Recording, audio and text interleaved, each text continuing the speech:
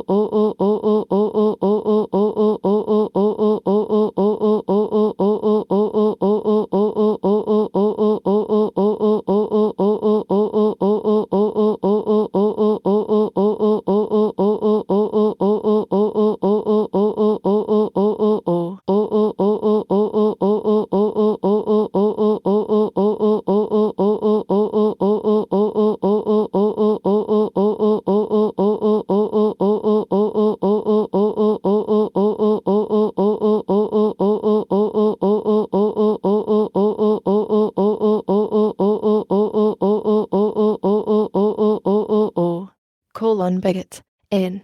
A person who's religiously attached to a particular computer, language, operating system, editor, or other tool. See religious issues. Usually found with a specifier.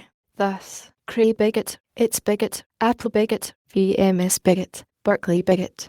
True bigots can be distinguished from mere partisans or zealots by the fact that they refuse to learn alternatives even when the march of time or technology is threatening to obsolete the favored tool. It is said, you can tell a bigot, but you can't tell him much. Compare weenie, bit, from the mainstream meaning and binary digit, N. 1. Text-speak, the unit of information. The amount of information obtained by asking a yes or no question for which the two outcomes are equally probable. 2. Text-speak, a computational quantity that can take on one of two values, such as true and false or 0 and 1. 3. A mental flag, a reminder that something should be done eventually. I have a bit set for you. I haven't seen you for a while, and I'm supposed to tell or ask you something. 4. More generally, a possibly incorrect mental state of belief. I have a bit set that says that you were the last guy to hack on Emacs. Meaning, I think you were the last guy to hack on Emacs, and what I am about to say is predicated on this, so please stop me if this isn't true. I just need one bit from you, is a polite way of indicating that you intend only a short interruption for a question that can presumably be answered yes or no. A bit is said to be set if its value is true or 1, and reset or clear if its value is false or 0. One speaks of setting and clearing bits. To toggle or invert a bit is to change it, either from 0 to 1 or from 1 to 0. See also flag, chip, mode bit. The term bit first appeared in print in the computer science sense in 1949, and seems to have been coined by early computer scientist John Tukey. Tukey records that it evolved over a lunch table as a handier alternative to bidget or binit, bit bang, N. Transmission of data on a serial line, when accomplished by rapidly tweaking a single output bit at the appropriate times. The technique is a simple loop with 8 OUT and shift instruction pairs for each byte. Input is more interesting. And full duplex, doing input and output at the same time, is one way to separate the real hackers from the wannabes. Bitbang was used on certain early models of prime computers, presumably when UARTs were too expensive, and on archaic Z80 micros with a Zilog PIO but no SIO. In an interesting instance of the cycle of reincarnation, this technique is now, 1991, coming back into use on some RISC architectures because it consumes such an infinitesimal part of the processor that it actually makes sense not to have a UART. Bit bashing. N. Alt. Bit diddling, or bit twiddling. Term used to describe any of several kinds of low-level programming characterized by manipulation of bit, flag, nibble, and other smaller than character-sized pieces of data. These include low-level device control, encryption algorithms, checks minor correcting codes, hash functions, some flavors of graphics programming, cbitbuild, and assembler/compiler code generation. Make a note either tedium or a real technical challenge, more usually the former. The command decoding for the new tape driver looks pretty solid, but the bit bashing for the control register still has bugs. See also bit bang, mode bit, bit bucket, N1. The universal data sync. Originally, the mythical receptacle used to catch bits when they fall off the end of a register during a shift instruction. Discarded, lost, or destroyed data is said to have gone to the bit bucket. On Unix, often used for /def/null, sometimes amplified as the Great Bit Bucket in the Sky. 2. The place where all lost mail and news messages eventually go. The selection is performed according to Finagly's law. Important mail is much more likely to end up in the bit bucket than junk mail, which has an almost 100% probability of getting delivered. Routing to the bit bucket is automatically performed by mail transfer agents, news systems, and the lower layers of the network. 3. The ideal location for all unwanted mail responses. Flames about this article to the bit bucket.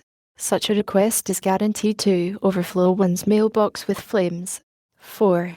Excuse for all mail that has not been sent. I mailed you those figures last week. They must have ended in the bit bucket. Compare black hole. This term is used purely in jest. It is based on the fanciful notion that bits are objects that are not destroyed but only misplaced. This appears to have been a mutation of an earlier term, bitbox, about which the same legend was current. Old-time hackers also report that trainees used to be told that when the CPU stored bits into memory it was actually pulling them out of the bitbox. See also Chadbox. Another variant of this legend has it that, as a consequence of the parity preservation law, the number of 1 bits that go to the bit bucket must equal the number of 0 bits. Any imbalance results in bits filling up the bit bucket.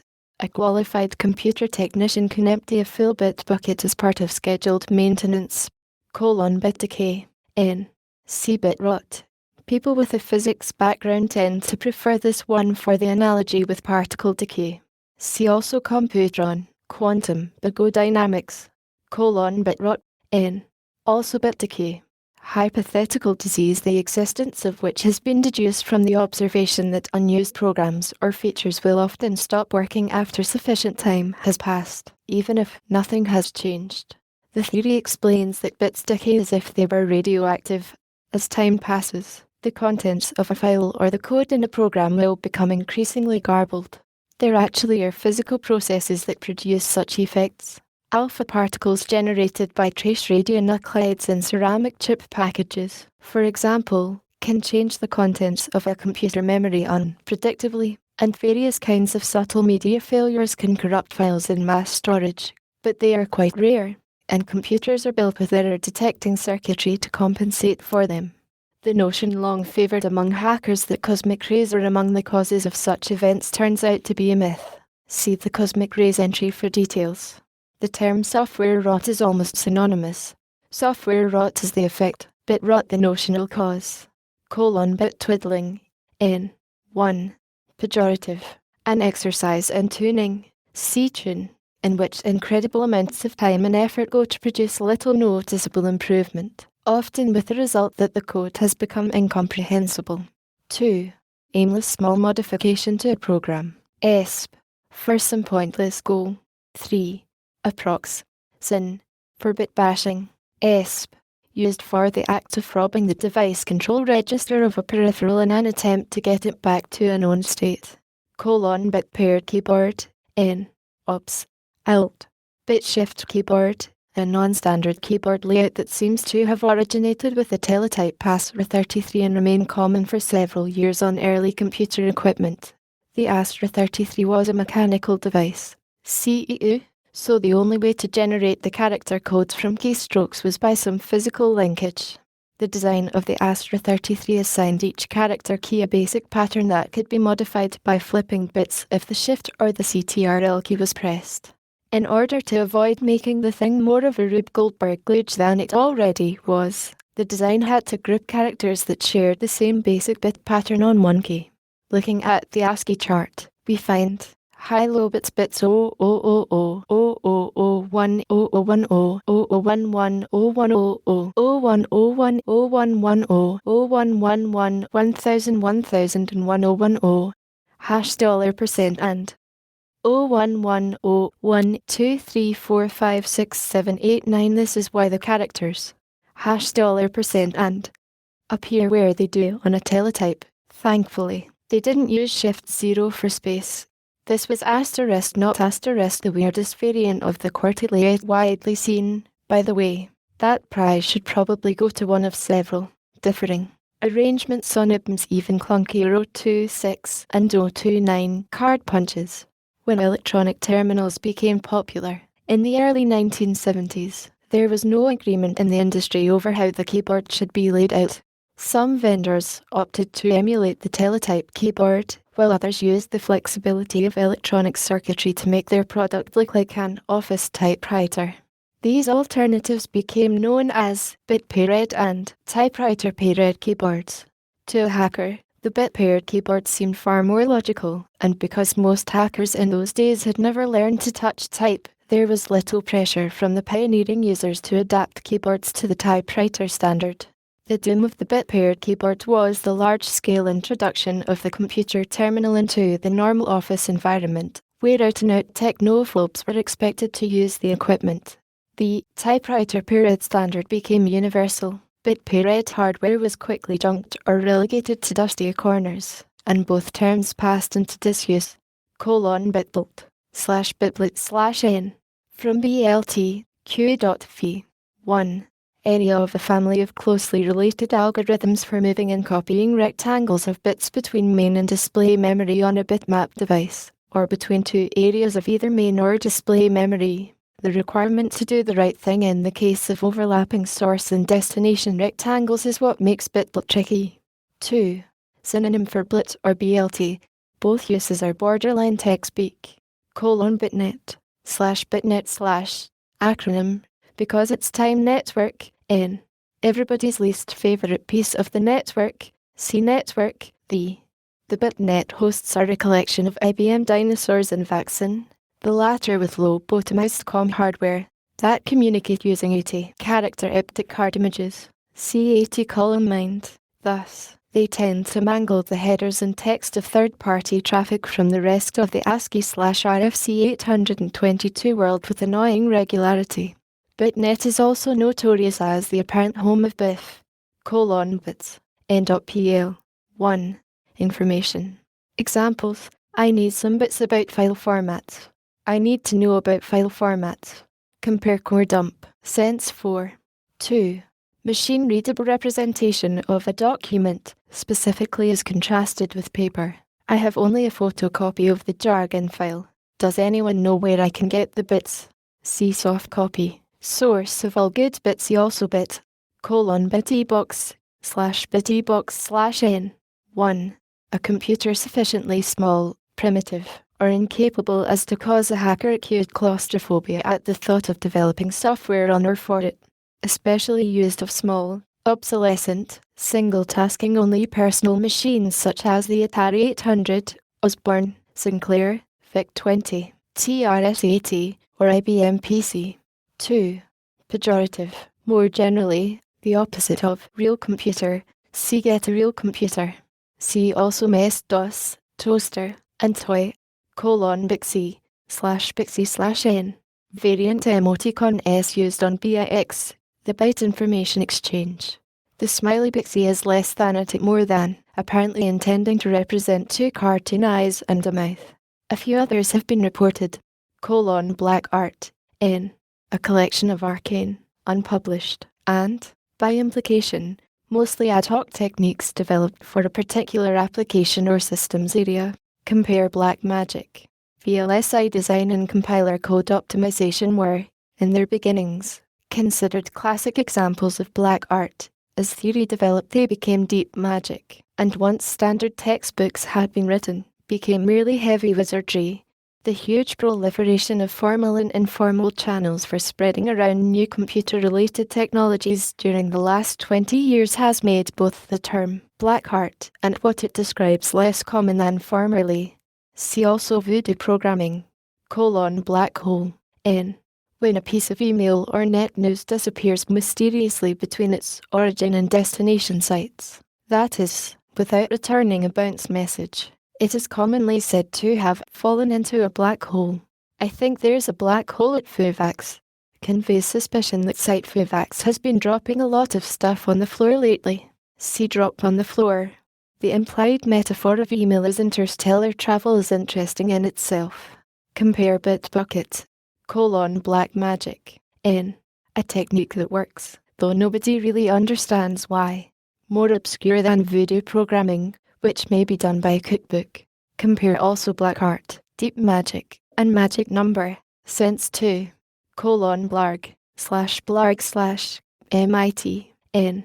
The opposite of ping, sense 5. An exclamation indicating that one has absorbed or is emitting a quantum of unhappiness. Less common than ping. Blast, 1. VT.N. Synonym for BLT, used ESP. For large data sends over a network or comm line. Opposite of snarf. Usage. Uncommon. The variant, blat, has been reported. 2. VT. HP/Apollo. Synonymous with nuke. Sense 3. Sometimes the message, unable to kill all processes, blast them, Y/N, would appear in the command window upon logout, blat, N, 1, sin, blast, sense 1, 2, C thud, blech, /blech/, from Yiddish/German, brechen, to vomit, pos, via comic strip exclamation, blech, interge, term of disgust. Often used in ugh, blech. Compare barf. Blecherous /blech asterisk or asterisk s/edge. Disgusting in design or function, aesthetically unappealing. This word is seldom used of people. This keyboard is blecherous. Perhaps the keys don't work very well, or are misplaced. See losing, cretinous, backbiter, bogus, and random. The term blecherous applies to the aesthetics of the thing so described, similarly for cretinous. By contrast, something that is losing or backbiting may be failing to meet objective criteria. See also bogus and random, which have richer and wider shades of meaning than any of the above. Blinken lights, /blink, asterisk enly, TZ/N. Front panel diagnostic lights on a computer, ESP. A dinosaur. Derives from the last word of the famous black-letter Gothic sign in mangled Pseudo-German that once graced about half the computer rooms in the English-speaking world. One version ran in its entirety as follows. Achtung! Eelsluckenspiepers. Das Computermaschine ist nicht für Jeffinger Poken und Mitten grabbern. Ist easy schnappen dar springen work. Blowen fusen und poppen korken mit spitzen sparken. Ist nicht für Gürken bei das Dumpkaufen. Das Rubbernecken sitzen keepen das Cotton picken in Hans in das Pockets muss, relaxen and watching das Blinken lichten. This silliness dates back at least as far as 1959 at Stanford University and had already gone international by the early 1960s, when it was reported at London University's Atlas computing site. There are several variants of it in circulation, some of which actually do end with the word Blinken lights. In an amusing example of turnabout is fair play, German hackers have developed their own versions of the Blinken lights poster in fractured English, one of which is reproduced here. Attention, this room is fulfilled with special electronic equipment. Finger grabbing and pressing the knobs from the computers is allowed for die experts only. So all the left-handers, stay away and do not disturb in the brainstorming von here working intelligences. Otherwise you will be outthrown and kicked and swear.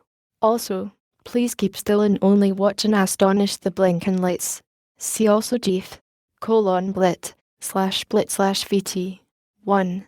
To copy a large array of bits from one part of the computer's memory to another part, particularly when the memory is being used to determine what is shown on the display screen. The storage allocator picks through the table and copies the good parts up into his memory, and then blits it all back down again. See bitbolt, BLT, DD, cat, blast, snarf. More generally, to perform some operation, such as toggling, on a large array of bits while moving them. 2. All capitalized as blit, an early experimental bitmap terminal designed by Rob Beck at Bell Labs, later commercialized as the AT&T 5620. The folk etymology from Bell Labs Intelligent Terminal is incorrect. Blitter /blitter/n. A special purpose chip or hardware system built to perform blit operations, ESP, used for fast implementation of bitmap graphics. The Commodore Amiga and a few other micros have these, but in 1991 the trend is away from them. However, see Cycle of Reincarnation. Sin. Raster Blaster. Blivet /bliv *t/ allegedly from a World War II military term meaning 10 pounds of minute in a 5-pound bag. N. 1. An intractable problem. 2. A crucial piece of hardware that can't be fixed or replaced if it breaks. 3. A tool that has been hacked over by so many incompetent programmers that it has become an unmaintainable tissue of hacks. 4. An out-of-control but unkillable development effort. 5. An embarrassing bug that pops up during a customer demo. This term has other meanings in other technical cultures. Among experimental physicists and hardware engineers of various kinds, it seems to mean any random object of unknown purpose, similar to hackers' use of FROB. It has also been used to describe an amusing trick, the eye drawing resembling a 3-pronged fork that appears to depict a 3-dimensional object until one realizes that the parts fit together in an impossible way. Blob. Acronym, Binary Large Object, N. Used by database people to refer to any random large block of bits which needs to be stored in a database, such as a picture or sound file. The essential point about a BLOB is that it's an object you can't interpret within the database itself. Block, from process scheduling terminology in OS theory. 1. Fi. To delay or sit idle while waiting for something. We're blocking until everyone gets here. Compare busy wait. 2. Block on, VT. To block, waiting for, something. Lunch is blocked on Phil's arrival. Block transfer computations, N. From the television series Doctor Who, in which it referred to computations so fiendishly subtle and complex that they could not be performed by machines. Used to refer to any task that should be expressible as an algorithm in theory, but isn't. Blow an EPROM. /blow *ne EPROM /v. Alt. Blast an EPROM, burn an EPROM. To program a read-only memory, e.g. for use with an embedded system. This term arises because the programming process for the programmable read-only memories, PROMs, that preceded present-day erasable programmable read-only memories, EPROMs, involved intentionally blowing tiny electrical fuses on the chip. Thus, one was said to blow, or blast, a PROM, and the terminology carried over even though the right process on EPROMs is non-destructive. Blow away, VT. To remove files and directories from permanent storage, generally by accident. He reformatted the wrong partition and blew away last night's net news. A postnuke. Blowout, fi, of software, to fail spectacularly. Almost as serious as crash and burn. See blow past, blow up, die horribly. Blow past, VT. To blow out despite a safeguard. The server blew past the 5K reserve buffer. Blow up, fi. 1. Scientific computation, to become unstable. Suggests that the computation is diverging so rapidly that it will soon overflow or at least go non-linear. 2. Sin. Blowout. BLT. /BLT//BL*T/ or, rarely, /belt/n.com VT. Synonym for blit. This is the original form of blit and the ancestor of bitblit. It referred to any large bit field copy or move operation. One resource-intensive memory shuffling operation done on pre-paged versions of ITS, waits, and TOPS 10 was sardonically referred to as the Big BLT. The jargon usage has outlasted the PDP-10 block transfer instruction from which BLT derives. Nowadays, the assembler mnemonic BLT almost always means branch if less than 0. Blue Book, N. 1. Informal name for one of the 3 standard references on the page layout and graphics control language PostScript. PostScript language tutorial in Cookbook, Adobe Systems, Addison Wesley 1985, CA 76.73.p67, p68. ISBN 201-101-793. The other two official guides are known as the Green Book, the Red Book, and the White Book. Sense 2. 2.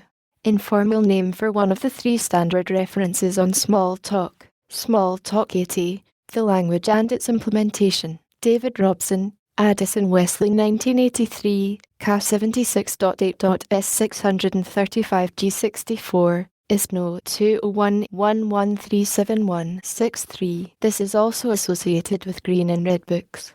3. Any of the 1988 standards issued by the KIT's 9th Plenary Assembly.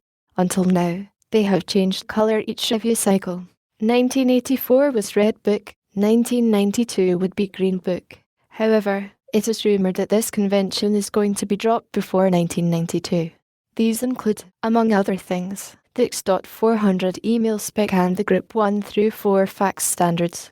See also book titles: Blue Glue, IBM, N. IBMSNA, Systems Network Architecture, an incredibly losing and bleacherous communications protocol widely favoured at commercial shops that don't know any better. The official IBM definition is that which binds blue boxes together. See Fear and Loathing. It may not be irrelevant that Blue Glue is the trade name of a 3M product that is commonly used to hold down the carpet squares to the removable panel floors common in Dinosaur Pen S. A correspondent at Human reports that the CS department there has about 80 bottles of the stuff hanging about, so they often refer to any messy work to be done as using the blue glue, blue goo, N. Term for police nanobot S intended to prevent grey goo, denature hazardous waste, destroy pollution, put ozone back into the stratosphere, prevent halitosis, and promote truth, justice, and the American way, etc. See nanotechnology, blue wire, IBM, N. Patch wires added to circuit boards at the factory to correct design or fabrication problems. This may be necessary if there hasn't been time to design and qualify another board version. Compare purple wire, red wire, yellow wire, blurgle, /blurgle/ Great Britain, N.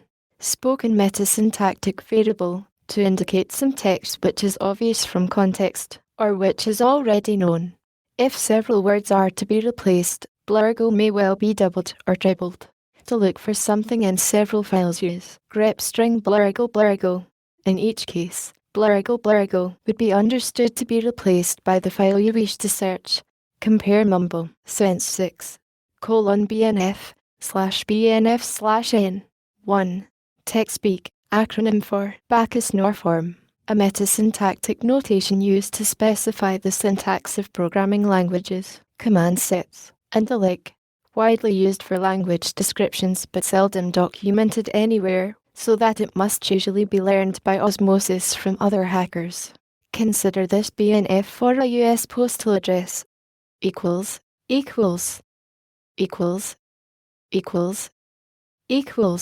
This translates into English as: a postal address consists of a name, part, followed by a street address part, followed by a zip code part. A personal part consists of either a first name or an initial followed by a dot. A name part consists of either a personal part followed by a last name followed by an optional JR part, junior, senior, or dynastic number, an end of line, or a personal part followed by a name part. This rule illustrates the use of recursion in BNFS, covering the case of people who use multiple first and middle names or initials. A street address consists of an optional apartment specifier, followed by a street number, followed by a street name. A zip part consists of a town name, followed by a comma, followed by a state code, followed by a zip code, followed by an end of line. Note that many things, such as the format of a personal part, apartment specifier, or zip code, are left unspecified. These are presumed to be obvious from context or detailed somewhere nearby. See also parse. 2. The term is also used loosely for any number of variants and extensions, possibly containing some or all of the regex wildcards such as asterisk or plus.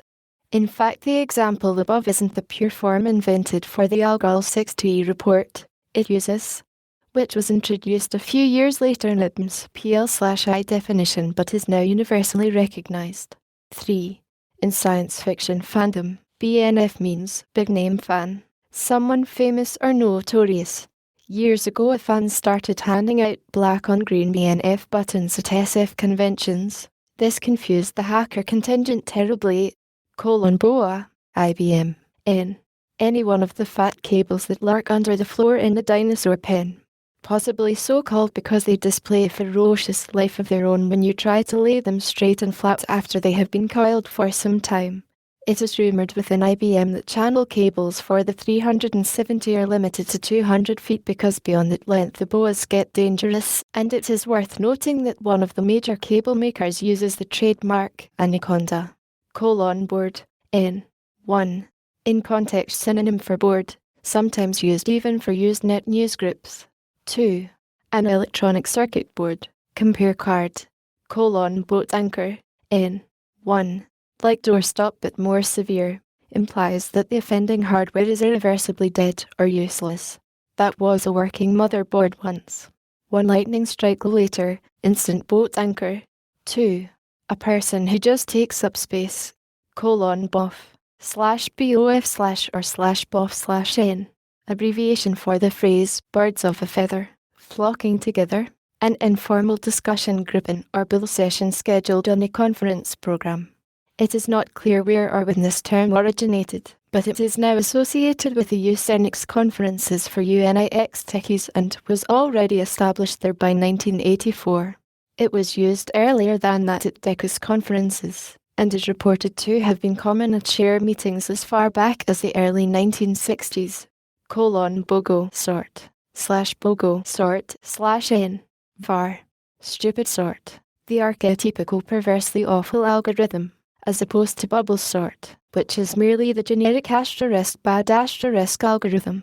BOGO sort is equivalent to repeatedly throwing a deck of cards in the air, picking them up at random, and then testing whether they're in order. It serves as a sort of canonical example of awfulness. Looking at a program and seeing a dumb algorithm, one might say, oh, I see, this program uses BOGO sort. Compare bogus, brute force, bogometer, /bogom, *t/n. See bogosity.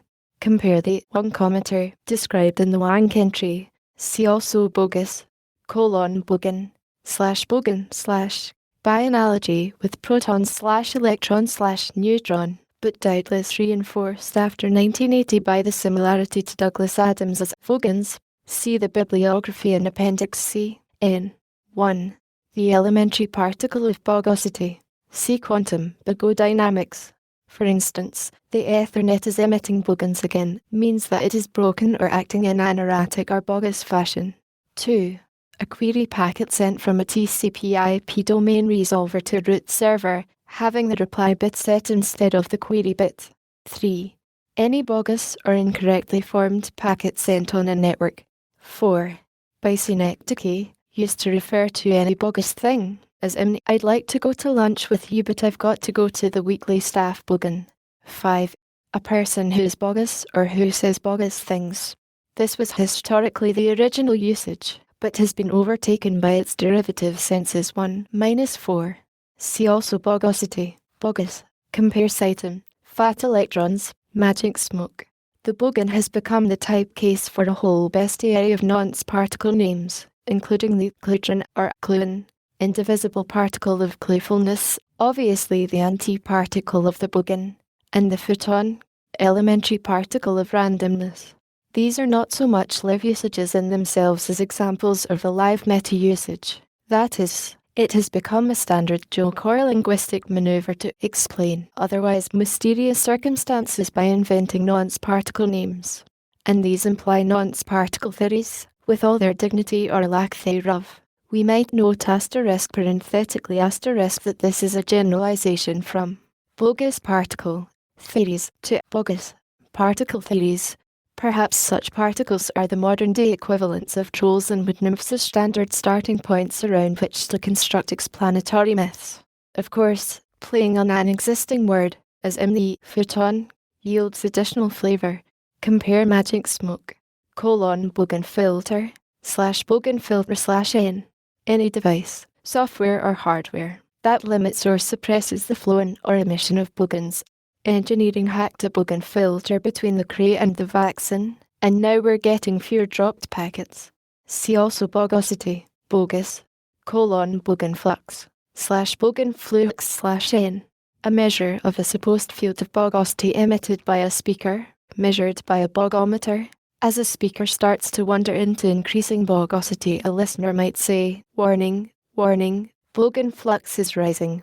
See quantum bogodynamics, bogosity, /bogos *t/n. 1. The degree to which something is bogus. At CMU, bogosity is measured with a bogometer. In a seminar, when a speaker says something bogus, a listener might raise his hand and say, my bogometer just triggered. More extremely, you just pinned my bogometer means you just said or did something so outrageously bogus that it is off the scale, pinning the bogometer needle at the highest possible reading. One might also say, you just redline my bogometer. The agreed upon unit of bogosity is the microlenat /me cro len *t/l. The consensus is that this is the largest unit practical for everyday use. 2. The potential field generated by a bogon flux. See quantum bogodynamics. See also bogon flux, bogon filter, bogus. Historical note. The microlenat was invented as an attack against noted computer scientist Doug Lenat by a tenured graduate student. Doug had failed the student on an important exam for giving only "I is bogus" as his answer to the questions. The slur is generally considered unmerited, but it has become a running gag nevertheless. Some of Doug's friends argue that of course a microlenat is bogus, since it is only 1/millionth of a lenat. Others have suggested that the unit should be redesignated after the grad student, as the mic cried, bogotify, /bogot *phi, /vt, to make or become bogus. A program that has been changed so many times as to become completely disorganized has become bogotified. If you tighten a nut too hard and strip the threads on the bolt has become bogotified and you had better not use it anymore.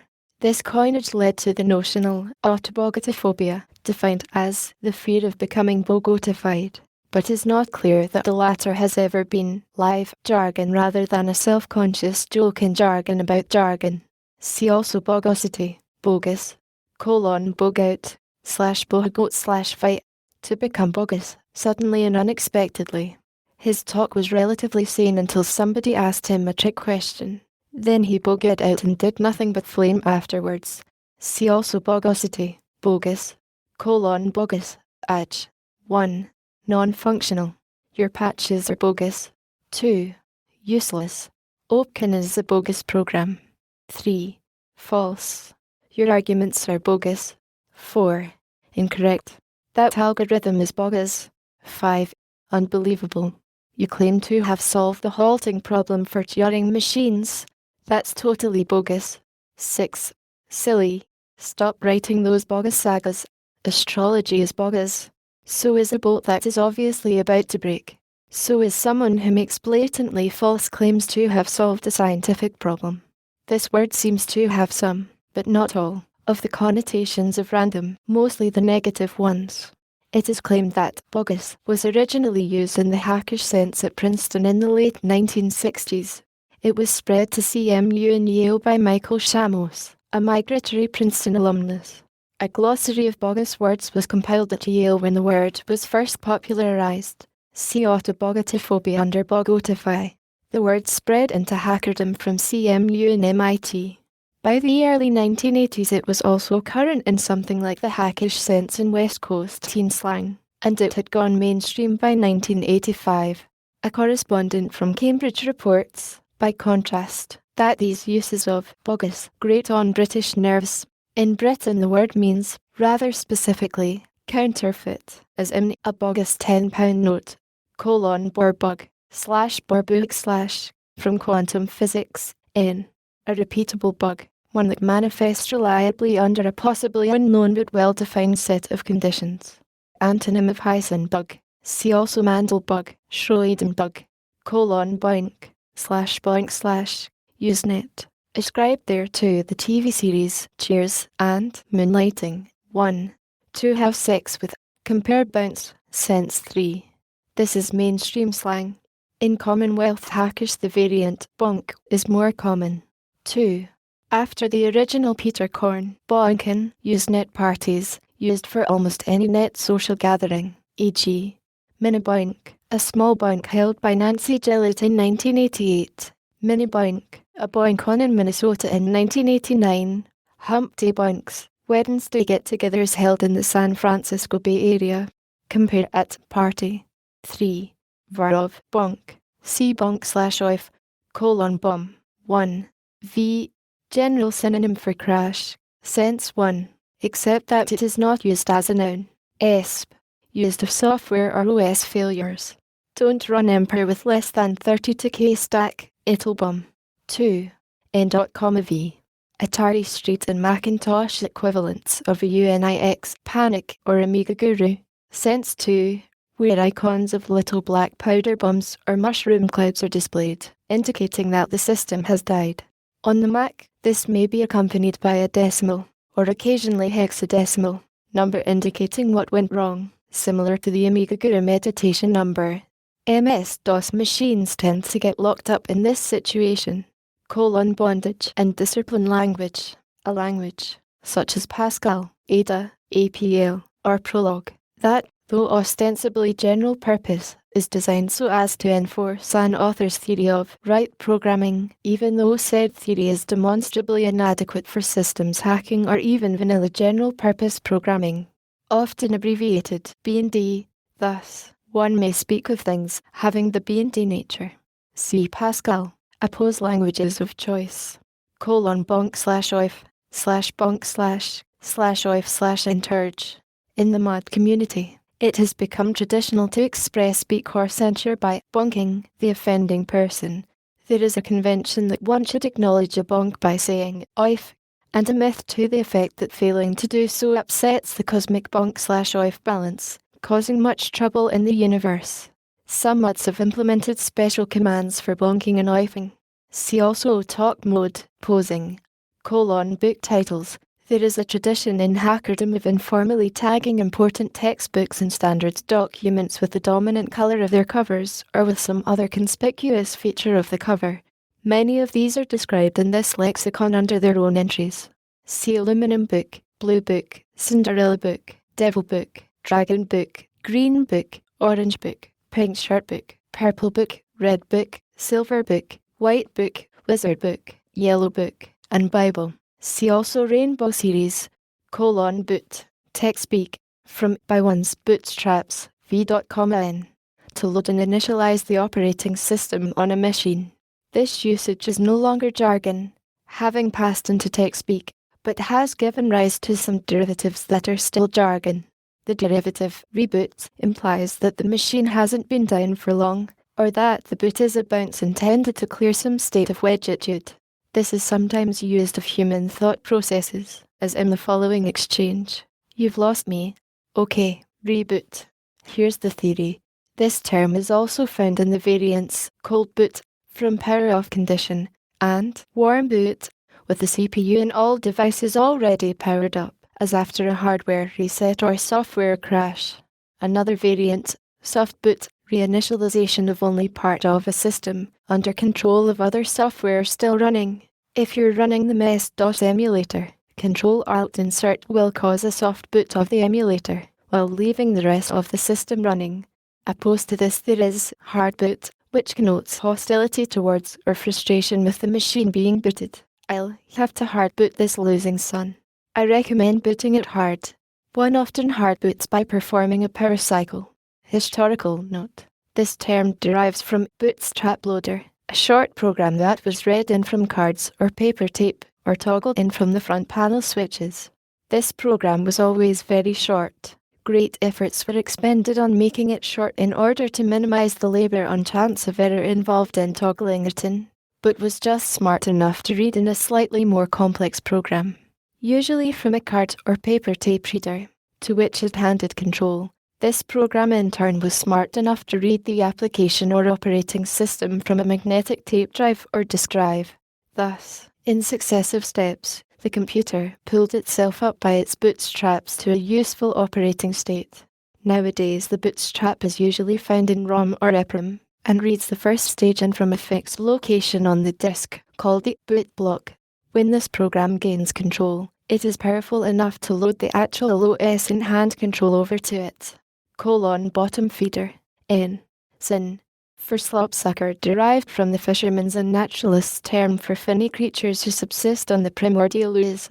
Bottom up implementation. N. Hackish opposite of the textbook term, top-down design. It has now received wisdom in most programming cultures that it is best to design from higher levels of abstraction down to lower, specifying sequences of action in increasing detail until you get to actual code. Hackers often find, especially in exploratory designs that cannot be closely specified in advance, that it works best to build things in the opposite order, by writing and testing a clean set of primitive operations and then knitting them together. Bounce. V1. Perhaps from the image of a thrown ball bouncing off a wall, an electronic mail message that is undeliverable and returns an error notification to the sender is said to bounce. See also bounce message. 2. Stanford. To play volleyball. At the now demolished DC Power Lab building used by the Stanford AI Lab in the 1970s, there was a volleyball court on the front lawn. From 5 p.m. to 7 p.m. was the scheduled maintenance time for the computer, so every afternoon at 5 the computer would become unavailable, and over the intercom a voice would cry, "Now hear this, bounce, bounce," followed by Brian McCune loudly bouncing a volleyball on the floor outside the offices of known volleyballers. 3. To engage in sexual intercourse. Prob. From the expression, bouncing the mattress, but influenced by Rue's psycho-sexually loaded, "Try bouncing me, Tigger." From the Winnie the Pooh books. Compare Boink. 4. To casually reboot a system in order to clear up a transient problem. Reported primarily among VMS users. 5. IBM. To power cycle a peripheral in order to reset it. Bounce message. Unix. N. Notification message returned to sender by a site unable to relay email to the intended internet address recipient or the next link in a bank path. See bounce. Reasons might include a non-existent or misspelled username or a down relay site. Bounce messages can themselves fail, with occasionally ugly results. See Sorcerer's Apprentice mode. The terms bounce mail and barf mail are also common. Boustrafedin, from a Greek word for turning like an ox while ploughing, N. An ancient method of writing using alternate left to right and right to left lines. This term is actually philologists' textbook and typesetters' jargon. Erudite hackers use it for an optimization performed by some computer typesetting software, notably Unix. Trough. 1. The adverbial form, boustrafedonically, is also found. Hackers purely love constructions like this. Box. N. 1. A computer. ESP. In the construction, foobox, where foo is some functional qualifier, like graphics, or the name of an OS, thus, Unix box, MS-DOS box, etc. We pre-process the data on Unix boxes before handing it up to the mainframe. 2. Within IBM, without qualification but within AN's now using site. This refers specifically to an IBM front-end processor or FEP/FEP/. An FEP is a small computer necessary to enable an IBM mainframe to communicate beyond the limits of the dinosaur pen. Typically used in expressions like the cry that goes up when an SNA network goes down. Looks like the box has fallen over. See fall over. See also IBM, fear and loathing, flipped out, blue glue. Box comments. N. Comments. Explanatory notes attached to program instructions that occupy several lines by themselves, so called because in assembler and C code they are often surrounded by a box in a style something like this.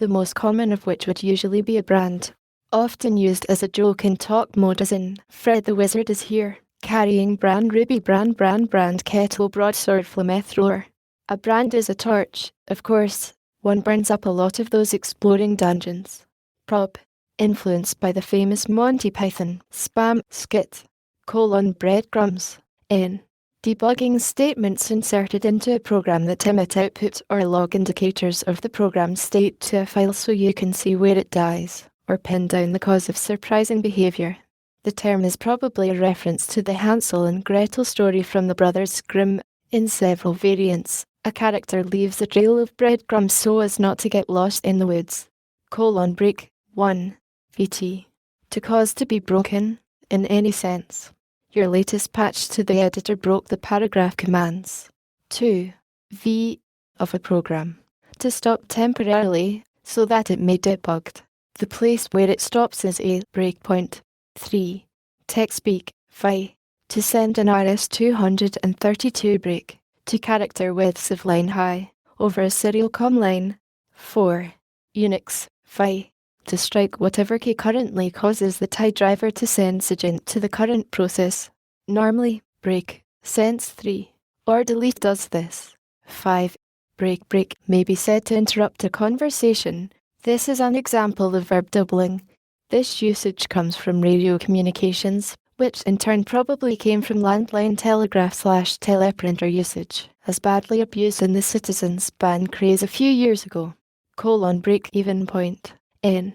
In the process of implementing a new computer language, the point at which the language is sufficiently effective that one can implement the language in itself. That is, for a new language called, hypothetically, Fugal, one has reached break-even when one can write a demonstration compiler for Fugal and Fugal, discard the original implementation language, and thereafter use older versions of Fugal to develop newer ones. This is an important milestone. CMFDL. Breath of life packet. Xerox Park. N.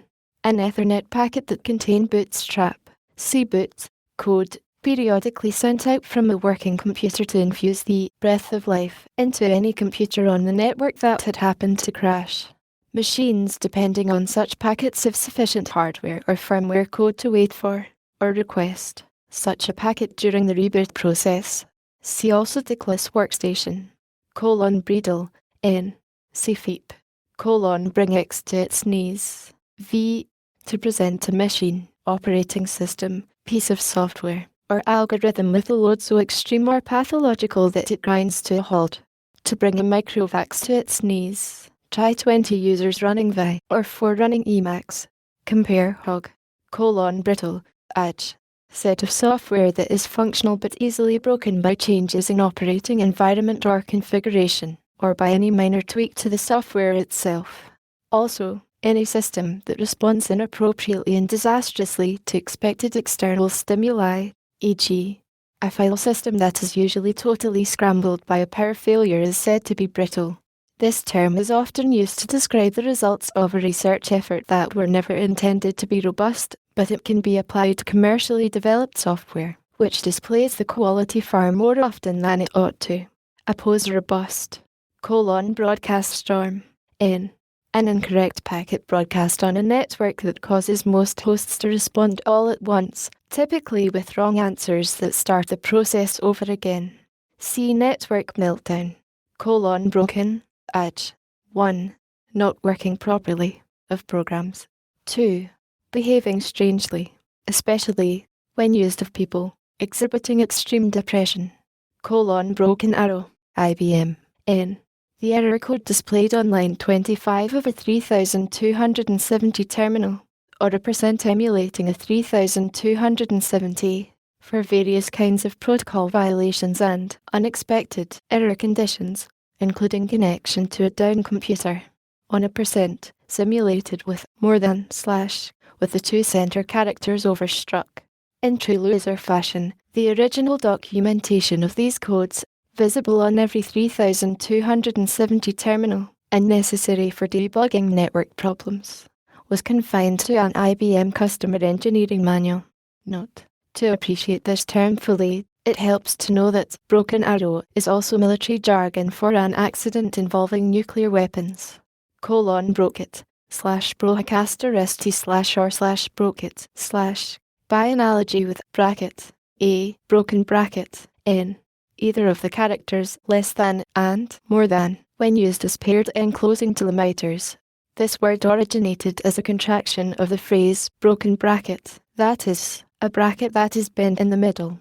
At MIT, and apparently in the real world as well, these are usually called angle brackets.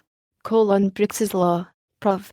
Adding manpower to a late software project makes it later, a result of the fact that the advantage from splitting work among n programmers is O(n), that is, proportional to n.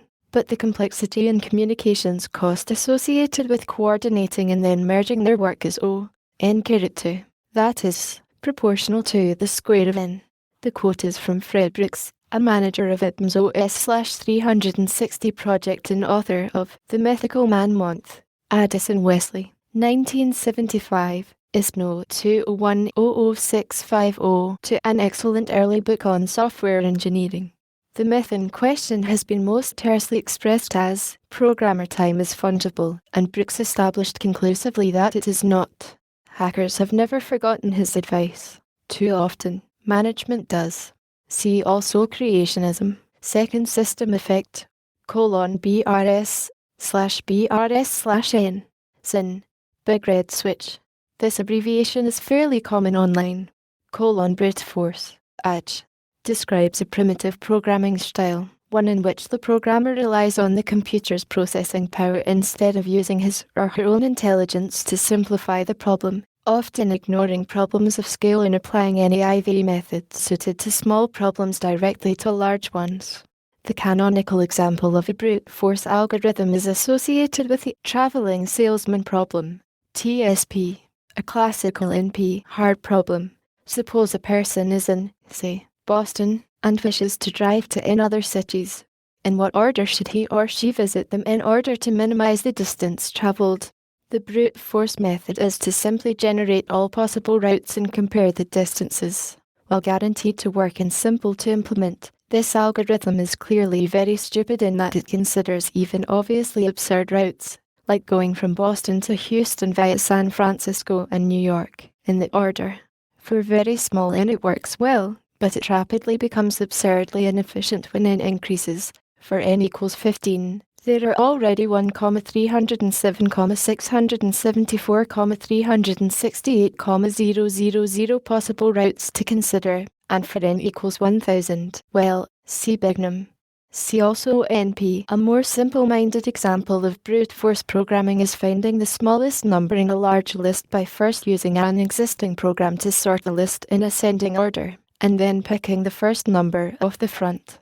Whether brute force programming should be considered stupid or not depends on the context. If the problem isn't too big, the extra CPU time spent on a brute force solution may cost less than the programmer time it would take to develop a more intelligent algorithm.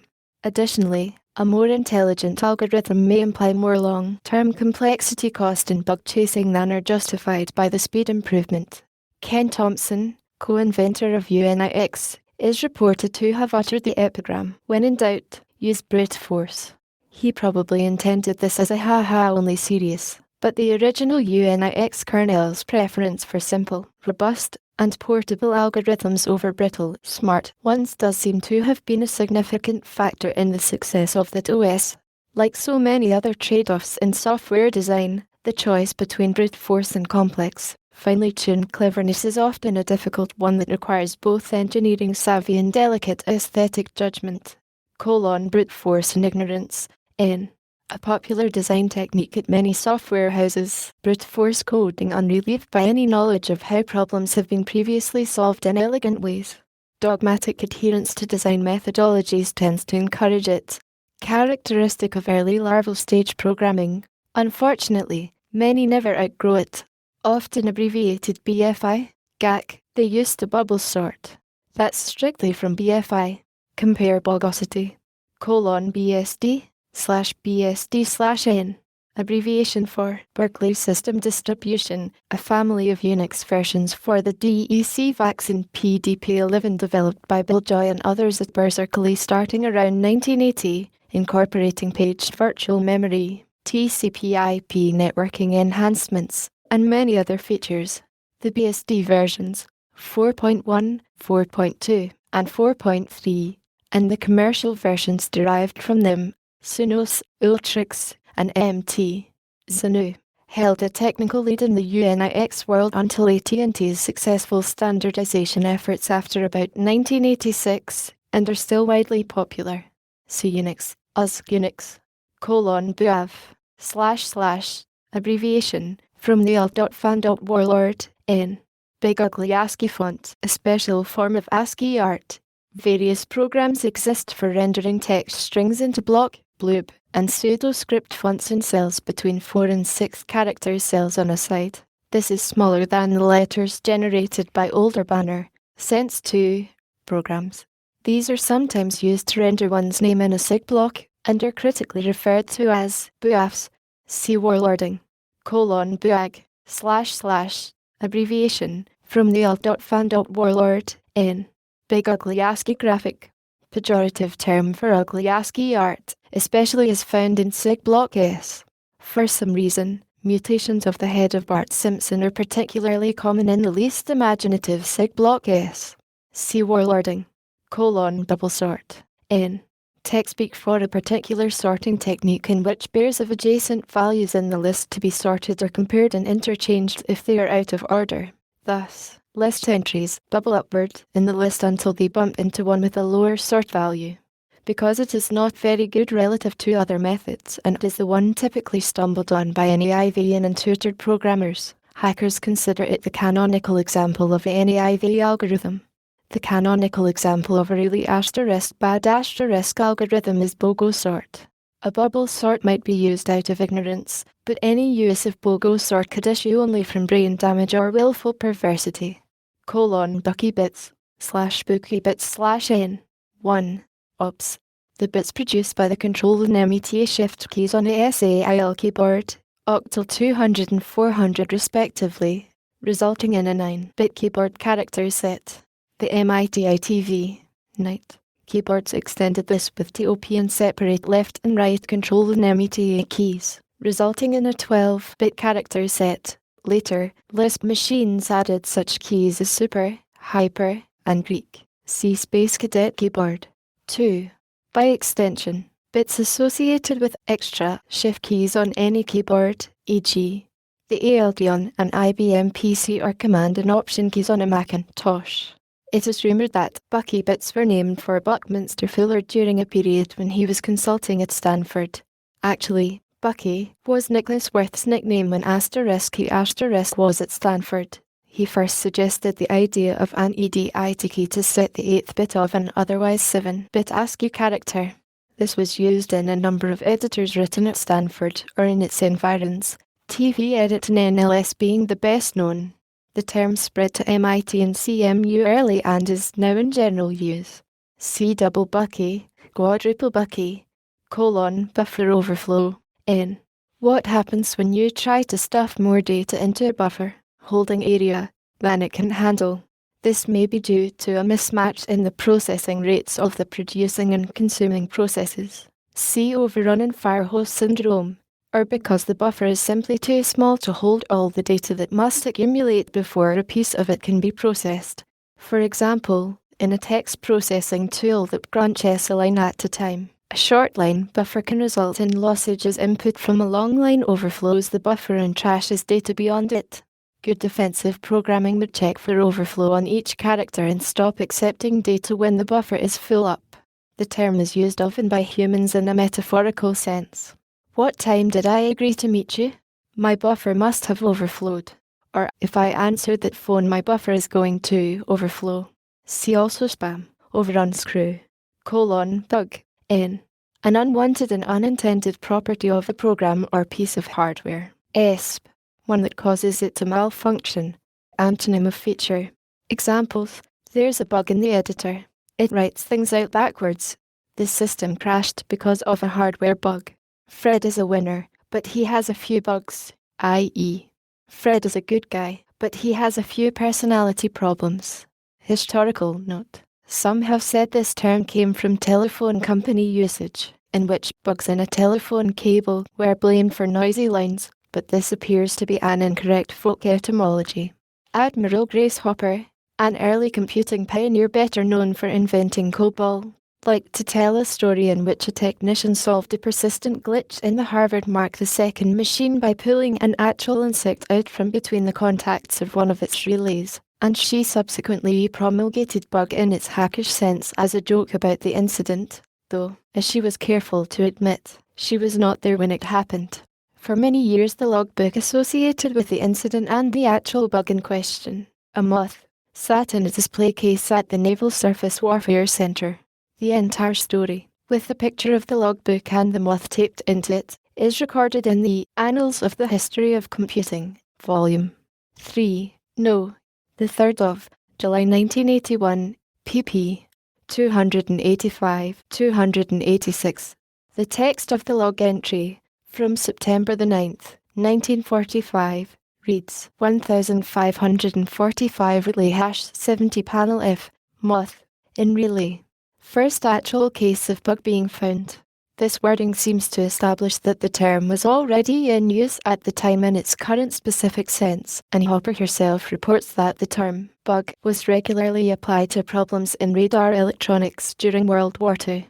Indeed, the use of bug to mean an industrial defect was already established in Thomas Edison's time, and bug in the sense of an disruptive event goes back to Shakespeare.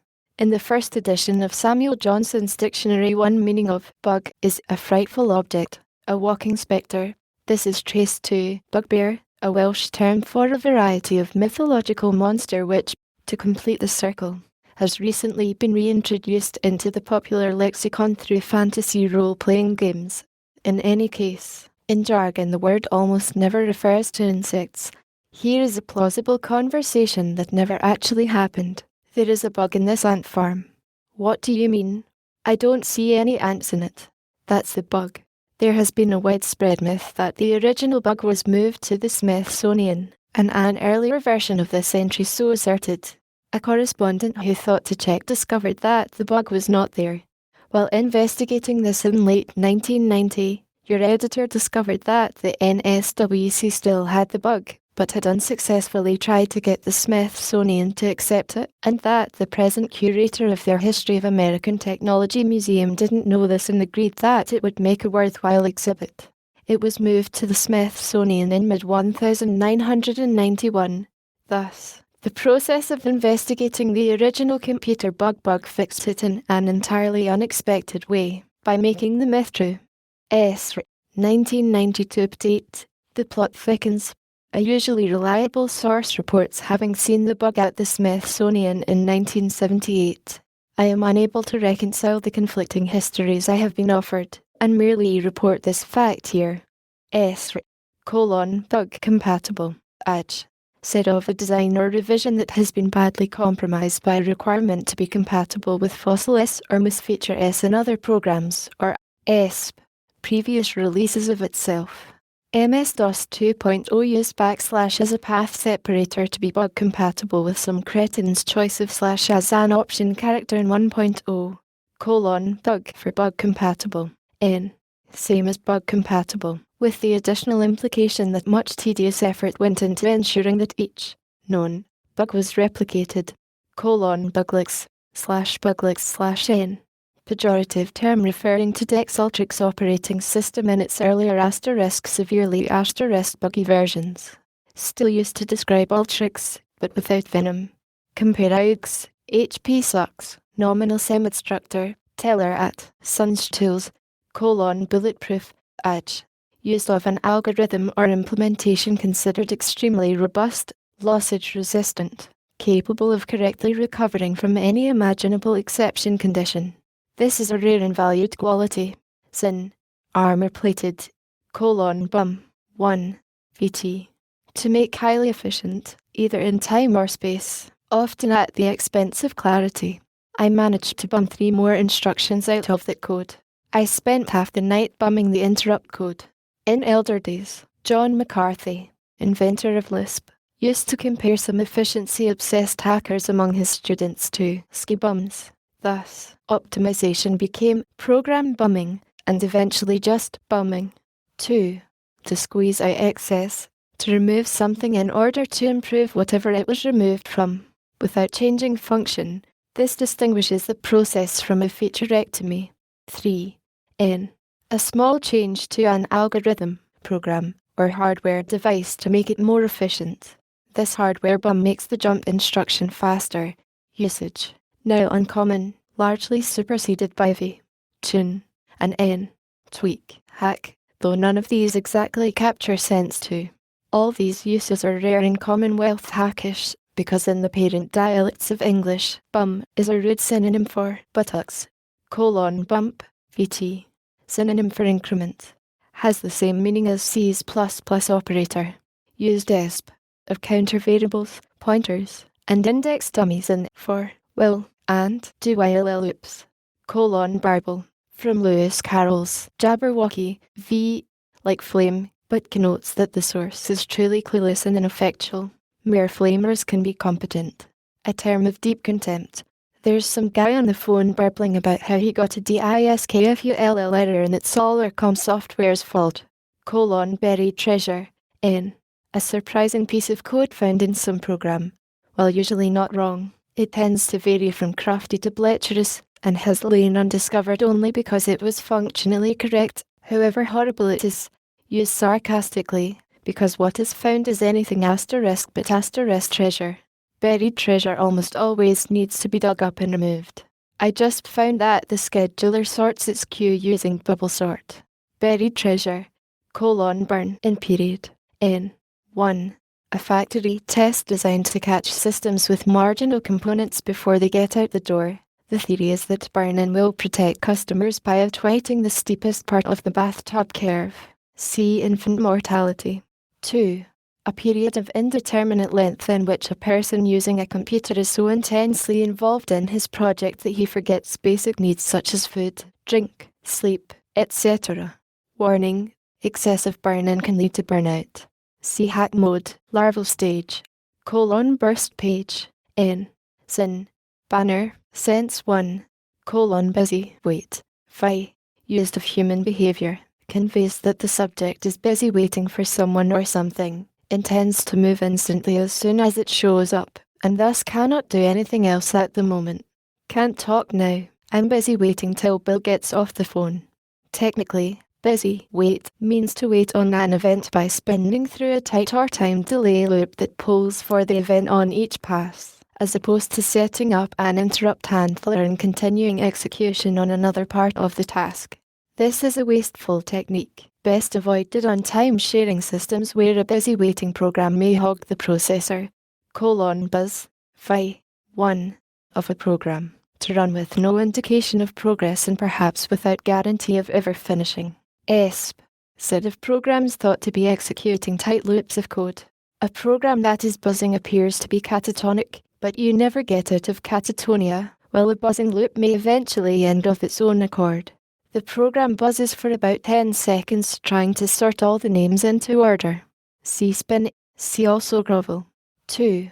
ETA systems, to test a wire or printed circuit trace for continuity by applying an AC rather than DC signal. Some wire faults will pass DC tests but fail a buzz test. 3. To process an array or list in sequence, doing the same thing to each element. This loop buzzes through the TZ array looking for a terminator type. BWQ/BWQ/IBM. Abbreviation, buzzword quotient, the percentage of buzzwords in a speech or documents. Usually roughly proportional to bogosity. CTLA, by hand. Adv, set of an operation, especially a repetitive, trivial, and or tedious one, that ought to be performed automatically by the computer, but which a hacker instead has to step tediously through.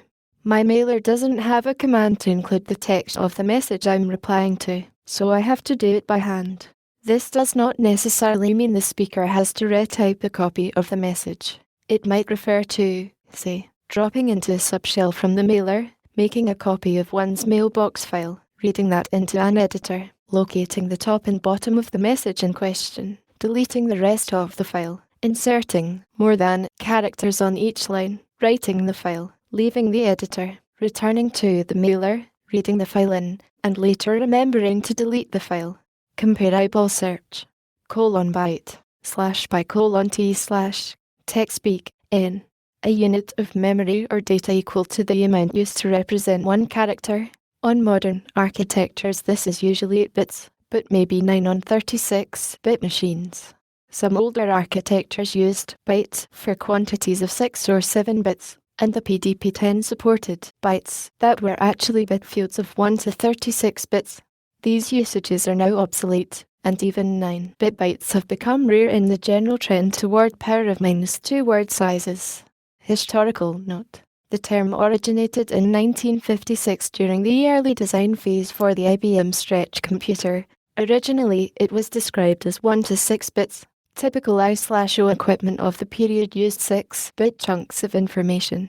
The move to an 8-bit byte happened in late 1956, and this size was later adopted and promulgated as a standard by the System/360. The term byte was coined by mutating the word byte so it would not be accidentally misspelled as bit. See also nebo: bisexual /bisexual *l/h. Set of hardware denotes willingness to compute or pass data in either big endian or little endian format, depending, presumably, on a mode bit somewhere. See also nuke C problem: bzzzt wrong /bzt wrong / usenet /internet. From a Robin Williams routine in the movie Dead Poets Society, spoofing radio or TV quiz programs, such as *truth or consequences *, where an incorrect answer earns one a blast from the buzzer and condolences from the interlocutor. A way of expressing mock rude disagreement, usually immediately following an included quote from another poster. The less abbreviated *bzzzt wrong, but thank you for playing is also common. Capitalization and emphasis of the buzzer sound varies. C :C N 1. The third letter of the English alphabet. 2. ASCII 1,011,011. 3. The name of a programming language designed by Dennis Ritchie during the early 1970s and immediately used to implement Unix, so called because many features derived from an earlier compiler named B in commemoration of *its *parent, BCPL. Before Bjorn Stroustrup settled the question by designing C++, there was a humorous debate over whether C's successor should be named D or P. C became immensely popular outside Bell Labs after about 1980 and is now the dominant language in systems and microcomputer applications programming. See also languages of choice. Indent style. C is often described, with a mixture of fondness and disdain varying according to the speaker, as a language that combines all the elegance and power of assembly language with all the readability and maintainability of assembly language. C programmer's disease. N. The tendency of the undisciplined C programmer to set arbitrary but supposedly generous static limits on table sizes, defined, if you're lucky, by constants in header files, rather than taking the trouble to do proper dynamic storage allocation. If an application user later needs to put 68 elements into a table of size 50, the afflicted programmer reasons that he can easily reset the table size to 68, or even as much as 70, to allow for future expansion, and recompile. This gives the programmer the comfortable feeling of having done his bit to satisfy the user's unreasonable demands, and often affords the user multiple opportunities to explore the marvelous consequences of Fandango on core. In severe cases of the disease, the programmer cannot comprehend why each fix of this kind seems only to further disgruntle the user. Calculator. Cambridge. N. Sin. For BT box. Can. VT. To abort a job on a time-sharing system. Used ESP. When the person doing the deed is an operator, as in can from the console. Frequently used in an imperative sense, as in can that print job, the LPT just popped his procket. Synonymous with gun. It is said that the ASCII character with mnemonic CAN 001100 was used as a kill job character on some early OSs. Can't happen. The traditional program comment for code executed under a condition that should never be true. For example, the file size computed is negative. Often, such a condition being true indicates data corruption or a faulty algorithm. It is almost always handled by emitting a fatal error message and terminating or crashing, since there is little else that can be done. This is also often the text emitted if the impossible error actually happens. Although can't happen events are genuinely infrequent in production code, programmers wise enough to check for them habitually are often surprised at how often they're triggered during development and how many headaches checking for them turns out to head off. Can't grammar. N. A programming language grammar that is mostly syntactic sugar. The term is also a play on candygram, COBOL, Apple's hypertext language, and a lot of the so-called 4GL database languages are like this.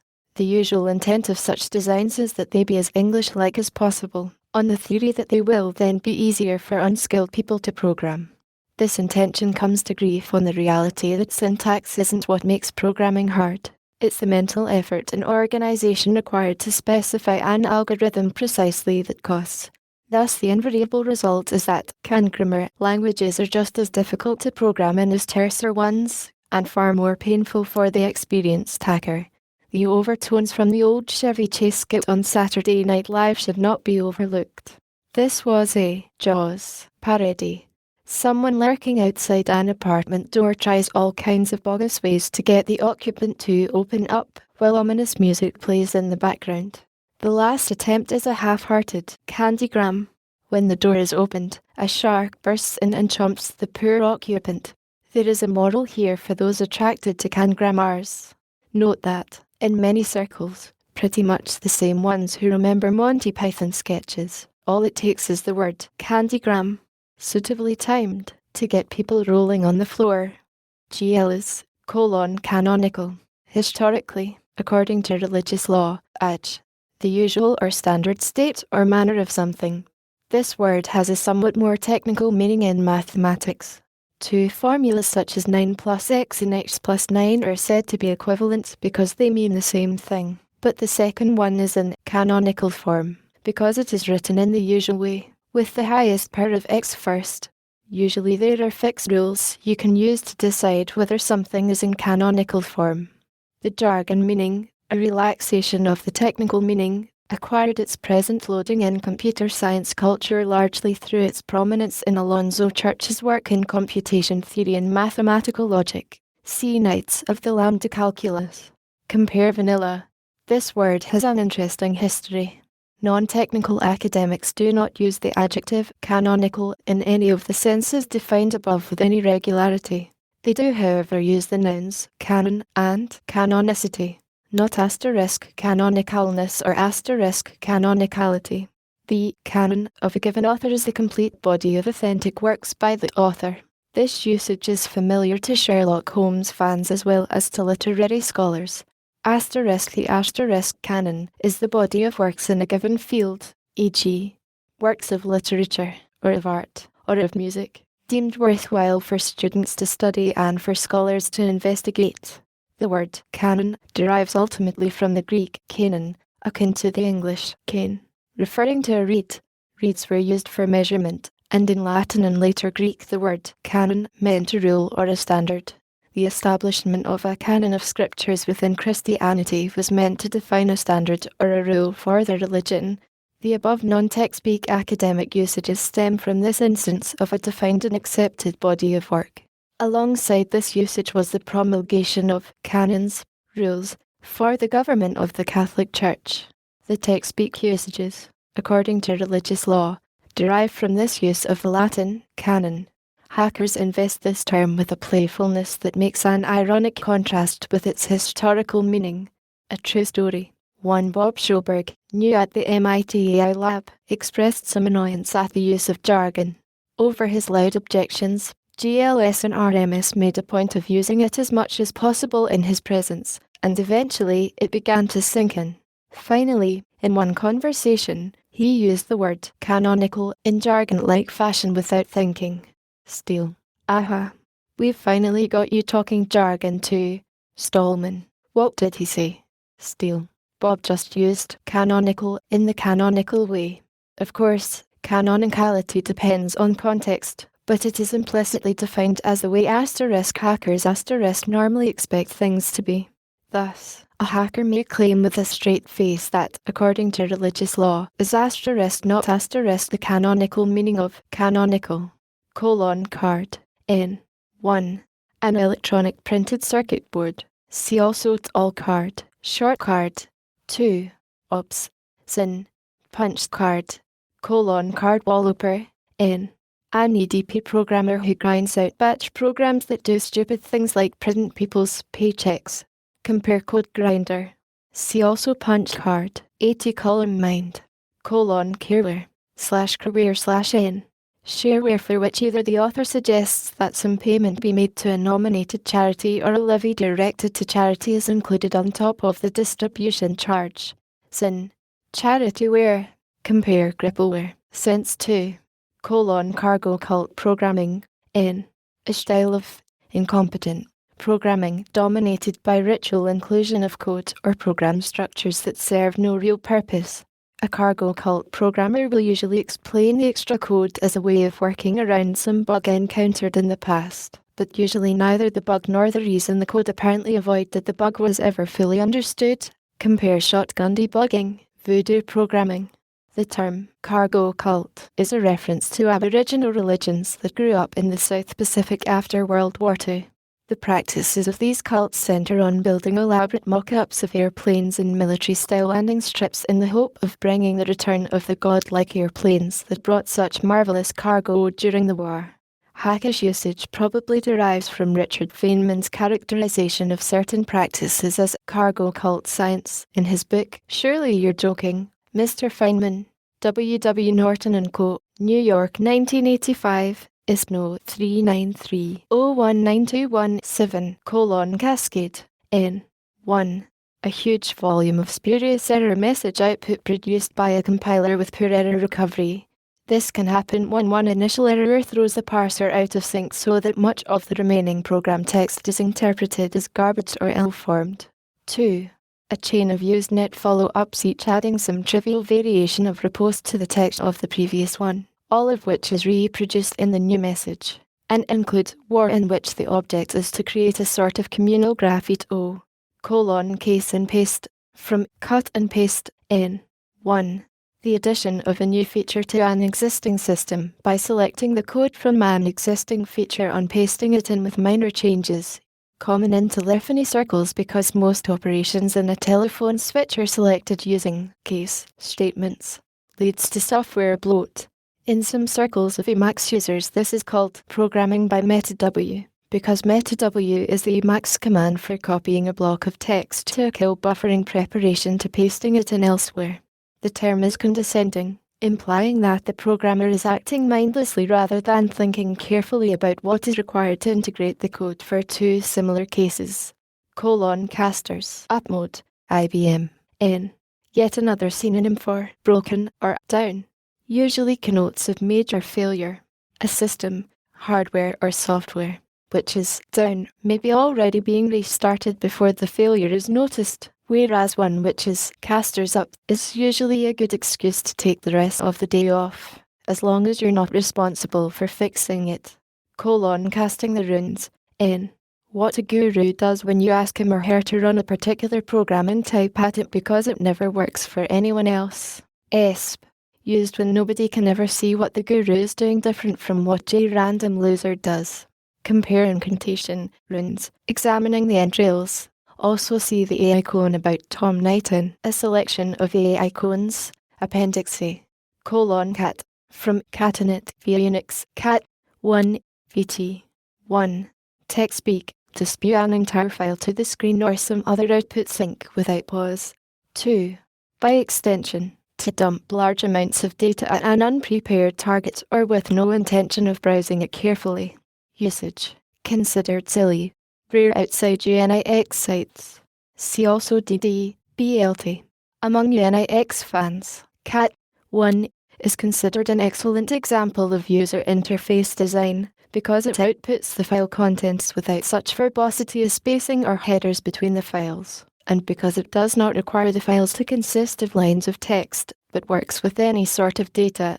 Among Unix haters, Cat 1 is considered the canonical example of *bad user interface design. This because it is more often used to blast a file to standard output than to concatenate two files. The name cat for the former operation is just as unintuitive as, say, Lisp CDR. Of such oppositions are holy wars made. Catatonic edge describes a condition of suspended animation in which something is so wedged or hung that it makes no response. If you're typing on a terminal and suddenly the computer doesn't even echo the letters back to the screen as you type, let alone do what you're asking it to do, then the computer is suffering from catatonia, possibly because it has crashed. There I was in the middle of a winning game of Nethak and it went catatonic on me. Arg. Compare buzz. CD tilde /CD tilde * fight to go home. From the UNIX C shell and corn shell command CD tilde, which takes $1 HOME. By extension, may be used with other arguments. Thus, over an electronic chat link, CD tilde coffee would mean I'm going to the coffee machine. CDR /cudder/or/cudder/ from Lisp VT. To skip past the first item from a list of things, generalized from the Lisp operation on binary tree structures, which returns a list consisting of all but the first element of its argument, in the form CDR down. To trace down a list of elements, shall we CDR down the agenda? Usage. Silly. See also loop through.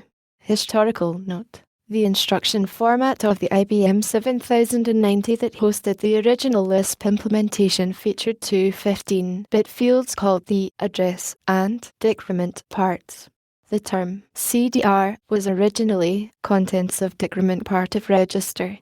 Similarly, CAR stood for contents of address part of register.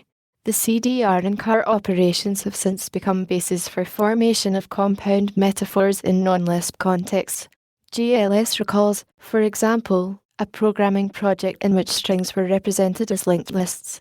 The get character and skip character operations were of course called CHAR and CHDR. /chad/n. 1. The perforated edge strips on printer paper after they have been separated from the printed portion, also called selvage and perf. 2. Ops. The confetti-like paper bits punched out of cards or paper tape. This was also called chav, computer confetti, and key punch droppings. Historical note. One correspondent believes Chad, sense 2, derives from the Chadless key punch, named for its inventor, which cut little U-shaped tabs in the card to make a hole when the tab folded back, rather than punching out a circle/rectangle. It was clear that if the Chadless key punch didn't make them, then the stuff that other key punches made had to be Chad. Chadbox. N. Iron Age card punches contain boxes inside them, about the size of a lunchbox, or in some models a large wastebasket, that held a Chad. Sense 2. You had to open the covers of the card punch periodically and empty the Chad box. The bit bucket was notionally the equivalent device in the CPU enclosure, which was typically across the room in another great grey and blue box. Chain. 1. Orig. From basics, chain, statement, phi. To hand off execution to a child or successor without going through the OS command interpreter that invoked it. The state of the parent program is lost and there is no returning to it. Though this facility used to be common on memory-limited micros and is still widely supported for backward compatibility, the jargon usage is semi-obsolescent. In particular, most UNIX programmers will think of this as an exec. Oppose the more modern subshell. 2. A series of linked data areas within an operating system or application. Chain rattling is the process of repeatedly running through the linked data areas searching for one which is of interest to the executing program. The implication is that there is a very large number of links on the chain. Channel. Arc. N. The basic unit of discussion on Arc. Once one joins a channel, everything one types is read by others on the channel. Channels can either be named with numbers or with strings that begin with a hash sign and can have topic descriptions, which are generally irrelevant to the actual subject of discussion. Some notable channels are hash game, hash hotip, and hash report. At times of international crisis, hash report has hundreds of members, some of whom take turns listening to various news services and summarizing the news, or in some cases, giving first-hand accounts of the action, e.g., Scud missile attacks in Tel Aviv during the Gulf War in 1991, channel hopping, Genie, N. To rapidly switch channels on or Genie chatboard, just as a social butterfly might hop from one group to another at a party. This may derive from the TV watcher's idiom, channel surfing, channel up, /channel up /N. Someone who is endowed with privileges on a particular channel, commonly abbreviated CHANUP or CHOP. These privileges include the right to kick users, to change various status bits, and to make others into chops. CHANUP /chan up /N. See channel up, char /gear /or /char rarely /car /n. Shorthand for character. ESP. Used by C programmers, as char is C's type name for character data. CHARITYWare /charityware /n. Sin. Careware. Chase pointers. 1. Phi. To go through multiple levels of indirection, as in traversing a linked list or graph structure. Used ESP by programmers in C, where explicit pointers are a very common data type. This is tech speak, but it remains jargon when used of human networks. I'm chasing pointers. Bob said you could tell me who to talk to about. See dangling pointer in Snap. 2. Cambridge. Pointer chase or pointer hunt. The process of going through a dump, interactively or on a large piece of paper printed with hex runes, following dynamic data structures. Used only in a debugging context. Check. N. A hardware-detected error condition, most commonly used to refer to actual hardware failures rather than software-induced traps, e.g., a parity check is the result of a hardware-detected parity error, recorded here because it's often humorously extended to non-technical problems. For example, the term child check has been used to refer to the problems caused by a small child who is curious to know what happens when he presses all the cute buttons on a computer's console. Of course, this particular problem could have been prevented with Molly Gardes. Chemist, Cambridge, N. Someone who wastes computer time on number crunching when you'd far rather the machine were doing something more productive, such as working out anagrams of your name or printing Snoopy calendars or running life patterns. May or may not refer to someone who actually studies chemistry. Chernobyl chicken, N. See laser chicken, Chernobyl packet, /Chernobyl *helpack *t/n. A network packet that induces network meltdown, the result of a broadcast storm, in memory of the April 1986 nuclear accident at Chernobyl in Ukraine. The typical scenario involves an IP Ethernet datagram that passes through a gateway with both source and destination Ether and IP address set as the respective broadcast addresses for the subnetworks being gated between. Compare Christmas tree packet, chicken head, Commodore, N. The Commodore Business Machine's logo, which strongly resembles a poultry part, rendered in ASCII as C =, with the arguable exception of the Amiga, see Amoeba. Commodore's machines are notoriously crocky little bitty boxes, see also Petschef. Thus, this usage may owe something to Philip K. Dick's novel, Do Androids Dream of Electric Sheep? The basis for the movie, Blade Runner, in which a chicken head is a mutant with below-average intelligence. Chiclet keyboard, N. A keyboard with small rectangular or lozenge-shaped rubber or plastic keys that look like pieces of chewing gum. Chiclets is the brand name of a variety of chewing gum that does in fact resemble the keys of chiclet keyboards. Used ESP to describe the original IBM PCJR keyboard. Vendors unanimously liked these because they were cheap, and a lot of early portable and laptop products got launched using them.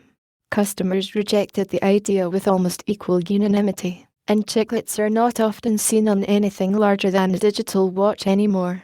Chinul /Chinu *L/ MIT N.com obs. The Lisp Machine Manual, so called because the title was wrapped around the cover so only those letters showed on the front.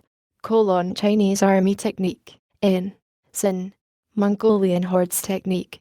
Choke. V1. To reject input, often ungracefully. Nulls make system Vs. LPR. 1. Choke. I tried building an Emacs binary to use X, but CPP. 1. Choked on all those hash stiffness. C-barf. Gag. Phi. 2. MIT. More generally, to fail at any endeavor, but with some flair or bravado. The popular definition is to snatch defeat from the jaws of victory. Chomp. Phi. To lose. Specifically, to chew on something of which more was bitten off than one can. Probably related to gnashing of teeth. See backbiter. A hand gesture commonly accompanies this. To perform it, hold the 4 fingers together and place the thumb against their tips. Now open and close your hand rapidly to suggest a biting action, much like what Pac-Man does in the classic video game, though this pantomime seems to predate that. The gesture alone means chomp chomp. See verb doubling in the jargon construction section of the prependices. The hand may be pointed at the object of complaint, and for real emphasis you can use both hands at once. Doing this to a person is equivalent to saying, "You chomper." If you point the gesture at yourself, it is a humble but humorous admission of some failure. You might do this if someone told you that a program you had written had failed in some surprising way and you felt dumb for not having anticipated it. Chomper. Someone or something that is chomping. A loser. See loser, backbiter, chomp. Chop. /chop/ irk. See channel up. Christmas tree. A kind of RS-232 line tester or breakout box featuring rows of blinking red and green LEDs suggestive of Christmas lights. Christmas tree packet. A packet with every single option set for whatever protocol is in use. See kamikaze packet, Chernobyl packet. The term doubtless derives from a fanciful image of each little option bit being represented by a different colored light bulb, all turned on. Chrome. From automotive slang via wargaming.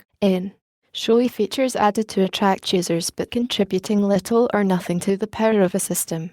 The 3D icons and motif are just chrome, but they certainly are pretty chrome. Distinguished from bells and whistles by the fact that the latter are usually added to gratify developers' own desires for featurefulness. Often used as a term of contempt. Chug. Phi. To run slowly. To grind or grovel. The disc is chugging like crazy. Church of the Subgenius. A mutant offshoot of Discordianism launched in 1981 as a spoof of fundamentalist Christianity by the Reverend Ivan Stang, a brilliant satirist with a gift for promotion. Popular among hackers as a rich source of bizarre imagery and references such as Bob, the divine drilling equipment salesman, the benevolent spacists, and the stark fist of removal. Much subgenius theory is concerned with the acquisition of the mystical substance or quality of slack. Cinderella Book. CMU. Introduction to Automata Theory, Languages, and Computation by John Hopcroft and Jeffrey Ullman. Addison Wesley. 1979. So called because the cover depicts a girl, putatively Cinderella, sitting in front of a Rube Goldberg device and holding a rope coming out of it. The back cover depicts the girl with the device in shambles after she has pulled on the rope. See also book titles. $C$//N. Hackerism for sys, CompuServe Information Service. The $sign refers to CompuServe's rather steep blind charges, often used in SIG-block S just before a CompuServe address. Sin. Compu$erv. Classic C/classic C/ a play on classic N. The C programming language is defined in the first edition of K&R, with some small additions. It is also known as K&RC. The name came into use while C was being standardized by the ANSI X3J11 committee. Also, C Classic. This is sometimes applied elsewhere, thus, X Classic, where X equals Star Trek, referring to the original TV series, or X equals PC, referring to IBM's Isobus machines as opposed to the PS/2 series. This construction is especially used of product series in which the newer versions are considered serious losers relative to the older ones. Clean, 1. Edge. Used of hardware or software designs, implies elegance in the small, that is, a design or implementation that may not hold any surprises but does things in a way that is reasonably intuitive and relatively easy to comprehend from the outside. The antonym is grungy or crafty. 2. V. To remove unneeded or undesired files in an effort to reduce clutter. I'm cleaning up my account. I cleaned up the garbage and now have 100 meg free on the partition. CLM / Sun career limiting move. 1. N. An action endangering one's future prospects of getting plum projects and raises, and possibly one's job. His Halloween costume was a parody of his manager. He won the prize for Best CLM. 2. Edge. Denotes extreme severity of a bug, discovered by a customer and obviously missed earlier because of poor testing. That's a CLM bug. Clobber. VT. 2. Overwrite. Usually unintentionally. I walked off the end of the array and clobbered the stack. Compare mung, scribble, trash, and smash the stack. Clocks. N. Processor logic cycles, so called because each generally corresponds to one clock pulse in the processor's timing. The relative execution times of instructions on a machine are usually discussed in clocks rather than absolute fractions of a second. One good reason for this is that clock speeds for various models of the machine may increase as technology improves, and it is usually the relative times one is interested in when discussing the instruction set. Compare cycle. Clone. N. 1. An exact duplicate. Our product is a clone of their product. Implies a legal implementation from documentation or by reverse engineering. Also connotes a lower price. 2. A shoddy, spurious copy. Their product is a clone of our product. 3. A blatant rip-off, most likely violating copyright, patent, or trade secret protections. Your product is a clone of my product. This use implies legal action is pending. 4.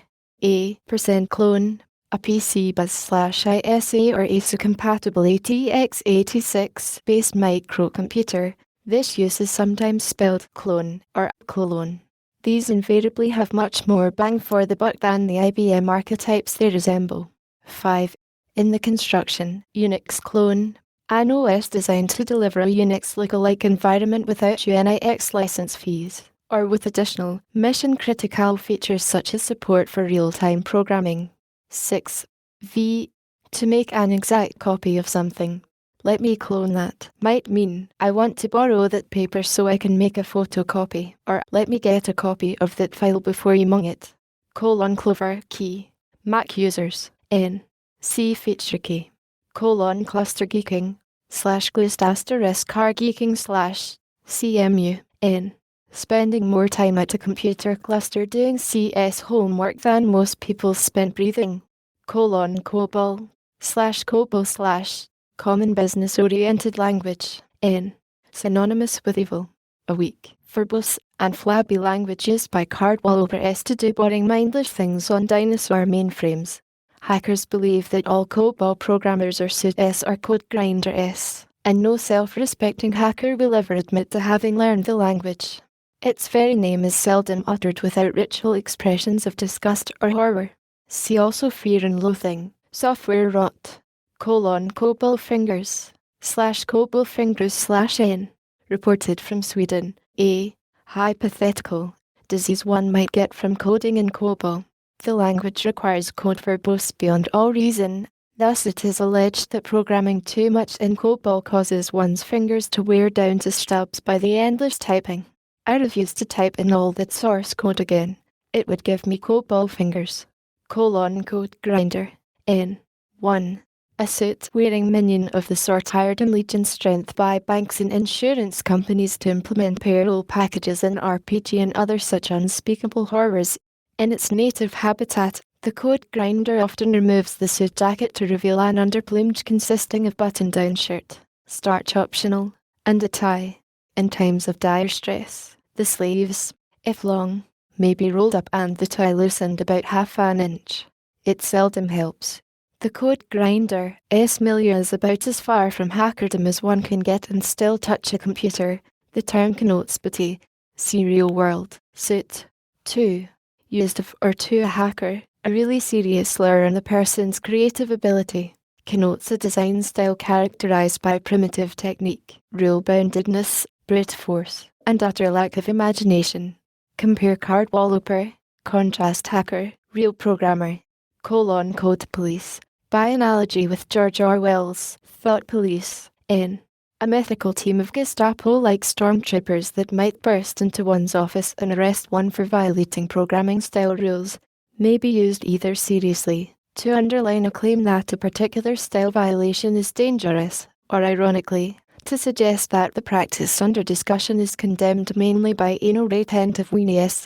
Take out the go-to or the code police will get you. The ironic usage is perhaps more common. Code walker, N. A program component that traverses other programs for a living. Compilers have code walkers in their front ends, so do cross-reference generators and some database front ends.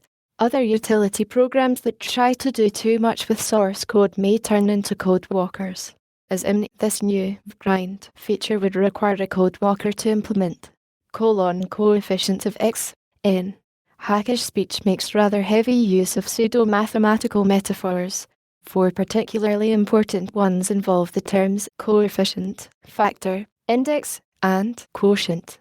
They are often loosely applied to things you cannot really be quantitative about, but there are subtle distinctions among them that convey information about the way the speaker mentally models whatever he or she is describing. Foo factor and foo quotient tend to describe something for which the issue is one of presence or absence. The canonical example is fudge factor. It's not important how much you're fudging. The term simply acknowledges that some fudging is needed. You might talk of liking a movie for its silliness factor. Quotient tends to imply that the property is a ratio of two opposing factors. I would have won except for my luck quotient. This could also be, I would have won except for the luck factor, but using asterisk quotient asterisk emphasizes that it was bad luck overpowering good luck, or someone else's good luck overpowering your own. Foo index and coefficient of foo both tend to imply that foo is, if not strictly measurable, at least something that can be larger or smaller. Thus, you might refer to a paper or person as having a high bogosity index, whereas you would be less likely to speak of a high bogosity factor. Foo index suggests that foo is a condensation of many quantities, as in the mundane cost of living index. Coefficient of foo suggests that foo is a fundamental quantity, as in a coefficient of friction. The choice between these terms is often one of personal preference, e.g., some people might feel that bogosity is a fundamental attribute and thus say coefficient of bogosity, whereas others might feel it is a combination of factors and thus say bogosity index, Coke bottle, /Coke boot L/N. Any very unusual character, particularly one you can't type because it isn't on your keyboard. MIT people used to complain about the control meta Coke bottle commands at SAIL, and SAIL people complained right back about the alt mode Coke bottle commands at MIT. After the demise of the Space Cadet keyboard, Coke bottle faded away as serious usage, but was often invoked humorously to describe an unspecified, weird or non-intuitive keystroke command. It may be due for a second inning, however. The OSF/Motif Window Manager, MWM1, has a reserved keystroke for switching to the default set of key bindings and behavior. This keystroke is, believe it or not, control meta bang, C-bang. Since the exclamation point looks a lot like an upside-down Coke bottle, Motif hackers have begun referring to this keystroke as Coke bottle. See also quadruple bucky, cold boot, N, C boot, come from, N. A semi-mythical language construct dual to the go-to FROM would cause the reference label to act as a sort of trapdoor, so that if the program ever reached it, control would quietly and automatically be transferred to the statement following the come from. FROM was first proposed in R.L. Clark's A Linguistic Contribution to Go-To-Less Programming, which appeared in a 1973 Datamation issue, and was reprinted in the April 1984 issue of Communications of the ACM. This parodied the then-raging structured programming holy wars. See considered harmful. Mythically, some variants are the assigned COMEFROM and the computed COMEFROM, parodying some nasty control constructs in Fortran and some extended basics. Of course, multitasking, or non-determinism, could be implemented by having more than one FROM statement coming from the same label. In some ways, the Fortran do looks like a come from statement. After the terminating statement number /continue is reached, control continues at the statement following the do. Some generous Fortrans would allow arbitrary statements, other than continue, for the statement, leading to examples like to 10I equals 1, limit. See imagine many lines of code here, leaving the C original DO statement lost in the spaghetti. Write 6, 10, I, frob, 1, 10 format, 1x, I5, G10.4, in which the trapdoor is just after the statement labeled 10. This is particularly surprising because the label doesn't appear to have anything to do with the flow of control at all. While sufficiently astonishing to the unsuspecting reader, this form of FROM statement isn't completely general. After all, control will eventually pass to the following statement. The implementation of the general form was left to Univac Fortran, ca. 1975, though a roughly similar feature existed on the IBM 7040 10 years earlier. The statement at 100 would perform a come from 100. It was intended strictly as a debugging aid, with dire consequences promised to anyone so deranged as to use it in production code. More horrible things had already been perpetrated in production languages. However, doubters need only contemplate the alter verb in COBOL. FROM was supported under its own name for the first time 15 years later in C Intercal. Retro computing. Knowledgeable observers are still reeling from the shock. commode /commode/. It's from the feature supporting online chat. The term may spelled with 1 or 2 M's. Sin for top mode. Command key, Mac users, N, sin, feature key, comment out, VT, to surround a section of code with comment delimiters or to prefix every line in the section with a comment marker. This prevents it from being compiled or interpreted, often done when the code is redundant or obsolete, but you want to leave it in the source to make the intent of the active code clearer. Also, when the code in that section is broken and you want to bypass it in order to debug some other part of the code. Compare condition out. Usually the preferred technique in languages, such as C, that make it possible. Commonwealth hackish, N. Hacker jargon is spoken outside the US, ESP, in the British Commonwealth. It is reported that Commonwealth speakers are more likely to pronounce truncations like char and sock, etc.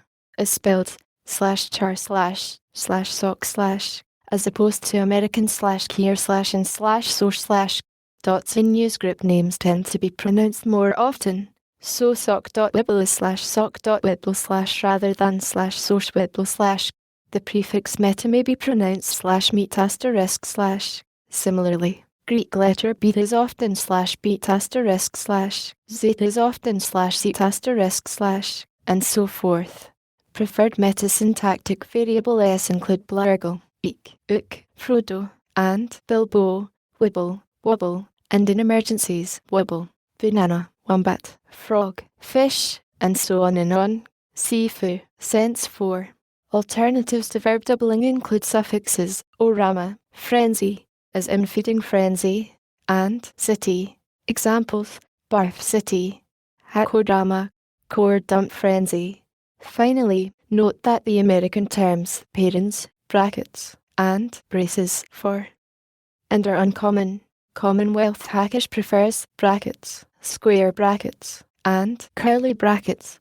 Also, the use of pling for bang is common outside the United States.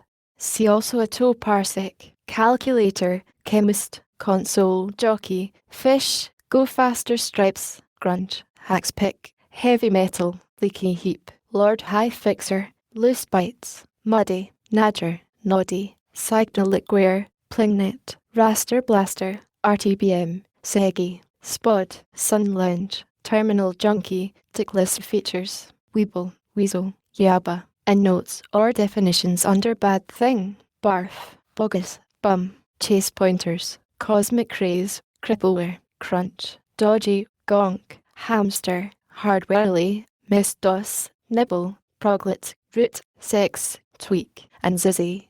Compact, edge of a design describes the valuable property that it can all be apprehended at once in one's head.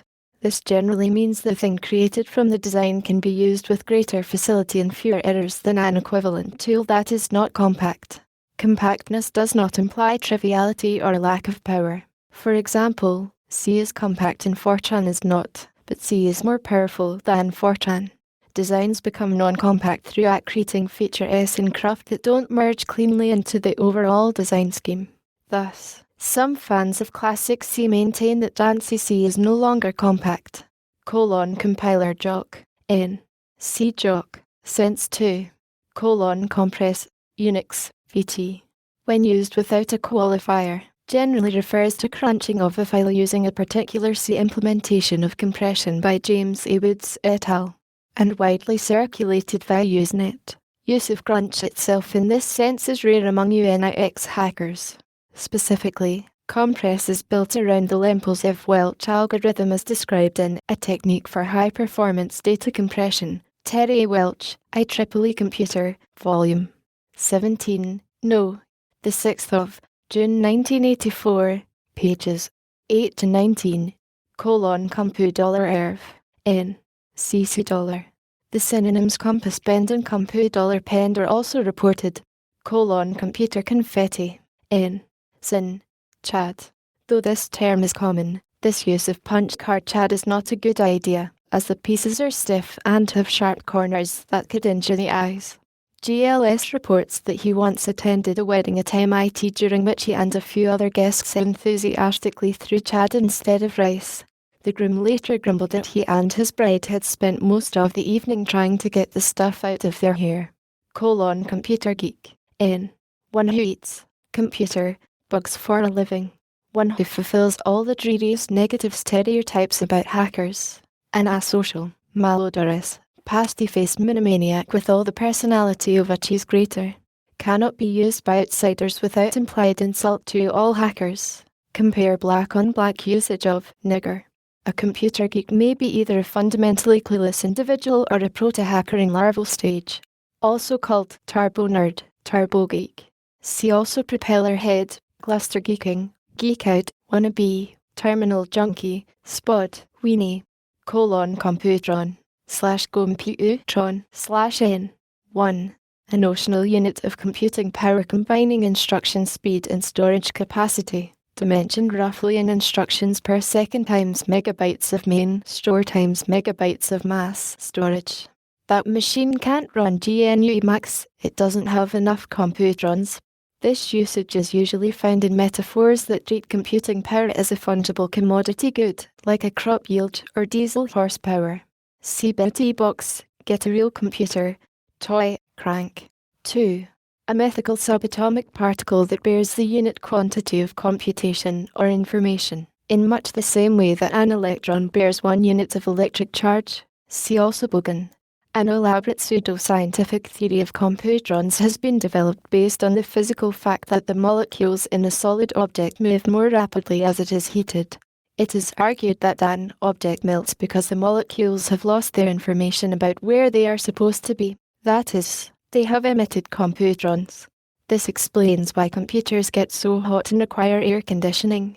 They use up computrons. Conversely, it should be possible to cool down an object by placing it in the path of a computron beam. It is believed that this may also explain why machines that work at the factory fail in the computer room. The computrons there have been all used up by the other hardware. This theory probably owes something to the Warlock stories by Larry Niven, the best known being What Good is a Glass Dagger, in which magic is fueled by an inexhaustible natural resource called mana, condition out, VT, to prevent a section of code from being compiled by surrounding it with a conditional compilation directive whose condition is always false. The canonical examples are if 0 or if def not def, though some find this bleacherous, and #endif in see compare comment out, condom, n. 1. The protective plastic bag that accompanies 3.5-inch micro-floppy diskettes, rarely also used of paper disk envelopes, and like the right protect tab, the condom, when left on, not only impedes the practice of sex but has also been shown to have a high failure rate as drive mechanisms attempt to access the disk and can even fatally frustrate insertion. 2.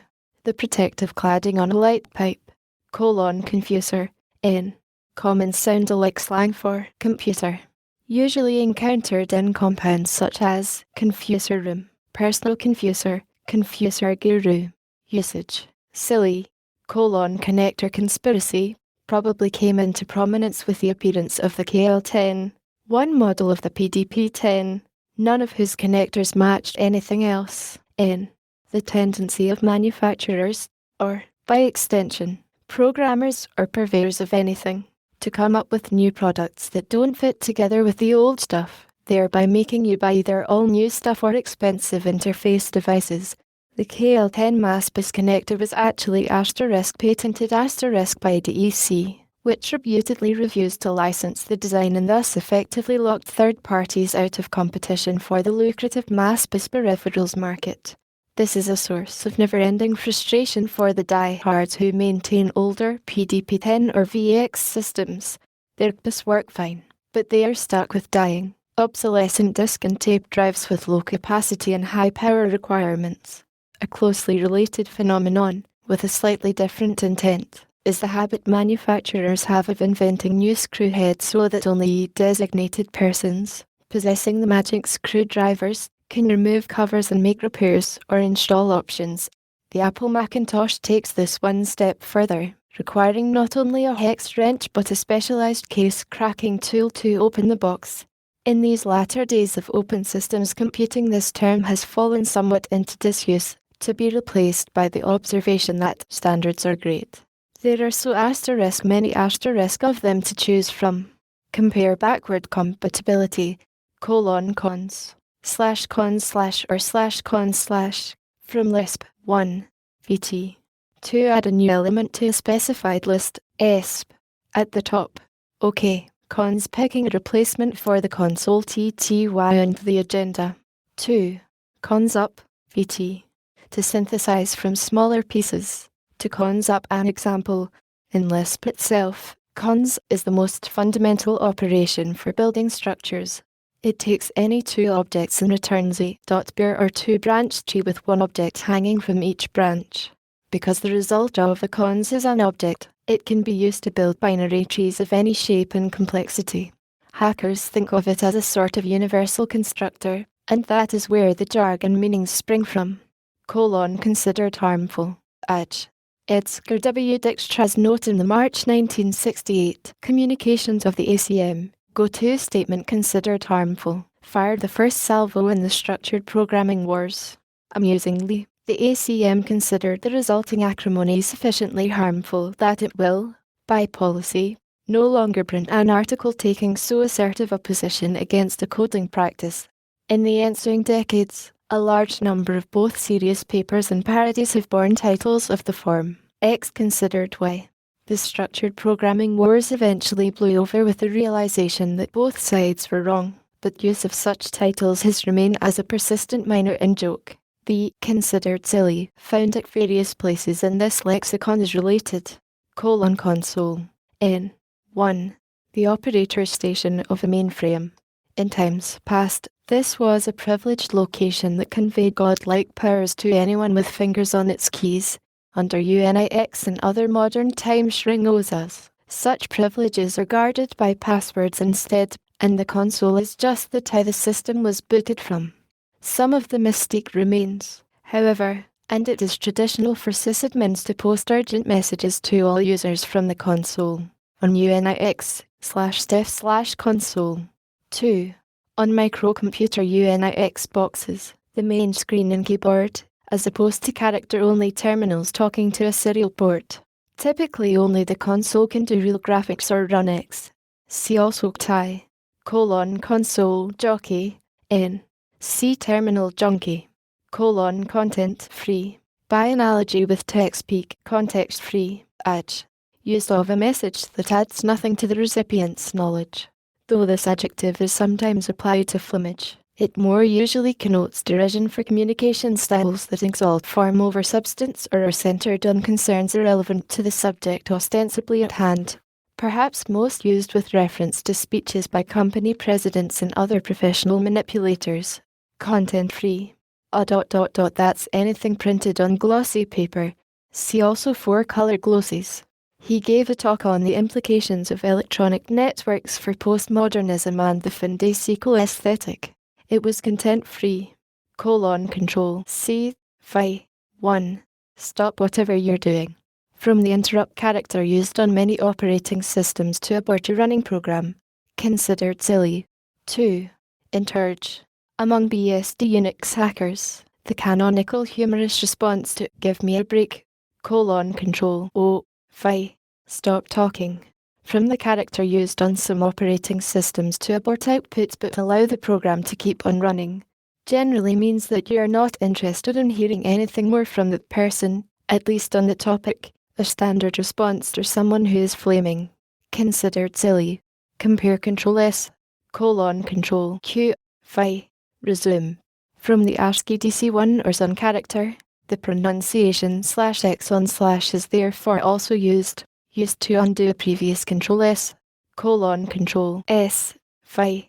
Stop talking for a second. From the ASCII DC3 or XOFF character, the pronunciation /x is therefore also used. Control S differs from Control O in that the person is asked to stop talking, perhaps because you're on the phone, but will be allowed to continue when you're ready to listen to him, as opposed to Control O, which has more of the meaning of shut up. Considered silly. Wise law. Prov.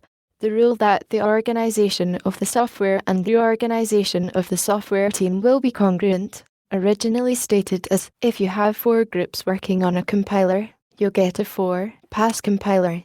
This was originally promulgated by Melvin Conway, an early proto-hacker who wrote an assembler for the Burroughs 220 called a save EE. The name, save, didn't stand for anything. It was just that you lost fewer card decks and listings because they all had SAVE written on them. Cookbook, from Amateur Electronics and Radio, N. A book of small code segments that the reader can use to do various magic things in programs.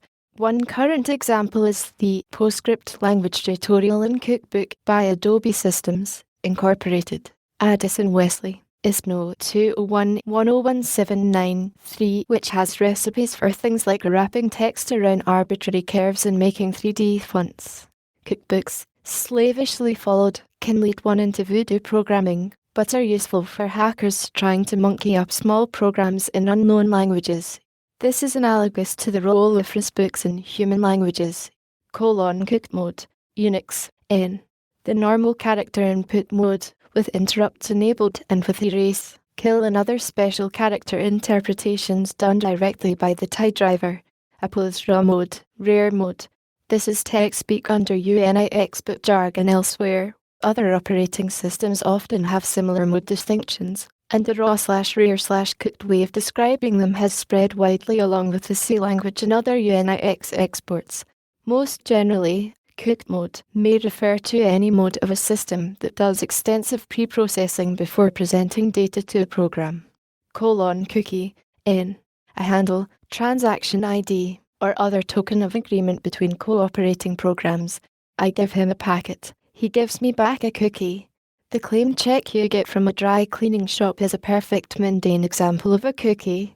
The only thing it's useful for is to relate a later transaction to this one, so you get the same clothes back. Compare magic cookie. See also fortune cookie. Cookie bear. N. Sin. Cookie monster. Cookie file. N. A collection of fortune cookies in a format that facilitates retrieval by a fortune program.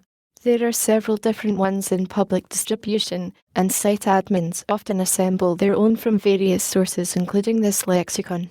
Cookie monster. From Sesame Street, N. Any of the family of early 1970s hacks reported on Tops 10, its Multics, and elsewhere that would lock up either the victim's terminal, on a time-sharing machine, or the console, on a batch mainframe, repeatedly demanding, "I want a cookie." The required responses ranged in complexity from cookie through have a cookie and upward. See also Wabbit. Copious free time. Apple. Orig. FR. The intro to Tom Lahrer's song, "It Makes a Fellow Proud to Be a Soldier." N. 1.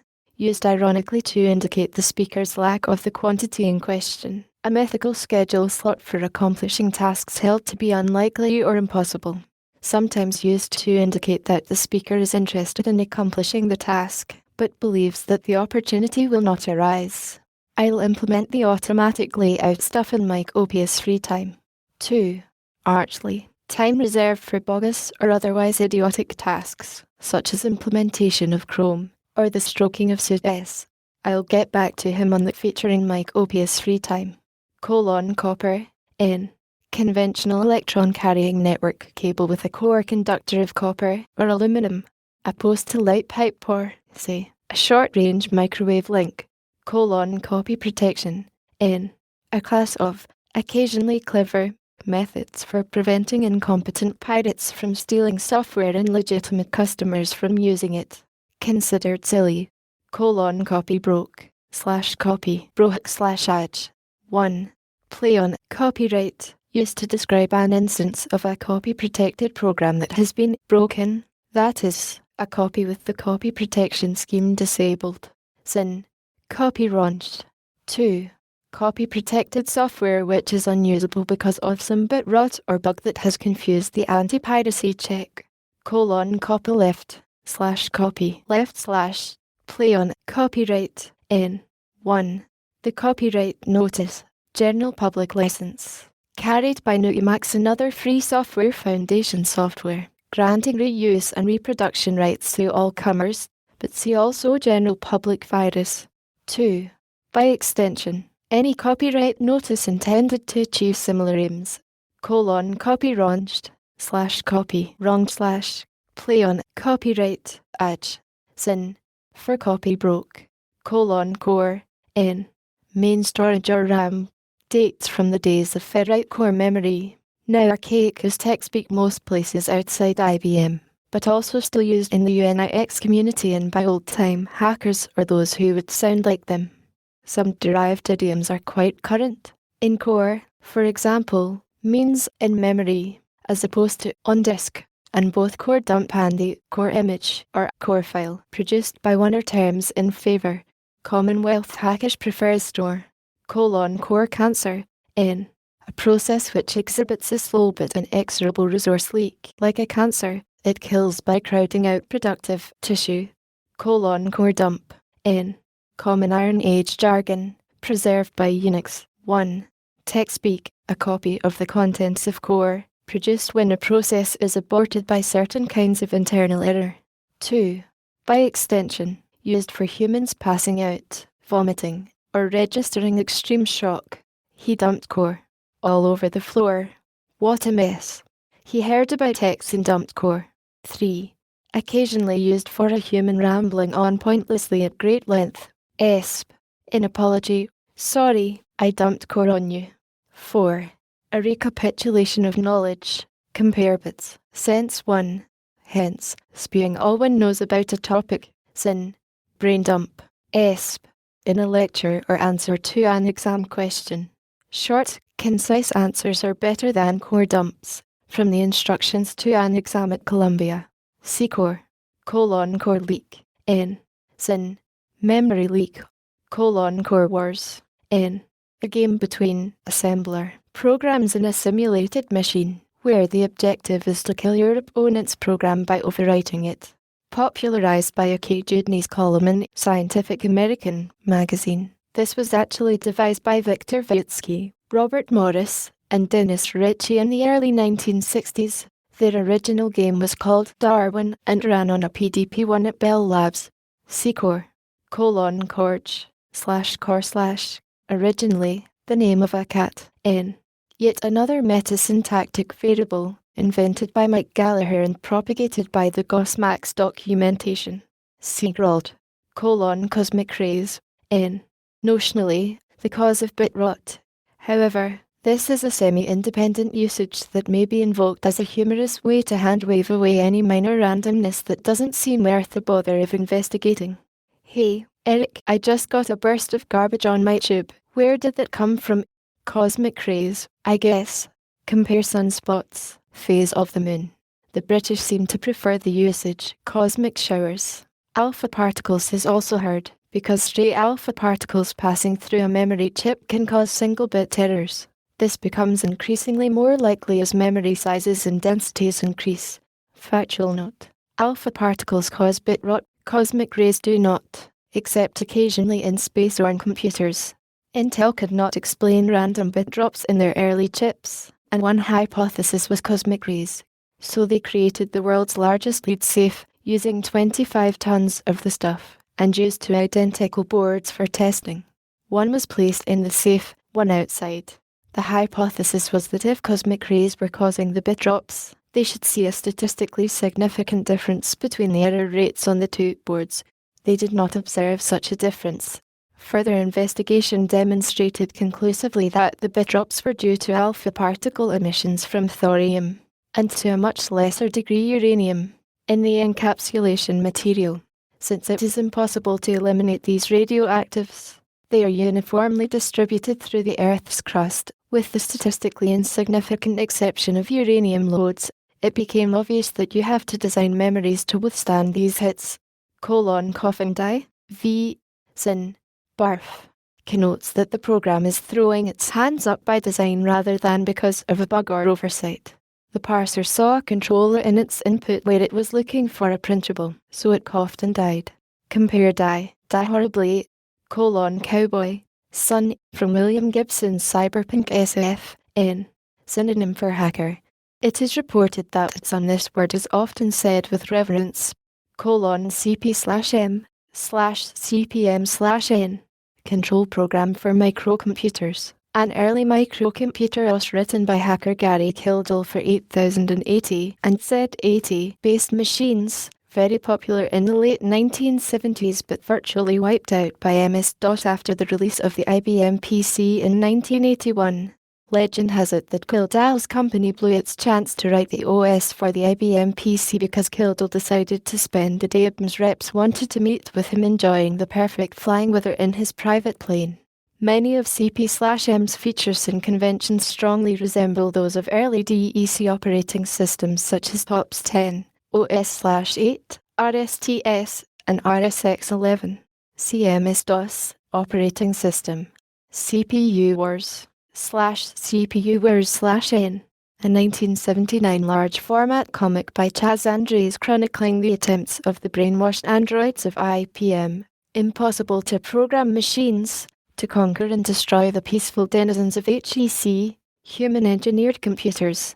This rather transparent allegory featured many references to Advent and the immortal line, "Eat flaming death, many computer mongrels," uttered, of course, by an IBM stormtrooper. It is alleged that the author subsequently received a letter of appreciation on IBM company stationery from the head of IBM's Thomas J. Watson Research Laboratories, then, as now, one of the few islands of true hackerdom in the IBM archipelago. The lower loop of the being the IBM logo, it is said, had been carefully whited out. Seat flaming death. Crackroot, V. To defeat the security system of a UNIX machine and gain root privileges thereby. C. Cracking. Cracker, N. One who breaks security on a system. Coinca. 1985 by hackers in defense against journalistic misuse of hacker. Q.V. Sense 8. An earlier attempt to establish worm in this sense around 1981-82 on Usenet was largely a failure. Both these neologisms reflected a strong revulsion against the theft and vandalism perpetrated by cracking rings. While it is expected that any real hacker will have done some playful cracking and knows many of the basic techniques, anyone past larval stage is expected to have outgrown the desire to do so. Thus, there is far less overlap between hackerdom and crackerdom than the mundane reader misled by sensationalistic journalism might expect. Crackers tend to gather in small, tight-knit, very secretive groups that have little overlap with the huge, open polyculture this lexicon describes, though crackers often like to describe themselves as hackers. Most true hackers consider them a separate and lower form of life. Ethical considerations aside, hackers figure that anyone who can't imagine a more interesting way to play with their computers than breaking into someone else's has to be pretty losing. Some other reasons crackers are looked down on are discussed in the entries on cracking and phreaking. See also samurai, dark side hacker, and hacker ethic. The cracking, in the act of breaking into a computer system, what a cracker does. Contrary to widespread myth, this does not usually involve some mysterious leap of hackerly brilliance, but rather persistence and the dogged repetition of a handful of fairly well-known tricks that exploit common weaknesses in the security of target systems. Accordingly, most crackers are only mediocre hackers. Crank, from automotive slang, VT. Verb used to describe the performance of a machine, especially sustained performance. This box cranks, or cranks at, about 6 megaflops, with a burst mode of twice that on vectorized operations. Crash, 1. In. A sudden, usually drastic failure. Most often said of the system, Q.V. Sense 1. ESP. Of magnetic disk drives. The term originally described what happened when the air gap of a Winchester disk collapses. 3 loser S lost their files in last night's disk crash. A disk crash that involves the read/write heads dropping onto the surface of the disks and scraping off the oxide may also be referred to as a head crash, whereas the term system crash usually, though not always, implies that the operating system or other software was at fault. 2. V. To fail suddenly. Has the system just crashed? Something crashed the OS. C down. Also used transitively to indicate the cause of the crash. Usually a person or a program, or both. Those idiots playing Space War crashed the system. 3. Fi. Sometimes said of people hitting the sack after a long hacking run. See Gronkout. Crash and burn. Fi.com. A spectacular crash, in the mode of the conclusion of the car chase scene in the movie Bullet, and many subsequent imitators. Compare die horribly. Sun 3 monitors losing the flyback transformer and lightning strikes and VAX 11/780 backplanes are notable crash and burn generators. The construction, crash and burn machine, is reported for a computer used exclusively for alpha or beta testing, or reproducing bugs, i.e., not for development. The implication is that it wouldn't be such a disaster if the machine crashed, since only the testers would be inconvenienced. Crawling horror, in. Ancient crafty hardware or software that is kept obstinately alive by forces beyond the control of the hackers at a site, like Dusty Dick or Gonkulator, but connotes that the thing described is not just an irritation but an active menace to health and sanity. Mostly we code new stuff in C, but they pay us to maintain one big Fortran 2 application from 1960X that's a real crawling horror. Compare Wombat. Cray/N. 1. Properly, capitalized. One of the line of supercomputers designed by Cray Research. 2. Any supercomputer at all. 3. The canonical number crunching machine. The term is actually the lowercase last name of Seymour Cray, a noted computer architect and co-founder of the company. Numerous vivid legends surround him, some true and some admittedly invented by Cray Research brass to shape their corporate culture and image. Cray instability. N. A shortcoming of a programmer algorithm that manifests itself only when a large problem is being run on a powerful machine. See Cray. generally more subtle than bugs that can be detected in smaller problems running on a workstation or mini. Crayola / Crayola**n, a super mini or microcomputer that provides some reasonable percentage of supercomputer performance for an unreasonably low price. Might also be a killer micro. Crayon N. 1. Someone who works in cray supercomputers. More specifically, it implies a programmer, probably of the CDC ilk, probably male, and almost certainly wearing a tie, irrespective of gender. Systems types who have a UNIX background tend not to be described as crayons. 2. A computron. Sense 2. That participates only in number crunching. 3. A unit of computational power equal to that of a single crayon. There is a standard joke about this that derives from an old Crayola crayon promotional gimmick. When you buy 64 crayons you get a free sharpener. Creationism. N. The false belief that large, innovative software designs can be completely specified in advance and then painlessly magicked out of the void by the normal efforts of a team of normally talented programmers. In fact, experience has shown repeatedly that good designs arise only from evolutionary, exploratory interaction between one, or at most a small handful of, exceptionally able designers, and an active user population, and that the first try at a big new idea is always wrong. Unfortunately, because these truths don't fit the planning models beloved of management, they are generally ignored. Creep. V. To advance, grow, or multiply inexorably. In hackish usage this verb has overtones of menace and silliness, evoking the creeping horrors of low-budget monster movies. Creeping elegance. N. Describes a tendency for parts of a design to become elegant past the point of diminishing return. This often happens at the expense of the less interesting parts of the design, the schedule, and other things deemed important in the real world. See also creeping featureism, second system effect, tense. Creeping featureism / creeping featureism /n. 1.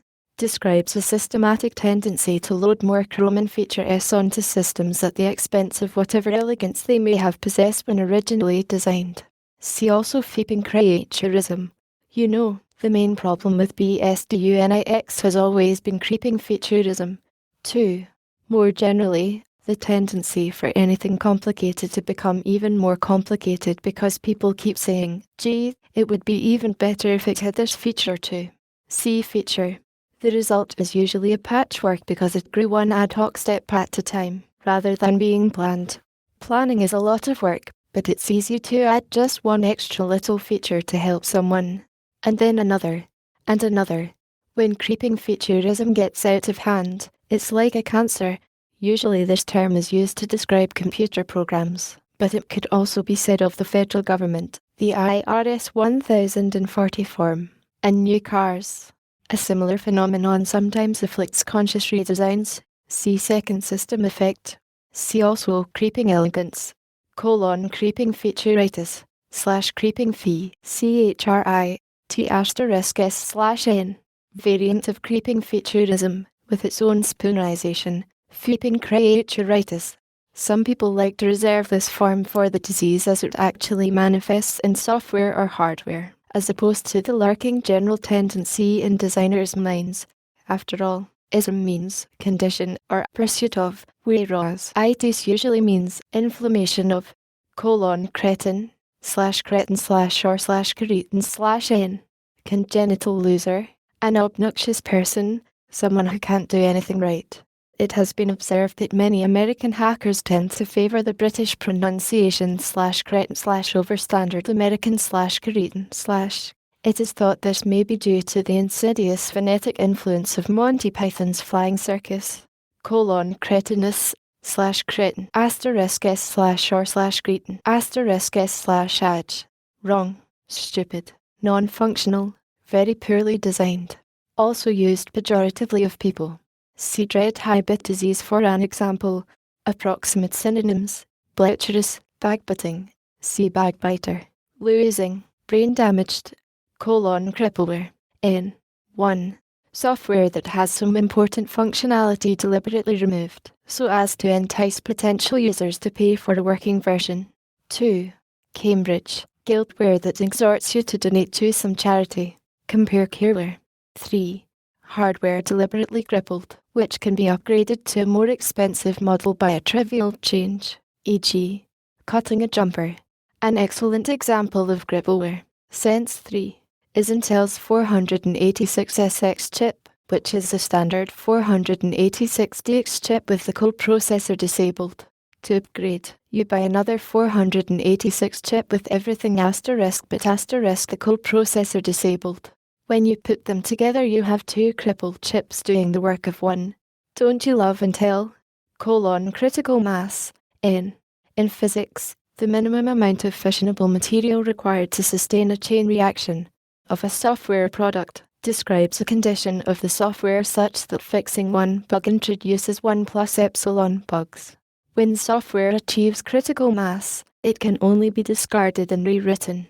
CRLF / curl asterisk f / sometimes / curl asterisk f / or / CRL f / n, often capitalized as CRLF, a carriage return, CR, followed by a line feed, LF.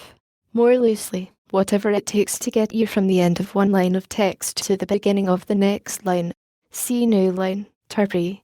Under Unix influence this usage has become less common. UNIX uses a bare line feed as its CRLF. Croc, from the obvious mainstream scatologism, N. 1. An awkward feature or programming technique that ought to be made cleaner.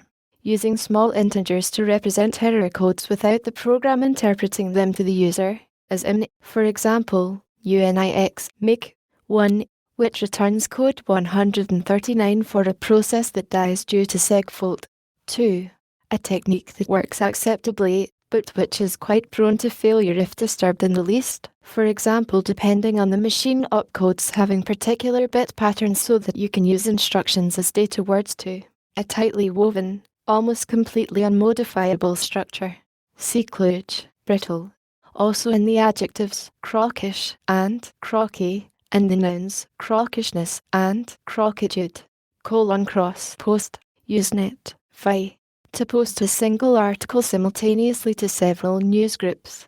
Distinguished from posting the article repeatedly, once to each newsgroup, which causes people to see it multiple times.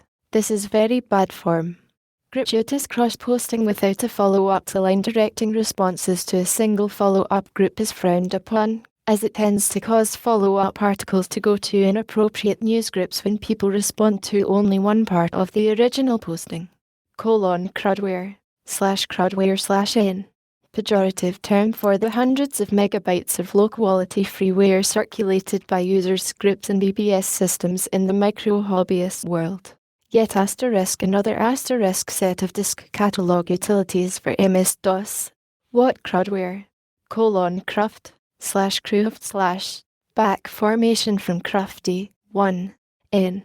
An unpleasant substance. The dust that gathers under your bed is cruft. The TMRC dictionary correctly noted that attacking it with a broom only produces more. 2. N. The results of shoddy construction. 3. VT. From handcraft, pun on handcraft, to write assembler code for something normally, and better, done by a compiler. See hand hacking. 4. N. Excess, superfluous junk. ESP. Used of redundant or superseded code. This term is one of the oldest in the jargon and no one is sure of its etymology, but it is suggestive that there is a Cruft Hall at Harvard University which is part of the old physics building. It's said to have been the physics department's radar lab during World War II.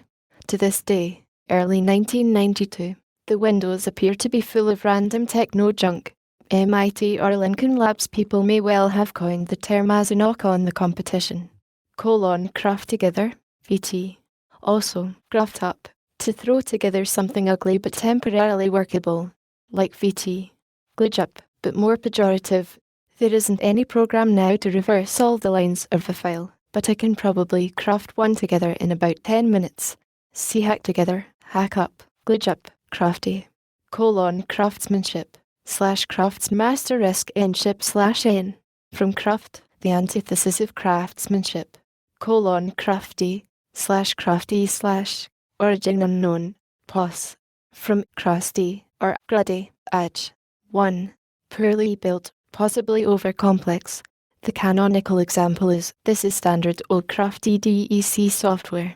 In fact, one fanciful theory of the origin of crafty holds that was originally a mutation of crusty, applied to DEC software so old that the S characters were tall and skinny, looking more like F characters. 2. Unpleasant, especially to the touch, often with encrusted junk, like spilled coffee smeared with peanut butter and ketchup. 3. Generally unpleasant. 4. Sometimes spelled crafty, N. A small crafty object. See frob, often one that doesn't fit well into the scheme of things. A list property list is a good place to store crafties, or, collectively, random craft. Crumb, N. 2 binary digits, a quad, larger than a bit, smaller than a nibble. Considered silly. Sin. Taste. Crunch. 1. Fi. To process, usually in a time-consuming or complicated way, connotes an essentially trivial operation that is nonetheless painful to perform.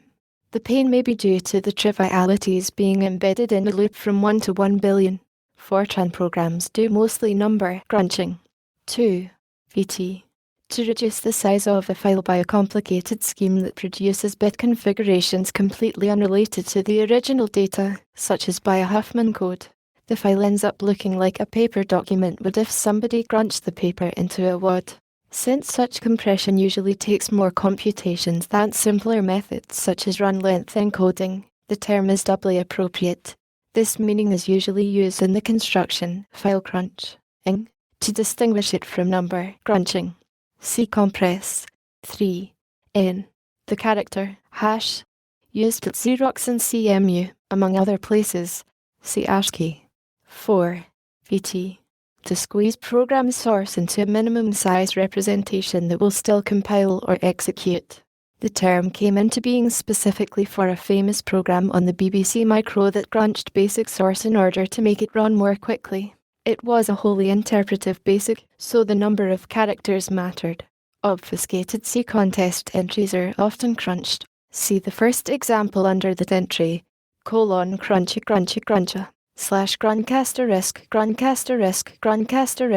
interge. An encouragement sometimes muttered to a machine bogged down in a serious grovel. Also describes a notional sound made by groveling hardware. See wagga wagga, grind, sense 3. Crippy / N. A cryptographer. One who hacks or implements cryptographic software or hardware. CTSS / N. Compatible time sharing system. An early 1963 experiment in the design of interactive time sharing operating systems, ancestral to Multics, Unix, and its. The name its incompatible time sharing system was a hack on CTSS, meant both as a joke and to express some basic differences in philosophy about the way I/O services should be presented to user programs. /ti /city/ or /cty/n. MIT, the terminal physically associated with a computer's system console. The term is a contraction of console-ti, that is, console teletype. This its and TOPS 10 associated term has become less common, as most Unix hackers simply refer to the CTY as the console. Cube, N. 1. Short for cubicle, a module in the open plan office is used at many programming shops. I've got the manuals in my cube. 2. A next machine, which resembles the matte black cube. Cubing, parallel with tubing. Phi. 1. Hacking on an IPSC, Intel Personal Supercomputer, Hypercube. Lowell has gone cubing *again*. 2. Hacking Rubik's Cube or related puzzles, either physically or mathematically. 3. An indescribable form of self-torture. See Sense 1 or 2. Cursor dipped in X, N. There are a couple of metaphors in English of the form pen dipped in X. Perhaps the most common values of X are acid, bile, and vitriol. These map over neatly to this hacker's usage, the cursor being what moves, leaving letters behind when one is composing online. Talk about a nastygram. He must have had his cursor dipped in acid when he wrote that one, cuspy, /cuspy /bp, from the DEC abbreviation CUSP, for commonly used system program, i.e., a utility program used by many people, at 1. Of a program. Well written. 2. Functionally excellent. A program that performs well and interfaces well to users is cuspy. See root. 3. New, said of an attractive woman, especially one regarded as available, implies a certain curvaceousness. Cutter tape, phi. To write a software or document distribution on magnetic tape for shipment. Has nothing to do with physically cutting the medium. Early versions of this lexicon claim that one never analogously speaks of cutting a disc, but this has since been reported as live usage. Related slang usages are mainstream businesses, cut a check, the recording industries, cut a record, and the militaries, cut an order. All of these usages reflect physical processes and obsolete recording and duplication technologies. The first stage in manufacturing an old-style vinyl record involved cutting grooves in a stamping die with a precision lathe. More mundanely, the dominant technology for mass duplication of paper documents in pre-photocopying days involved cutting a stencil, punching away portions of the wax overlay on a silk screen. More directly, paper tape with holes punched in it was an important early storage medium. Cybercrit /C:\bar coined by Ted Nelson, in Obfuscatory Tech Talk, verbiage with a high ego factor. The computer equivalent of bureaucraties. Cyberpunk /C:\bar puck/org by SF writer Bruce Bethken or editor Gardner Dozwa, n.com/. A subgenre of SF launched in 1982 by William Gibson's epoch-making novel Neuromancer, though its roots go back through Werner Vinge's True Names C. True Names, and Other Dangers in Appendix C, to John Brunner's 1975 novel The Shockwave Rider. Gibson's near-total ignorance of computers and the present-day hacker culture enabled him to speculate about the role of computers and hackers in the future in ways hackers have since found both irritatingly naive and tremendously stimulating. Gibson's work was widely imitated, in particular by the short-lived but innovative Max Headroom TV series. See Cyberspace, ICE, Jargon, Go Flatline, cyberspace, /C:\bar space/n. 1. Notional information space loaded with visual cues and navigable with brain-computer interfaces called cyberspace decks, a characteristic prop of cyberpunk SF. At the time of this writing, mid-1991, serious efforts to construct virtual reality interfaces modeled explicitly on Gibsonian cyberspace are already underway, using more conventional devices such as glove sensors and binocular TV headsets. Few hackers are prepared to deny outright the possibility of a cyberspace someday evolving out of the network. See network, the 2. Occasionally, the metaphoric location of the mind of a person in hack mode. Some hackers report experiencing strong eidetic imagery when in hack mode. Interestingly, independent reports from multiple sources suggest that there are common features to the experience. In particular, the dominant colors of this subjective cyberspace are often grey and silver, and the imagery often involves constellations of marching dots, elaborate shifting patterns of lines and angles, or more patterns. Cycle 1. N. The basic unit of computation. What every hacker wants more of. Noted hacker Bill Gosper describes himself as a cycle junkie. One can describe an instruction as taking so many clock cycles. Often the computer can access its memory once on every clock cycle, and so one speaks also of memory cycles. These are technical meanings of cycle. The jargon meaning comes from the observation that there are only so many cycles per second. And when you are sharing a computer, the cycles get divided up among the users. The more cycles the computer spends working on your program rather than someone else's, the faster your program will run. That's why every hacker wants more cycles, so he can spend less time waiting for the computer to respond. 2. By extension, a notional unit of human thought power, emphasizing that lots of things compete for the typical hacker's think time.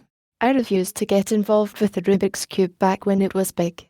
Knew I'd burn too many cycles on it if I let myself. 3. VT. Sin.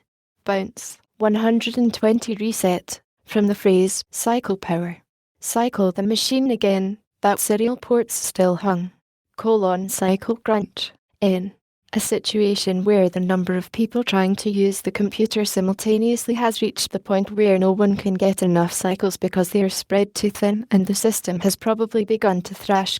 This is an inevitable result of Parkinson's law applied to time shrink. Usually the only solution is to buy more computer. Happily, this has rapidly become easier in recent years, so much so that the very term, cycle crunch, now has a faintly archaic flavor. Most hackers now use workstations or personal computers as opposed to traditional time shrink systems. Cycle drought. N. A scarcity of cycles. It may be due to a cycle crunch, but it could also occur because part of the computer is temporarily not working, leaving fewer cycles to go around. The Himobi is down, so we're running with only half the usual amount of memory. There will be a cycle drought until it's fixed. Cycle of reincarnation. Coined by Ivan Sutherland ca. 1970. N. Term used to refer to a well-known effect whereby function in a computing system family is migrated out to special-purpose peripheral hardware for speed. Then the peripheral evolves toward more computing power as it does its job. Then somebody notices that it is inefficient to support two asymmetrical processors in the architecture and folds the function back into the main CPU, at which point the cycle begins again. Several iterations of this cycle have been observed in graphics processor design, and at least one or two in communications and floating point processors. Also known as the Wheel of Life, the Wheel of Samsara, and other variations of the basic Hindu/Buddhist theological idea. Cycle server. N. A powerful machine that exists primarily for running large batch jobs. Implies that interactive tasks such as editing are done on other machines on the network, such as workstations. DC Power Lab. N. The former site of sale. Hackers thought this was very funny because the obvious connection to electrical engineering was non-existent. The lab was named for a Donald C. Power. Compare marginal hacks. Demon. /dame/ From the mythological meaning, later rationalized as the acronym, Disk and Execution Monitor. N.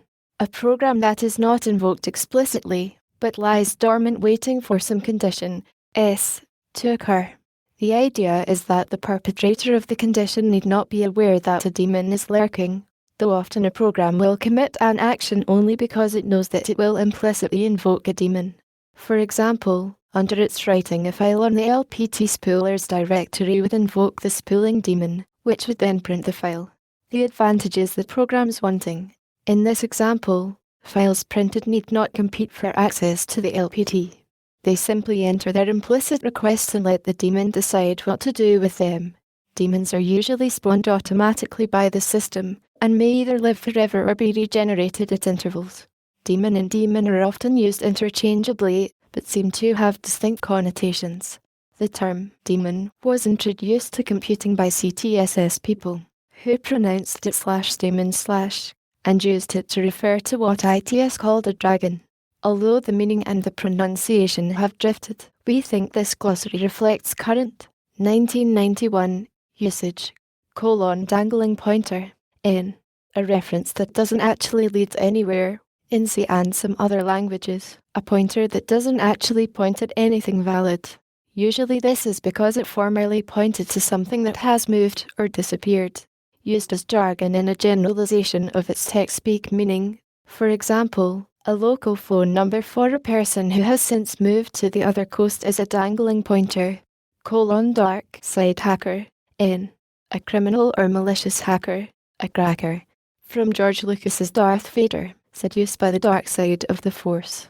The implication that hackers form a sort of elite of technological Jedi Knights is intended. Oppose samurai. Datamation. /date * mesh * n/n. A magazine that many hackers assume all suit ish read. Used to question an unbelieved quote, as in, "Did you read that in Datamation?" It used to publish something hackishly funny every once in a while, like the original paper on Come From in 1973, but it has since become much more exclusively suit-oriented and boring. Day mode. N. C phase. Sense 1. Used of people only. /dd/Unix. From IBM JCL, VT. Equivalent to CAT or BLT. This was originally the name of a UNIX copy command with special options suitable for block-oriented devices, often used in heavy-handed system maintenance, as in let's dd the root partition onto a tape, then use the boot PROM to load it back onto a new disk. The UNIX dd1 was designed with a weird, distinctly non-Unixy keyword option syntax reminiscent of IBM System/360 JCL, which had an elaborate DD data definition specification for I/O devices. Though the command filled the need, the interface design was clearly a prank. The jargon usage is now very rare outside UNIX sites and now nearly obsolete even there, as DD1 has been deprecated for a long time, though it has no exact replacement. Replaced by BLT or Simple English copy. DDT/DDT/N. 1. Generic term for a program that assists in debugging other programs by showing individual machine instructions in a readable symbolic form and letting the user change them. In this sense, the term DDT is now archaic, having been widely displaced by debugger or names of individual programs like DBX, ADB, GDB, or SDB. 2. It's, under MIT's fabled its operating system, DDT, running under the alias Hacktron, was also used as the shell or top-level command language used to execute other programs. 3. Any one of several specific DDTs, Sense 1, supported on early DC hardware. The DEC PDP-10 Reference Handbook, 1969, contained a footnote on the first page of the documentation for DDT which illuminates the origin of the term. Historical footnote. DDT was developed at MIT for the PDP-1 computer in 1961. At the time, DDT stood for Deck Debugging Tape. Since then, the idea of an online debugging program has propagated throughout the computer industry. DDT programs are now available for all DEC computers. Since media other than tape are now frequently used, the more descriptive name, Dynamic Debugging Technique, has been adopted, retaining the DDT abbreviation. Confusion between DDT-10 and another well-known pesticide, dichlorodiphenyltrichloroethane, C14H9Cl5, should be minimal since each attacks a different, and apparently mutually exclusive, class of bugs. Sadly, this quotation was removed from later editions of the handbook after the suit took over and DEC became much more businesslike. The history above is known to many old-time hackers. But there is more. Peter Sampson, author of the TMRC lexicon, reports that he named DDT after a similar tool on the TX0 computer, the direct ancestor of the PDP-1 built at MIT's Lincoln Lab in 1957. The debugger on that groundbreaking machine, the first transistorized computer, rejoiced in the name FLIT, Flexowriter Interrogation Tape, de res, /d res/ from de resolve evi the movie, Tron. Also, de res, 1, vi, to disappear or dissolve. The image that goes with it is of an object breaking up into raster lines and static and then dissolving. Occasionally used of a person who seems to have suddenly fizzed out mentally rather than physically. Usage. Extremely silly, also rare. This verb was actually invented as fictional hacker jargon, and adopted in a spirit of irony by real hackers years after the fact. 2. VT. On a Macintosh, many program structures, including the code itself, are managed in small segments of the program file known as resources. The standard resource compiler is res. The standard resource decompilers is DRES. Thus, decompiling resources, derating. Usage. Very common. : dead, edge. 1. Non-functional, down, crashed, especially used of hardware. 2. At Xerox Spark, software that is working but not undergoing continued development and support. : dead code. N. Routines that can never be accessed because all calls to them have been removed, or code that cannot be reached because it is guarded by a control structure that probably must always transfer control somewhere else. The presence of dead code may reveal either logical errors due to alterations in the program or significant changes in the assumptions and environment of the program. See also software rot. A good compiler should report dead code so a maintainer can think about what it means. Sin. Grunge. : deadbeef/deadbeef/n. The hexadecimal word fill pattern for freshly allocated memory. Decimal 21,524,111 under a number of IBM environments, including the RS/6000. As in, your program is dead beef, meaning gone, aborted, flushed from memory. If you start from an odd-have word boundary, of course, you have beefed it. : deadlock. N. 1. Tech speak, a situation wherein two or more processes are unable to proceed because each is waiting for one of the others to do something. A common example is a program communicating to a server, which may find itself waiting for output from the server before sending anything more to it, while the server is similarly waiting for more input from the controlling program before outputting anything. It is reported that this particular flavor of deadlock is sometimes called a starvation deadlock, though the term starvation is more properly used for situations where a program can never run simply because it never gets high enough priority. Another common flavor is constipation, where each process is trying to send stuff to the other but all buffers are full because nobody is reading anything. See deadly embrace. 2.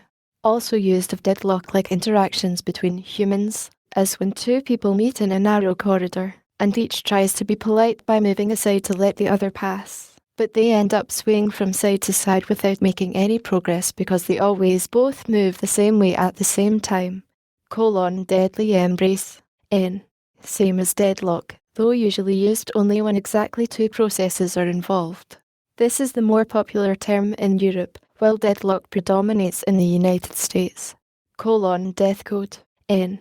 A routine whose job is to set everything in the computer, registers, memory, flags, everything, to 0, including that portion of memory where it is running. Its last act is to stomp on its own store 0 instruction. Death code isn't very useful, but writing it is an interesting hacking challenge on architectures where the instruction set makes it possible, such as the PDP-8. It has also been done on the DG Nova. Death code is much less common and more anti-social on modern multi-user machines. It was very impressive on earlier hardware that provided front panel switches and displays to show register and memory contents, ESP, when these were used to prod the corpse to see why it died. Perhaps the ultimate death code is on the TI-990 series, where all registers are actually in RAM, and the instruction, store immediate 0, has the opcode 0.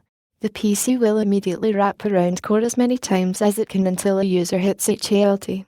Any empty memory location is death code. Worse, the manufacturer recommended use of this instruction in startup code, which would be in ROM in the Air Force Survive. : Death Star. From the movie Star Wars 1. The AT&T corporate logo, which appears on computers sold by AT&T and bears an uncanny resemblance to the Death Star in the movie. This usage is particularly common among partisans of BSD-UNIX, who tend to regard the AT&T versions as inferior and AT&T as a bad guy. Copies still circulate of a poster printed by MT Zanu showing a starscape with a spacefighter labeled 4.2 BSD streaking away from a broken AT&T logo wreathed in flames. 2. AT&T's internal magazine, Focus, uses Death Star for an incorrectly done AT&T logo in which the inner circle in the top left is dark instead of light, a frequent result of dark on light logo images. : Deck Wars. N. A 1983 Usenet posting by Alan Hastings and Steve Tarr spoofing the Star Wars movies in hackish terms. Some years later, ESR, disappointed by Hastings and Tarr's failure to exploit a great premise more thoroughly, posted a 3 times longer complete rewrite called Unix WARS. The two are often confused. /ditched /dickit/n. 1. A DEC fields are void. Not flattering. 2. From Dickhead, a Grateful Dead fan working at December:/Deckle/ from Dick and Nibble. The original spelling seems to have been Deckle, N.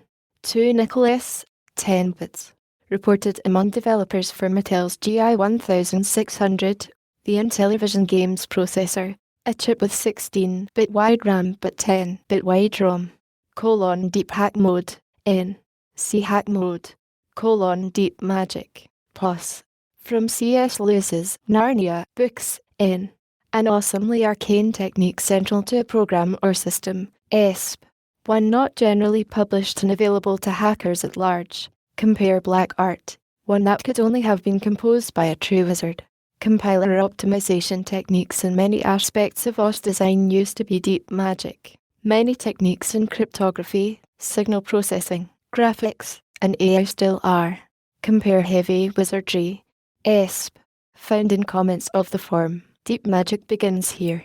Compare Voodoo programming, Deep space, N. 1. Describes the notional location of any program that has gone off the trolley. ESP, used of programs that just sit there silently grinding long after either failure or some output is expected. Oh, I should have gotten a prompt 10 seconds ago. The program's in deep space somewhere. Compare Buzz, Catatonic, Hyperspace. 2. The metaphorical location of a human so dazed and or confused or caught up in some esoteric form of bogosity that he or she no longer responds coherently to normal communication. Compare Page Out, defenestration, from the traditional Czechoslovak method of assassinating prime ministers, via SF Phantom, N. 1. Proper karmic retribution for an incorrigible punster. Oh, good, that was awful *. Quick. Defenestrate him. 2. The act of exiting a Windows system in order to get better response time from a full-screen program. This comes from the dictionary meaning of defenestrate, which is to throw something out a window. 3. The act of discarding something under the assumption that it will improve matters. I don't have any disk space left. Well, why don't you defenestrate that 100 megs worth of old core dumps? 4. Proposed the requirement to support a command line interface. It has to run on a VT100. Curses, I've been defenestrated, defined as, AJ, in the role of, usually in an organization chart sense. Pete is currently defined as bug prioritizer.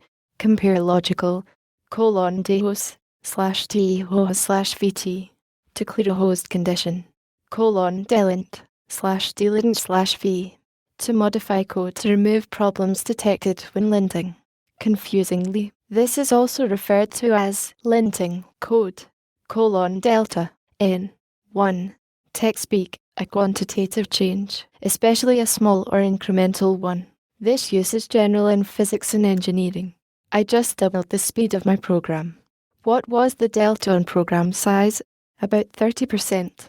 He doubled the speed of his program, but increased its size by only 30%. 2. Unix, a diff, especially a diff stored under the set of version control tools called SCCS, Source Code Control System, or RCS, Revision Control System. 3. N, a small quantity, but not as small as epsilon. The jargon usage of delta and epsilon stems from the traditional use of these letters in mathematics for very small numerical quantities, particularly in epsilon-delta proofs in limit theory, as in the differential calculus. The term delta is often used, once epsilon has been mentioned, to mean a quantity that is slightly bigger than epsilon but still very small. The cost isn't epsilon, but it's delta, means that the cost isn't totally negligible, but it is nevertheless very small. Common constructions include within delta of, within epsilon of, that is, close to and even closer to. Demented. Edge. Yet another term of disgust used to describe a program. The connotation in this case is that the program works as designed, but the design is bad. Said, for example, of a program that generates large numbers of meaningless error messages, implying that it is on the brink of imminent collapse. Compare wonky, bozotic.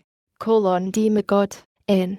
A hacker with years of experience, a national reputation, and a major role in the development of at least one design, tool, or game used by or known to more than half of the hacker community.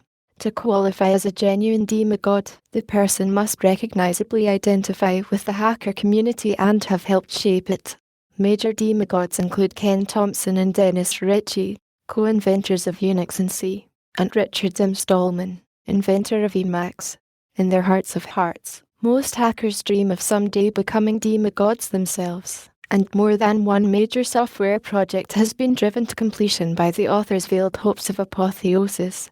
See also net.god, treehacker, demo, short for demonstration. 1.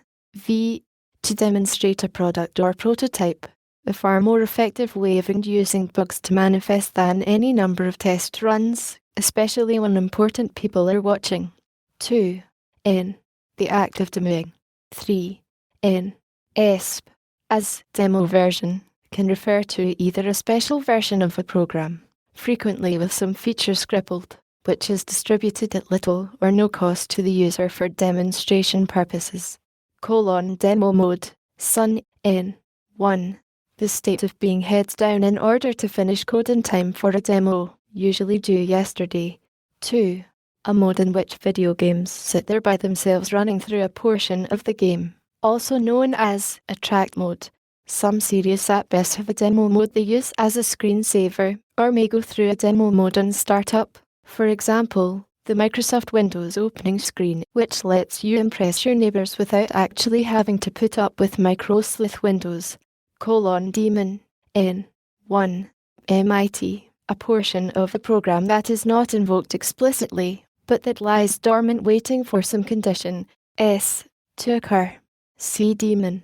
The distinction is that daemons are usually processes within a program, while daemons are usually programs running on an operating system. Daemons are particularly common in AI programs. For example, a knowledge manipulation program might implement inference rules as daemons. Whenever a new piece of knowledge was added, various daemons would activate, which daemons depends on the particular piece of data, and would create additional pieces of knowledge by applying their respective inference rules to the original piece. These new pieces could in turn activate more daemons as the inference is filtered down through chains of logic. Meanwhile, the main program could continue with whatever its primary task was. 2. Outside MIT, often used equivalently to daemon, especially in the Unix world, where the latter spelling and pronunciation is considered mildly archaic. Depedited, /deped asterisk, tate / by, faulty. Analogy with decapitate, VT. Humorously, to cut off the feet of. When one is using some computer-aided typesetting tools, careless placement of text blocks within a page or above a rule can result in chopped-off letter descenders. Such letters are said to have been depeditated, deprecated, said of a program or feature that is considered obsolescent and in the process of being phased out, usually in favor of a specified replacement. Deprecated features can, unfortunately, linger on for many years. This term appears with distressing frequency in standard documents when the committees which write them decide that a sufficient number of users have written code which depends on specific features which are out of favor. Deserves to lose. Said of someone who willfully does the wrong thing. Humorously, if one uses a feature known to be marginal, what is meant is that one deserves the consequences of one's losing actions. Boy, anyone who tries to use MS-DOS deserves to lose. Its fans used to say this of Unix. Many still do. See also screw, chomp, backbiter. Desk check. N.v. To grovel over hard copy of source code, mentally simulating the control flow. A method of catching bugs. No longer common practice in this age of on-screen editing, fast compiles, and sophisticated debuggers, though some maintain stoutly that it ought to be. Compare eyeball search, diff, grep, Audiobook, n. The design and implementation of the 4.3 BSD UNIX operating system by Samuel J. Leffler, Marshall Kirk McCusick, Michael J. Carrolls, and John S. Quarterman, Addison Wesley Publishers, 1989. The standard reference book on the internals of BSD UNIX. So called because the cover has a picture depicting a little devil, a visual play on demon, in sneakers, holding a pitchfork, referring to one of the characteristic features of UNIX, the fork. 2. System call, devo/org. In-house jargon its symbolics, n. A person in the development group. See also Doco and Mango. Diskless workstation, n. Extremely pejorative acronym for diskless workstation, a class of botches including the Sunday 3rd/50 and other machines designed exclusively to network with an expensive central disk server. These combine all the disadvantages of time sharing with all the disadvantages of distributed personal computers. Typically, they cannot even boot themselves without help, in the form of some kind of breath of life packet, from the server. Dictionary Flame, Usenet, n. An attempt to sidetrack a debate away from issues by insisting on meanings for key terms that presuppose a desired conclusion or smuggle in an implicit premise. A common tactic of people who prefer argument over definitions to disputes about reality. Diddle, 1. VT. To work with or modify in a not particularly serious manner. I diddled a copy of Advent so it didn't double space all the time. Let's diddle this piece of code and see if the problem goes away. See tweak and twiddle. 2. N. The action or result of diddling. See also tweak, twiddle, frob, die, v, sin, crash, and like crash, which is used primarily of hardware. This verb is used of both hardware and software. See also go flatline, casters up mode, die horribly, v, the software equivalent of crash and burn, and the preferred emphatic form of die. The converter choked on an FF in its input and died horribly. diff/n. 1. A change listing, especially giving differences between, and additions to, source code or documents. The term is often used in the plural diffs. Send me your diffs for the jargon file. Compare diff. 2. Specifically, such a listing produced by the diff1 command esp when used as specification input to the patch1 utility, which can actually perform the modifications. See patch. This is a common method of distributing patches and source updates in the UNIX/C world. See also diff mod digit n. An employee of Digital Equipment Corporation.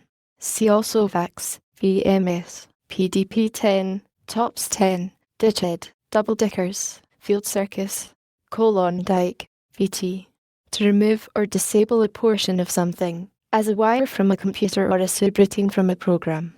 The standard slogan is, when in doubt, dike it out. The implication is that it is usually more effective to attack software problems by reducing complexity than by increasing it. The word dikes is widely used among mechanics and engineers to mean diagonal cutters, ESP, a heavy-duty metal cutting device, but may also refer to a kind of wire cutters used by electronics techs. To dike something out means to use such cutters to remove something. Indeed, the TMRC dictionary defined dike as to attack with dikes. Among hackers, this term has been metaphorically extended to informational objects such as sections of code. Ding. N.comivi. 1. Synonym for FEEP. Usage. Rare among hackers, but commoner in the real world. 2. Dinged. What happens when someone in authority gives you a minor bitching about something? ESP. Something trivial. I was dinged for having a messy desk. Dink/dink/n. Said of a machine that has the bitty box nature. A machine too small to be worth bothering with. Sometimes the system you're currently forced to work on.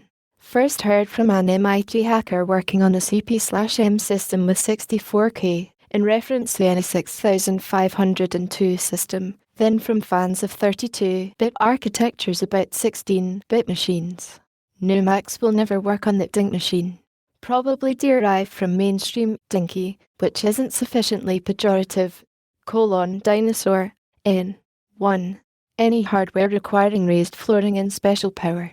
Used especially of old minis and mainframes, in contrast with newer microprocessor-based machines. In a famous quote from the 1988 Unix Expo, Bill Joy compared the mainframe and the massive IBM display with a grazing dinosaur, with a truck outside pumping its bodily fluids through it. IBM was not amused. Compare Big Iron. See also mainframe. 2. IBM. A very conservative user. A zipperhead. Dinosaur pen. N. A traditional mainframe computer room complete with raised flooring, special power, its own ultra-heavy-duty air conditioning, and a side order of halon fire extinguishers. CBOA. Dinosaurs mating. N. Said to occur when yet another big iron merger or buyout occurs, reflects a perception by hackers that these signal another stage in the long, slow dying of the mainframe industry. In its glory days of the 1960s, it was IBM and the Seven Dwarfs, Burroughs, Control Data, General Electric, Honeywell, NCR, RCA, and Univac. RCA&G sold out early, and it was IBM and the bunch. Burroughs, Univac, NCR, Control Data, and Honeywell, for a while. Honeywell was bought out by Bull. Burroughs merged with Univac to form Unisys. In 1984, this was when the phrase dinosaurs mating was coined, and as this is written, early 1991, AT&T is attempting to recover from a disastrously bad first 6 years in the hardware industry by absorbing NCR. More such earth-shaking unions of doomed giants seem inevitable. Dirtball. Xerox PARC. N. A small, perhaps struggling outsider, not in the major or even the minor leagues. For example, Xerox is not a dirtball company. Outsiders often observe in the PARC culture an institutional arrogance which usage of this term exemplifies. The brilliance and scope of PARC's contributions to computer science have been such that this superior attitude is not much resented. Dirty power. N. Electrical mains voltage that is unfriendly to the delicate innards of computers. Spikes, dropouts, average voltage significantly higher or lower than nominal, or just plain noise can all cause problems of varying subtlety and severity. These are collectively known as power hit S. Disclaimer. N. Usenet. N. Statement ritually appended to many Usenet postings, sometimes automatically, by the posting software, reiterating the fact, which should be obvious, but is easily forgotten, that the article reflects its author's opinions and not necessarily those of the organization running the machine through which the article entered the network. Discordianism / Discordi *N-ism / N. The veneration of Eris, a.k.a. Discordia, widely popular among hackers. Discordianism was popularized by Robert Shea and Robert Anton Wilson's Illuminatus trilogy as a sort of self-subverting Dadaism for Westerners. It should on no account be taken seriously but is far more serious than most jokes. Consider, for example, the fifth commandment of the Pentateuch, from Principia Discordia. A Discordian is prohibited of believing what he reads. Discordianism is usually connected with an elaborate conspiracy theory / joke involving millennia-long warfare between the anarcho-surrealist partisans of Eris and a malevolent, authoritarian secret society called the Illuminati. See religion under Appendix B, Church of the Subgenius, and only serious. Disc farm. N. Also laundromat. A large room or rooms filled with disk drives. ESP. Washing machine S. Display hack. N. A program with the same approximate purpose as a kaleidoscope, to make pretty pictures. Famous display hacks include munching squares, smoking clover, the BSDUNIX, RAIN, 6, program, worms, 6, on miscellaneous Unix, and the Xcalade, 1, program.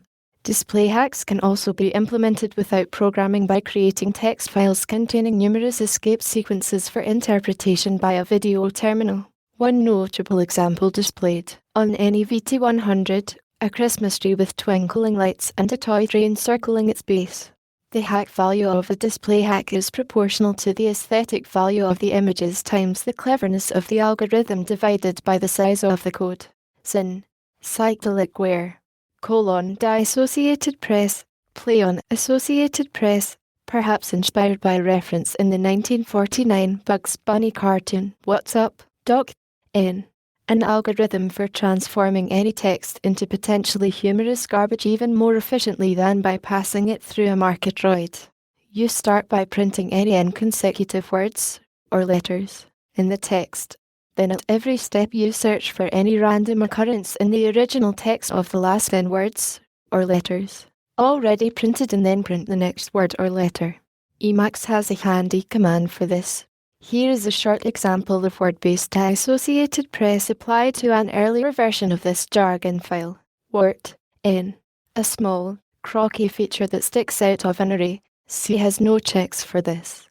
This is relatively benign and easy to spot if the phrase is bent so as to be not worth paying attention to the medium in question. Here is a short example of letter-based dissociated press applied to the same source. Windows SYWIG, n. A bit was named /beat*/ prefer to use the other guy's re, especially in every cast a chuckle on night out. Getting into useful informash speech makes removing a featuring a move or usage actual abstraction considered interge. Indeed spectates logic or problem. A hackish idle pastime is to apply letter-based dissociated press to a random body of text and grep the output in hopes of finding an interesting new word. In the preceding example, Windows SYWIG and Informash show some promise. Iterated applications of dissociated press usually yield better results. Similar techniques called travesty generators have been employed with considerable satirical effect to the utterances of Usenet flamers. See sudo. Distribution, n. 1. A software source tree package for distribution, but seek 2. A vague term encompassing mailing lists and Usenet newsgroups, but not BBS for any topic-oriented message channel with multiple recipients. 3. An information space domain, usually loosely correlated with geography, to which propagation of a Usenet message is restricted, a much underutilized feature. Do protocol. From network protocol programming, VI. To perform an interaction with somebody or something that follows a clearly defined procedure. For example, let's do protocol with the check at a restaurant means to ask for the check, calculate the tip and everybody's share, collect money from everybody, generate changes necessary, and pay the bill. See protocol. doc/n. Common spoken and written shorthand for documentation. Often used in the plural docs and in the construction doc file. Documentation available online. doco/doco/org. In-house jargon its symbolics, n. A documentation writer. See also Devo and Mango. Documentation, n. The multiple kilograms of macerated, pounded, steamed, bleached, and pressed trees that accompany most modern software or hardware products. See also tree killer. Hackers seldom read paper documentation and, 2. Often resist writing it. They prefer theirs to be terse and online. A common comment on this is, you can't grep dead trees. See drill-proof paper, verbiage. Dodgy, sin, with flaky. Preferred outside the US dog cow/dog cow/n. See moof. Dog wash/dog wash/ from equip in the urgency field of a very optional software change request, 1982. It was something like, urgency, wash your dog first. 1. N. A project of minimal priority, undertaken as an escape from more serious work. 2. V. To engage in such a project, many games and much freeware get written this way. Domainist/domainist/edge. 1. Set of an internet address, as opposed to a bank path, because the part to the right of the @ specifies a nested series of domains. For example, eric@snark.thersis.com specifies the machine called snark and the subdomain called thersis within the top-level domain called com. See also Big Endian, Sense 2. 2. Set of a site, mailer, or routing program which knows how to handle domainist addresses. 3. Set of a person, ESP, a site admin, who prefers domain addressing, supports the domainist mailer, or proselytizes for domainist addressing and disdains bang paths. This is now, 1991, semi-obsolete, as most sites have converted. Don't do that, then. From an old doctor's office joke about a patient with a trivial complaint. Stock response to a user complaint. When I type Ctrl+S, the whole system comes to a halt for 30 seconds. Don't do that, then. Or, so don't do that. Compare RTFM. Dongle/n. 1.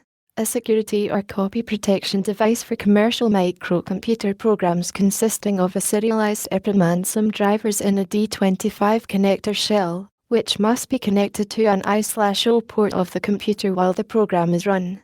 Programs that use the dongle query the port at startup and at programmed intervals thereafter, and terminate if it does not respond with the dongle's programmed validation code. Thus, users can make as many copies of the program as they want but must pay for each dongle. The idea was clever, but it was initially a failure, as users disliked tying up a serial port this way. Most dongles on the market today, 1991, will pass data through the port and monitor for magic codes, and combinations of status lines, with minimal if any interference with devices further down the line. This innovation was necessary to allow daisy-chain dongles for multiple pieces of software. The devices are still not widely used, as the industry has moved away from copy protection schemes in general. 2. By extension, any physical electronic key or transferable ID required for a program to function. See dongle disk.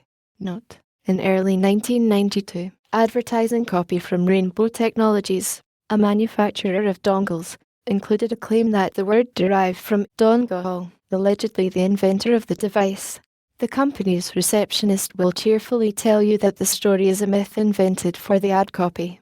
Nevertheless, I expect it to haunt my life as a lexicographer for at least the next 10 years. Dongle disk/dongle disk/n. See dongle.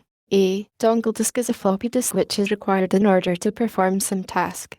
Some contain special coding that allows an application to identify it uniquely. Others ** special code that does something that normally resident programs don't or can't. For example, AT&T's Unix PC would only come up in root mode with a special boot disk, also called a key disk, donuts, .obs, a collective noun for any set of memory bits. This is extremely archaic and may no longer be lived jargon. It dates from the days of ferrite core memories in which each bit was implemented by a donut-shaped magnetic flip-flop, doorstop, n, used to describe equipment that is non-functional and halfway expected to remain so, especially obsolete equipment kept around for political reasons or ostensibly as a backup. When we get an otherwise 50 in here, that ADM3 will turn into a doorstop. Compare boat anchor, .file, Unix, n, a file which is not visible by default to normal directory browsing tools, on Unix, files named with the leading .r, by convention, not normally presented in directory listings. Many programs define one or more .files in which startup or configuration information may be optionally recorded. A user can customize the program's behavior by creating the appropriate file in the current or home directory. Therefore, .files tend to creep, with every non-trivial application program defining at least one. A user's home directory can be filled with scores of .files, of course without the users really being aware of it. See also RC file, $:bucky, @, using both the CTRL and META keys. The command to burn all LEDs is $buckyf. This term originated on the Stanford Extended ASCII keyboard, and was later taken up by users of the Space Cadet keyboard at MIT.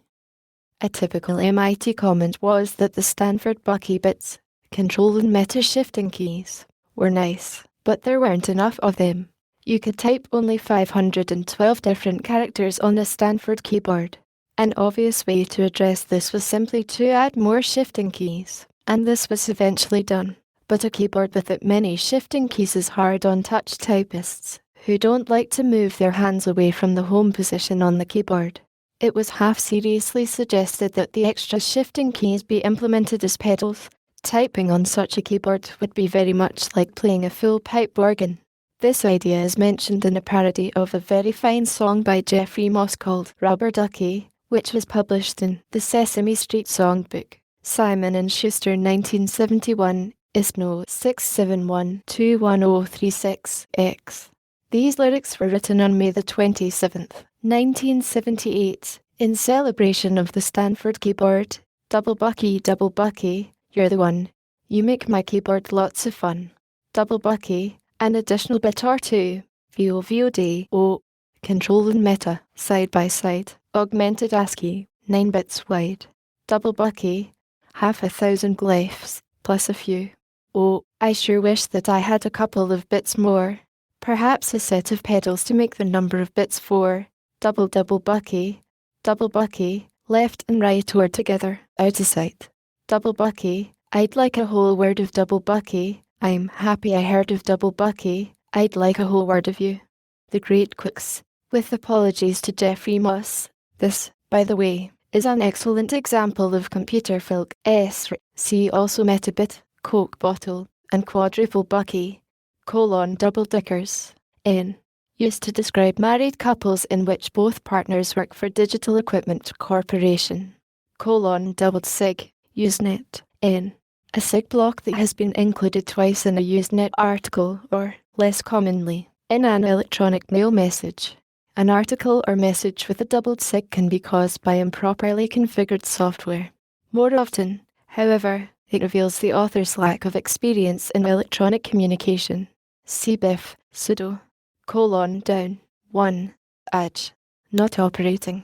The up escalator is down is considered a humorous thing to say, and the elevator is down always means the elevator isn't working and never refers to what floor the elevator is on. With respect to computers, this usage has passed into the mainstream.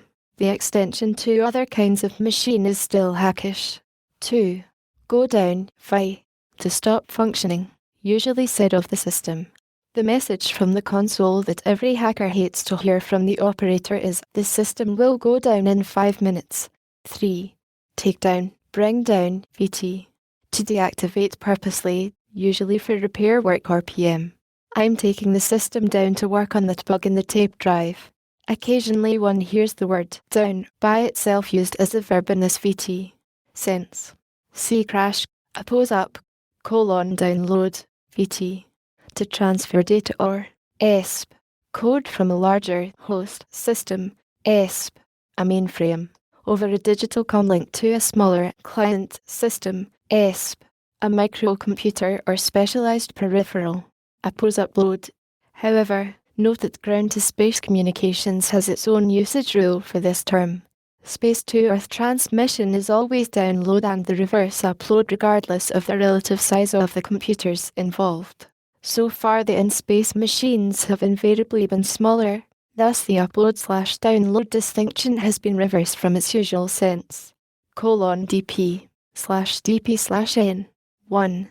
Data processing. Listed here because, according to hackers, use of the term marks one immediately as a suit. CPR. 2. Common abbrev for Associated Press. DPB/D*pib/ from the PDP-10 instruction set, VT. To plop something down in the middle. Usage. Silly. DPB yourself into that couch there. The connotation would be that the couch is full except for one slot just big enough for you to sit in. DPB means deposit byte, and was the name of a PDP-10 instruction that inserts some bits into the middle of some other bits. This usage has been kept alive by the common Lisp function of the same name, :per/dp/n. Data processor. Hackers are absolutely amazed that suits use this term self-referentially. Computers process data, not people. CDP, Dragon, N, MIT, a program similar to a daemon, except that it is not invoked at all, but is instead used by the system to perform various secondary tasks. A typical example would be an accounting program, which keeps track of who is logged in, accumulates load average statistics, etc. Under ITS, many terminals displayed a list of people logged in, where they were, what they were running, etc., along with some random picture, such as a unicorn, Snoopy, or the Enterprise, which was generated by the name Jargon. Usage. Rare outside MIT. Under UNIX and most other OSs this would be called a background daemon or daemon. The best known UNIX example of a dragon is cron. 1. At SAIL, they called this sort of thing a phantom. Dragon book. N. The classic text compilers, principles, techniques and tools by Alfred Vierho, Ravi Sethi, and Jeffrey D. Ullman. Adson. Wesley 1986.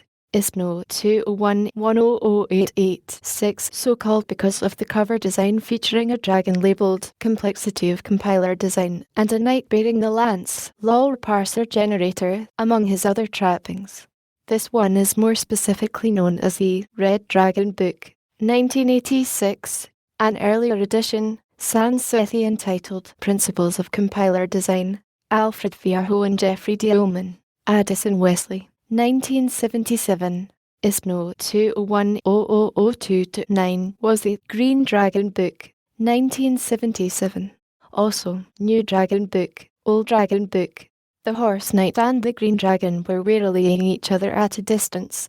Now the knight is typing, wearing gauntlets, at a terminal showing a video game representation of the red dragon's head while the rest of the beast extends back in normal space. See also book titles. Drain, IBM, V, Sin, for flush, sense 2, has a connotation of finality about it. One speaks of draining a device before taking it offline. Dread high-bit disease, N, a condition endemic to prime, a.k.a. PR1 many computers that results in all the characters having their high, 0x80, bit on rather than off. This of course makes transporting files to other systems much more difficult, not to mention talking to true 8-bit devices. Folklore had it that Prime adopted the reverse 8-bit convention in order to save 25 cents per serial line per machine. Prime old-timers, on the other hand, claim they inherited the disease from Honeywell via customer NASA's compatibility requirements and struggled manfully to cure it. Whoever was responsible. This probably qualifies as one of the most cretinous design trade-offs ever made. See Metabit. A few other machines have exhibited similar brain damage. Drecknet, /Drecknet/ from Yiddish/German, Dreck, meaning dirt, N. Deliberate distortion of DECnet, a networking protocol used in the VMS community. So called because DEC helped write the Ethernet specification and then, either stupidly or as a malignant customer control tactic, violated that spec in the design of Drecknet in a way that made it incompatible. See also connector conspiracy. Driver, N. 1. The main loop of an event processing program. The code that gets commands and dispatches them for execution. 2. TechSpeak, in device driver, code designed to handle a particular peripheral device such as a magnetic disk or tape unit. 3. In the text world and the computerized typesetting world in general, driver also means a program that translates some device-independent or other common format to something a real device can actually understand. Droid, N.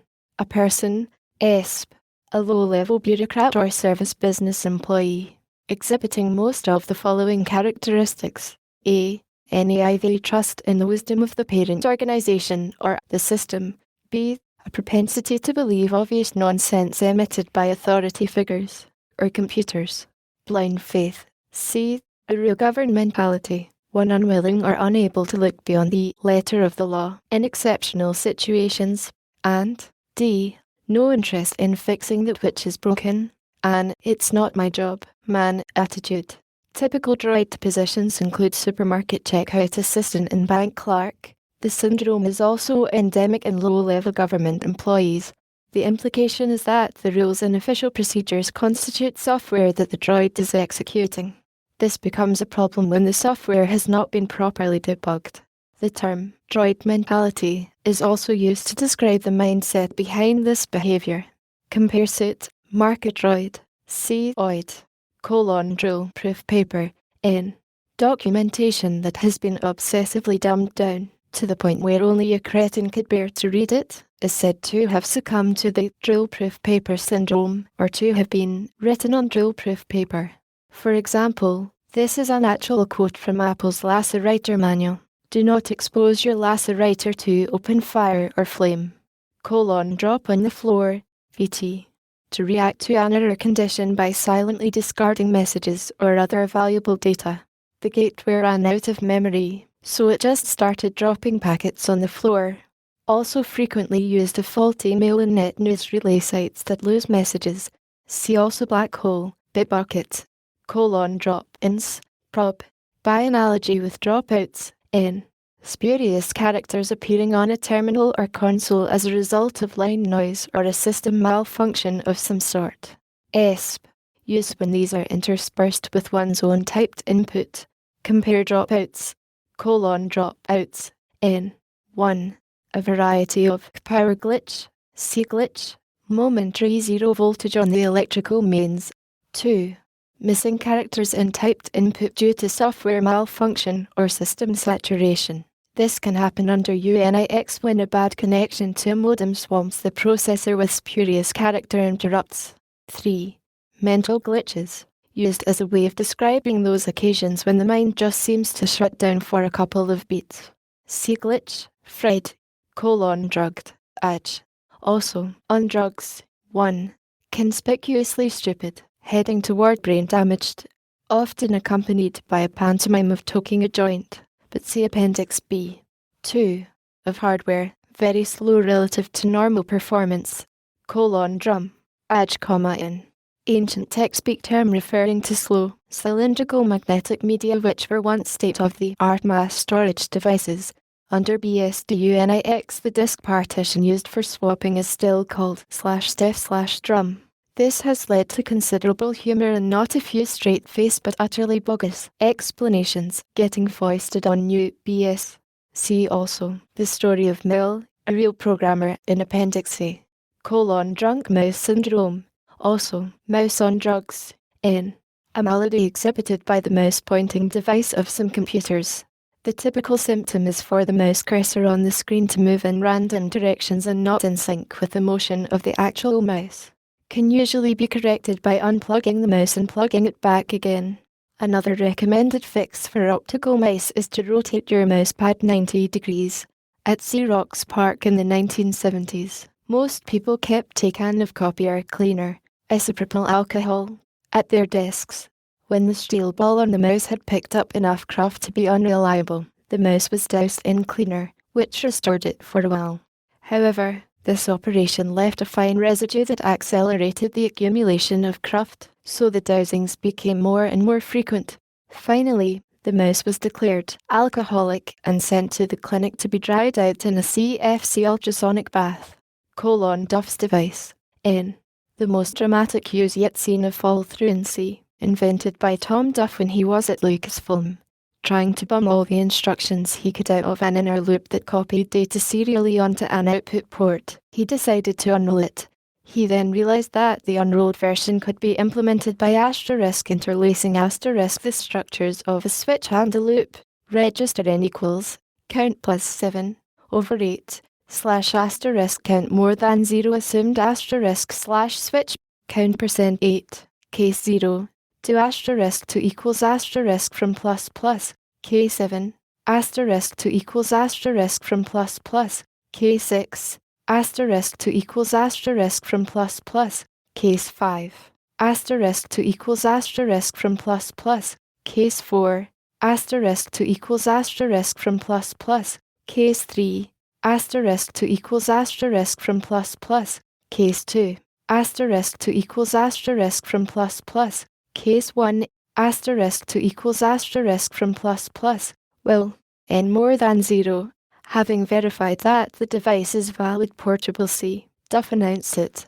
C's default fall-through in case statements has long been its most controversial single feature. Duff observed that this code forms some sort of argument in the debate, but I'm not sure whether it's for or against. Dumb terminal, N. A terminal which is one step above a glass die, having a minimally addressable cursor but no on-screen editing or other features which are claimed by a smart terminal. Once upon a time, when glass discs were common and addressable cursors were something special, what is now called a dumb terminal could pass for a smart terminal. Dumbass attack, /doom is asterisk attack, Purdue, N. Notional cause of a novice is mistake made by the experienced, especially one made while running as root under Unix, e.g. typing RM or asterisk or MKFS on a mounted file system. Compare Adger, dumbed down, Adge, simplified, with a strong connotation of asterisk over asterisk simplified. Often, a marketdroid will insist that the interfaces and documentation of software be dumbed down after the designer has burned until gallons of midnight oil, making it smart. This creates friction. See user-friendly. Dump. N. 1. An undigested and voluminous mass of information about a problem or the state of a system, especially one routed to the slowest available output device. Compare core dump. And most especially one consisting of hex or octal runes describing the byte-by-byte state of memory, mass storage, or some file. In elder days, debugging was generally done by groveling over a dump. See grovel. Increasing use of high-level languages and interactive debuggers has made this uncommon, and the term dump now has a faintly archaic flavor. 2. A backup. This usage is typical only at large time-sharing installations. Dumpster diving, /dump, diving/n. 1. The practice of sifting reviews from an office or technical installation to extract confidential data, especially security-compromising information. Dumpster is an Americanism for what is elsewhere called a skip. Back in AT&T's monopoly days, before paper shredders became common office equipment, phone freaks, freaking, used to organize regular dumpster runs against phone company plants and offices. Discarded and damaged copies of AT&T internal manuals taught them much. The technique is still rumored to be a favorite of crackers operating against careless targets. 2. The practice of raiding the dumpsters behind buildings where producers and or consumers of high-tech equipment are located, with the expectation, usually justified, of finding discarded but still valuable equipment to be nursed back to health in some hacker's den. Experienced dumpster divers not infrequently accumulate basements full of mouldering, but still potentially useful, craft. Dump killer, /d. Y, oopkiller /fidonet, n. Software that is supposed to detect and delete duplicates of a message that may have reached the fidonet system via different routes. Dump loop, /d. Y, ooploop / also, duploop, fidonet, n. An incorrectly configured system or network gateway may propagate duplicate messages on one or more ECOS, with different identification information that renders dumpkiller ineffective. If such a duplicate message eventually reaches a system through which it has already passed, with the original identification information, all systems passed on the way back to that system are said to be involved in a dup loop. Dusty deck, n. Old software, especially applications, which one is obliged to remain compatible with, or to maintain. The term implies that the software in question is a holdover from card punch days. Used ESP, when referring to old scientific and number crunching software, much of which was written in Fortran and very poorly documented but is believed to be too expensive to replace. See fossil. DWIM, /swim / acronym, do what I mean, 1. Adge. Able to guess, sometimes even correctly, the result intended when bogus input was provided. 2. N.comma-obs. The bnlisp/interlisp function that attempted to accomplish this feat by correcting many of the more common errors. See Harry. 3. Occasionally, an interjection hurled at a balky computer, ESP, when one senses one might be tripping over legalisms. See legalese. Warren Titleman originally wrote DWIM to fix his typos and spelling errors, so it was somewhat idiosyncratic to his style, and would often make hash of anyone else's typos if they were stylistically different. This led a number of victims of DWIM to claim the acronym stood for Damn Warren's Infernal Machine. In one notorious incident, Warren added a DWIM feature to the command interpreter used at Xerox PARC. One day another hacker there typed delete $$ to free up some disk space. The editor there named backup files by appending $$ to the original file name. So he was trying to delete any backup files left over from old editing sessions. It happened that there weren't any editor backup files, so DWIM helpfully reported $$ not found, assuming you meant delete **. It then started to delete all the files on the disk. The hacker managed to stop it with a Vulcan nerve pinch after only a half dozen or so files were lost. The hacker later said he had been sorely tempted to go to Warren's office, tie Warren down in his chair in front of his workstation, and then type delete *$ twice. DWIM is often suggested in jest as a desired feature for a complex program. It is also occasionally described as the single instruction the ideal computer would have. Back when proofs of program correctness were in vogue, there were also jokes about DWIM, do what I mean, correctly. A related term, more often seen as a verb, is DTRT, do the right thing, see right thing, dinner, /dinner/32 bits, by analogy with nibble and bite. Usage, rare and extremely silly. See also plilt, taste, grum, equals earthquake, IBM, N. The ultimate real-world shock test for computer hardware. Hackish sources at IBM deny the rumor that the Bay Area quake of 1989 was initiated by the company to test quality assurance procedures at its California plants. Easter egg, from the custom of the Easter egg hunt observed in the US and many parts of Europe, N. 1. A message hidden in the object code of a program as a joke, intended to be found by persons disassembling or browsing the code. 2. A message, graphic, or sound effect emitted by a program, or, on a %, the BIOS ROM, in response to some undocumented set of commands or keystrokes, intended as a joke or to display program credits. One well-known early Easter egg found in a couple of O's caused them to respond to the command, make love, with not war. Many personal computers have much more elaborate X hidden in ROM, including lists of the developers' names, political exhortations, snatches of music, and, in one case, graphics images of the entire development team. Easter egging, IBM, N. The act of replacing unrelated parts more or less at random in hopes that a malfunction will go away. Hackers consider this the normal operating mode of field circus techs and do not love them for it. Compare shotgun debugging. Eat flaming death. IMP. A construction popularized among hackers by the infamous CPU Wars comic, supposed to derive from a famously turgid Leninova-era anti-Nazi propaganda comic that ran, "Eat flaming death, non-Aryan mongrels," or something of the sort. However, it is also reported that the Firesign Theatre's 1975 album In the Next World, You're on Your Own, included the phrase, "Eat flaming death, fascist media pigs." This may have been an influence, used in humorously overblown expressions of hostility. Eat flaming death, iptic users. iptic, /ips asterisk dick /ipsy dick or /ipc dick / abbreviation, extended binary coded decimal interchange code, N. An alleged character set used on IBM Dinosaur S.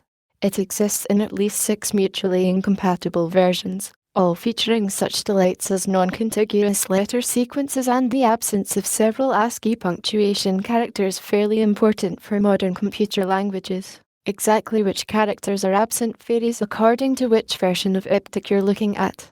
IBM adapted iptic from punch card code in the early 1960s and promulgated it as a customer control tactic. See connector conspiracy, spurning the already established ASCII standard.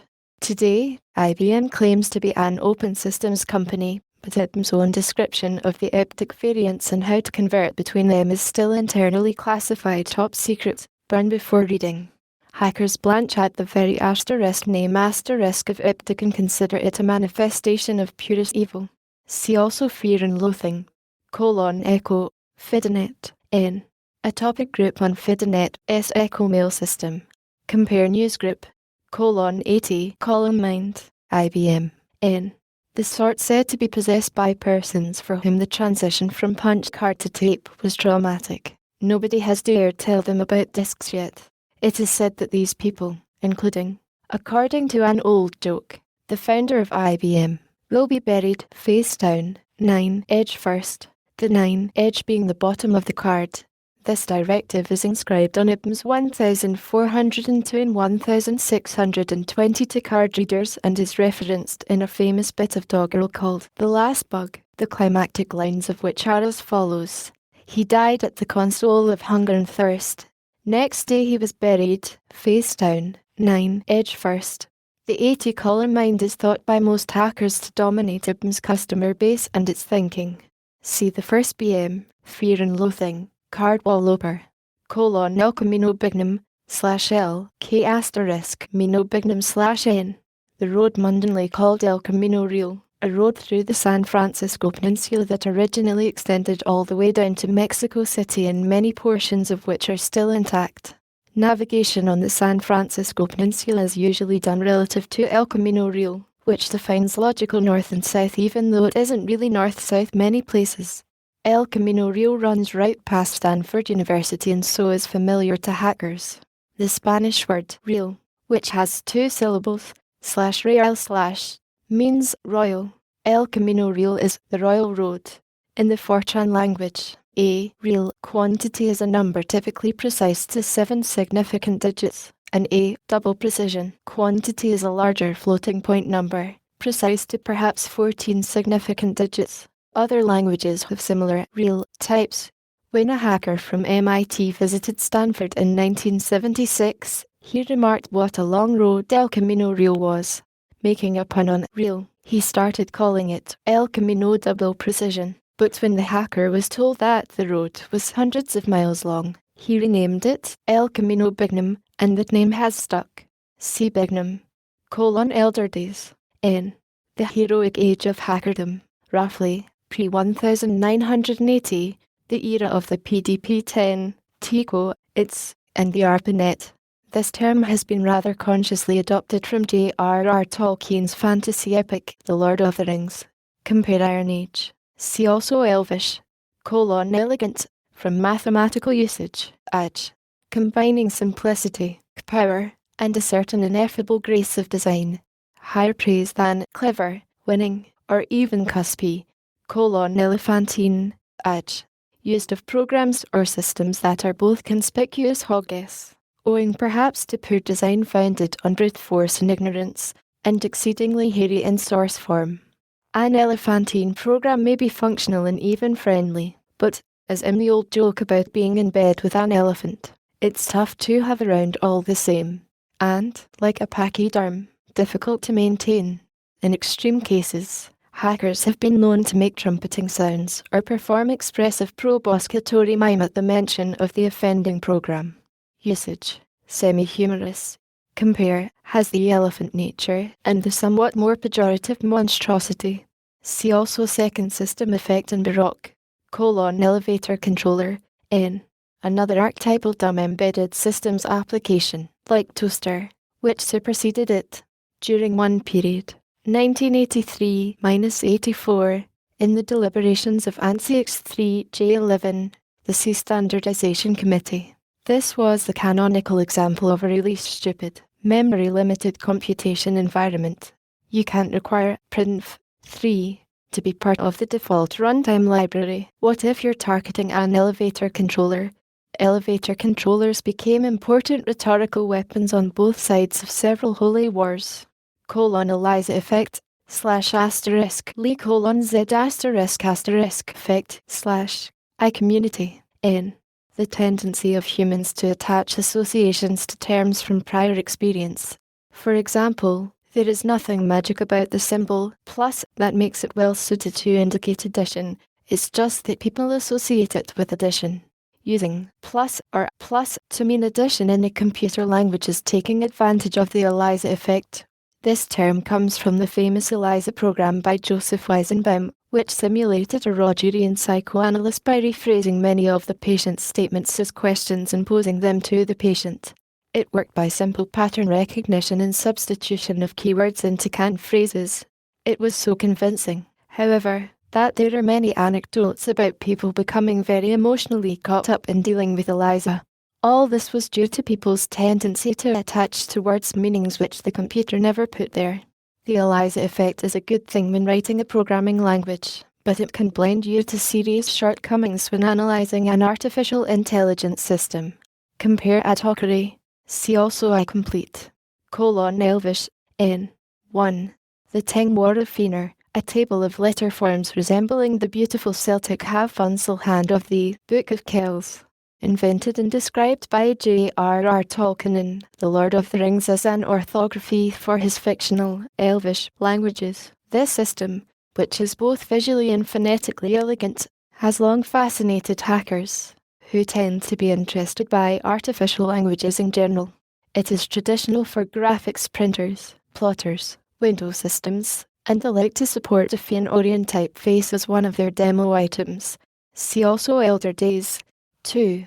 By extension, any odd or unreadable typeface produced by a graphics device. 3.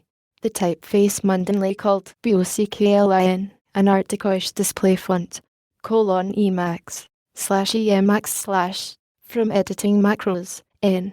The NA Plus Ultra of hacker editors, a programmable text editor with an entire Lisp system inside it. It was originally written by Richard Stallman in TQuandrits at the MIT AI Lab. AI Memo 554 described it as an advanced, self-documenting, customizable, extensible real-time display editor. It has since been re-implemented any number of times by various hackers, and versions exist which run under most major operating systems. Perhaps the most widely used version, also written by Stallman and now called Emacs or Numax, runs principally under UNIX. It includes facilities to run compilations of processes and send and receive mail. Many hackers spend up to 80% of their job time inside it. Other variants include GOSMax, KEMax, UnitPress Emacs, Montgomery Emacs, Jove, Epsilon, and Micromax. Some Emacs versions running under window managers iconify as an overflowing kitchen sink, perhaps to suggest the one feature the editor does not yet include. Indeed, some hackers find Emacs too heavyweight and baroque for their taste, and expand the name as Escape Meta Alt Control Shift to spoof its heavy reliance on keystrokes decorated with buckybits. Other spoof expansions include 8 megabytes and constantly swapping, eventually, malloc, all computer storage, and Emacs makes a computer slow. See recursive acronym. See also email /email/1 n. Electronic mail automatically passed through computer networks and or via modems over common carrier lines. Contrast snail mail, papernet, voicenet. See network address. 2. VT. To send electronic mail. Oddly enough, the word emailed is actually listed in the OED. It means embossed, with a raised pattern, or arranged in a network. A use from 1480 is given. The word is derived from French, émir, network, emoticon, /emoticon/n, an ASCII glyph used to indicate an emotional state in email or news. Although originally intended mostly as jokes, emoticons, or some other explicit humor indication, are virtually required under certain circumstances in high-volume text-only communication forums such as Usenet. The lack of verbal and visual cues can otherwise cause what were intended to be humorous, sarcastic, ironic, or otherwise non-100% serious comments to be badly misinterpreted, not always even by newbies, resulting in arguments and flame wars. Hundreds of emoticons have been proposed, but only a few are in common use. These include smile, smiley face, for humor, laughter, friendliness, occasionally sarcasm. Sad, frowny face, for sadness, anger, or upset. Wink, half smiley, ha ha only serious, also known as semi-smiley or winky face. /red face. These may become more comprehensible if you tilt your head sideways, to the left. The first two listed are by far the most frequently encountered. Hyphenless forms of them are common on CompuServe, Genie, and BIX. See also Bixby. On Usenet, smiley is often used as a generic term synonymous with emoticon, as well as specifically for the happy face emoticon. It appears that the emoticon was invented by one Scott Fileman on the CMU board systems around 1980. He later wrote, "I wish I had saved the original post, or at least recorded the date for posterity, but I had no idea that I was starting something that would soon pollute all the world's communication channels." GLS confirms that he remembers this original posting. Note for the newbie, overuse of the smiley is a mark of loserhood. More than one per paragraph is a fairly sure sign that you've gone over the line. Empire. N. Any of a family of military simulations derived from a game written by Peter Langston many years ago. There are 5 or 6 multiplayer variants of varying degrees of sophistication, and one single-player version implemented for both UNIX and VMS. The latter is even available as MS-DOS freeware. All are notoriously addictive. Engine. N. 1. A piece of hardware that encapsulates some function but can't be used without some kind of front end. Today we have, especially, print engine, the guts of a laser printer. 2. An analogous piece of software, notionally, one that does a lot of noisy crunching, such as a database engine. The hackish senses of engine are actually close to its original, pre-industrial revolution sense of a skill, clever device, or instrument. The word is cognate to ingenuity. This sense had not been completely eclipsed by the modern connotation of power-transducing machinery in Charles Babbage's time, which explains why he named the stored program computer that he designed in 1844 the analytical engine. English. 1. N.obs. The source code for a program, which may be in any language, as opposed to the linkable or executable binary produced from it by a compiler. The idea behind the term is that to a real hacker, a program written in his favorite programming language is at least as readable as English. Usage. Used mostly by old-time hackers, though recognizable in context. 2. The official name of the database language used by the PIC operating system, actually a sort of crafty, brain-damaged SQL with delusions of grandeur. The name permits marketroids to say, yes, and you can program our computers in English. 2. Ignorance is without quite running afoul of the truth in advertising laws. Enhancement. N. Marketroid speak for a bug fix. This abusive language is a popular and time-tested way to turn incompetence into increased revenue. A hacker being ironic would instead call the fix a feature, or perhaps save some effort by declaring the bug itself to be a feature. Eng /enq/ or /enc/ from the ASCII mnemonic enquire for 0000101, an online convention for querying someone's availability. After opening a talk mode connection to someone apparently in heavy hack mode, one might type SYNCINENQ, the SYNs representing notional synchronization bytes, and expect a return of ACK or NAC depending on whether or not the person felt interruptible. Compare ping, finger, and the usage of foot listed under talk mode, EOF. /EOF/ abbreviation, end of file, N. 1. TextSpeak refers ESP to whatever out-of-band value is returned by these sequential character input functions, and their equivalents in other environments, when end of file has been reached. This value is -1 under C libraries post-dating v6 UNIX, but was originally 0. 2. Unix, the keyboard character, usually Ctrl-D, the ASCII end of transmission character, which is mapped by the terminal driver into an end-of-file condition. 3. Used by extension in non-computer contexts when a human is doing something that can be modeled as a sequential read and can't go further. Yeah, I looked for a list of 360 mnemonics to post as a joke, but I hit EOF pretty fast. All the library had was a JCL manual. See also EOL, EOL, /EOL/ end of line, N. Syn, for new line, derived perhaps from the original CDC 6600 Pascal. Now rare, but widely recognized and occasionally used for brevity. Used in the example entry under BNF, See also eof, EU/EOU/N, the mnemonic of a mythical ASCII control character, end of user, that could make an Astra 33 teletype explode on receipt.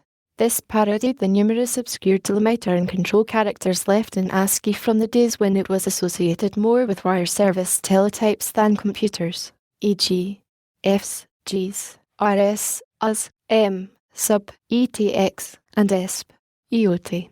It is worth remembering that Astra 33s were big, noisy mechanical beasts with a lot of clattering parts. The notion that one might explode was nowhere near as ridiculous as it might seem to someone sitting in front of a tube or flat screen today. Epoch, Unix, prob, from astronomical timekeeping, n. The time and date corresponding to 0 in an operating system's clock and timestamp values. Under most UNIX versions the epoch is 0 hours 0 minutes and 0 seconds GMT, January the 1st, 1970. Under VMS, it's 0 hours 0 minutes and 0 seconds GMT of November the 17th, 1858, base date of the U.S. Naval Observatory's ephemeroids. System time is measured in seconds or ticks past the epoch. Weird problems may ensue when the clock wraps around, see wraparound, which is not necessarily a rare event. On systems counting 10 ticks per second, a signed 32-bit count of ticks is good only for 6.8 years. The 1-tick per second clock of UNIX is good only until January the 18th, 2038, assuming at least some software continues to consider it signed and that word lengths don't increase by then. See also wall time, epsilon, C delta, 1, n, a small quantity of anything. The cost is epsilon. 2, age, very small, negligible, less than marginal. We can get this feature for epsilon cost. 3, within epsilon of, close enough to be indistinguishable for all practical purposes. This is even closer than being within delta of. That's not what I asked for, but it's within epsilon of what I wanted. Alternatively, it may mean not close enough, but very little is required to get it there. My program is within epsilon of working. Epsilon squared, n. A quantity even smaller than epsilon, as small in comparison to epsilon as epsilon is or something normal, completely negligible.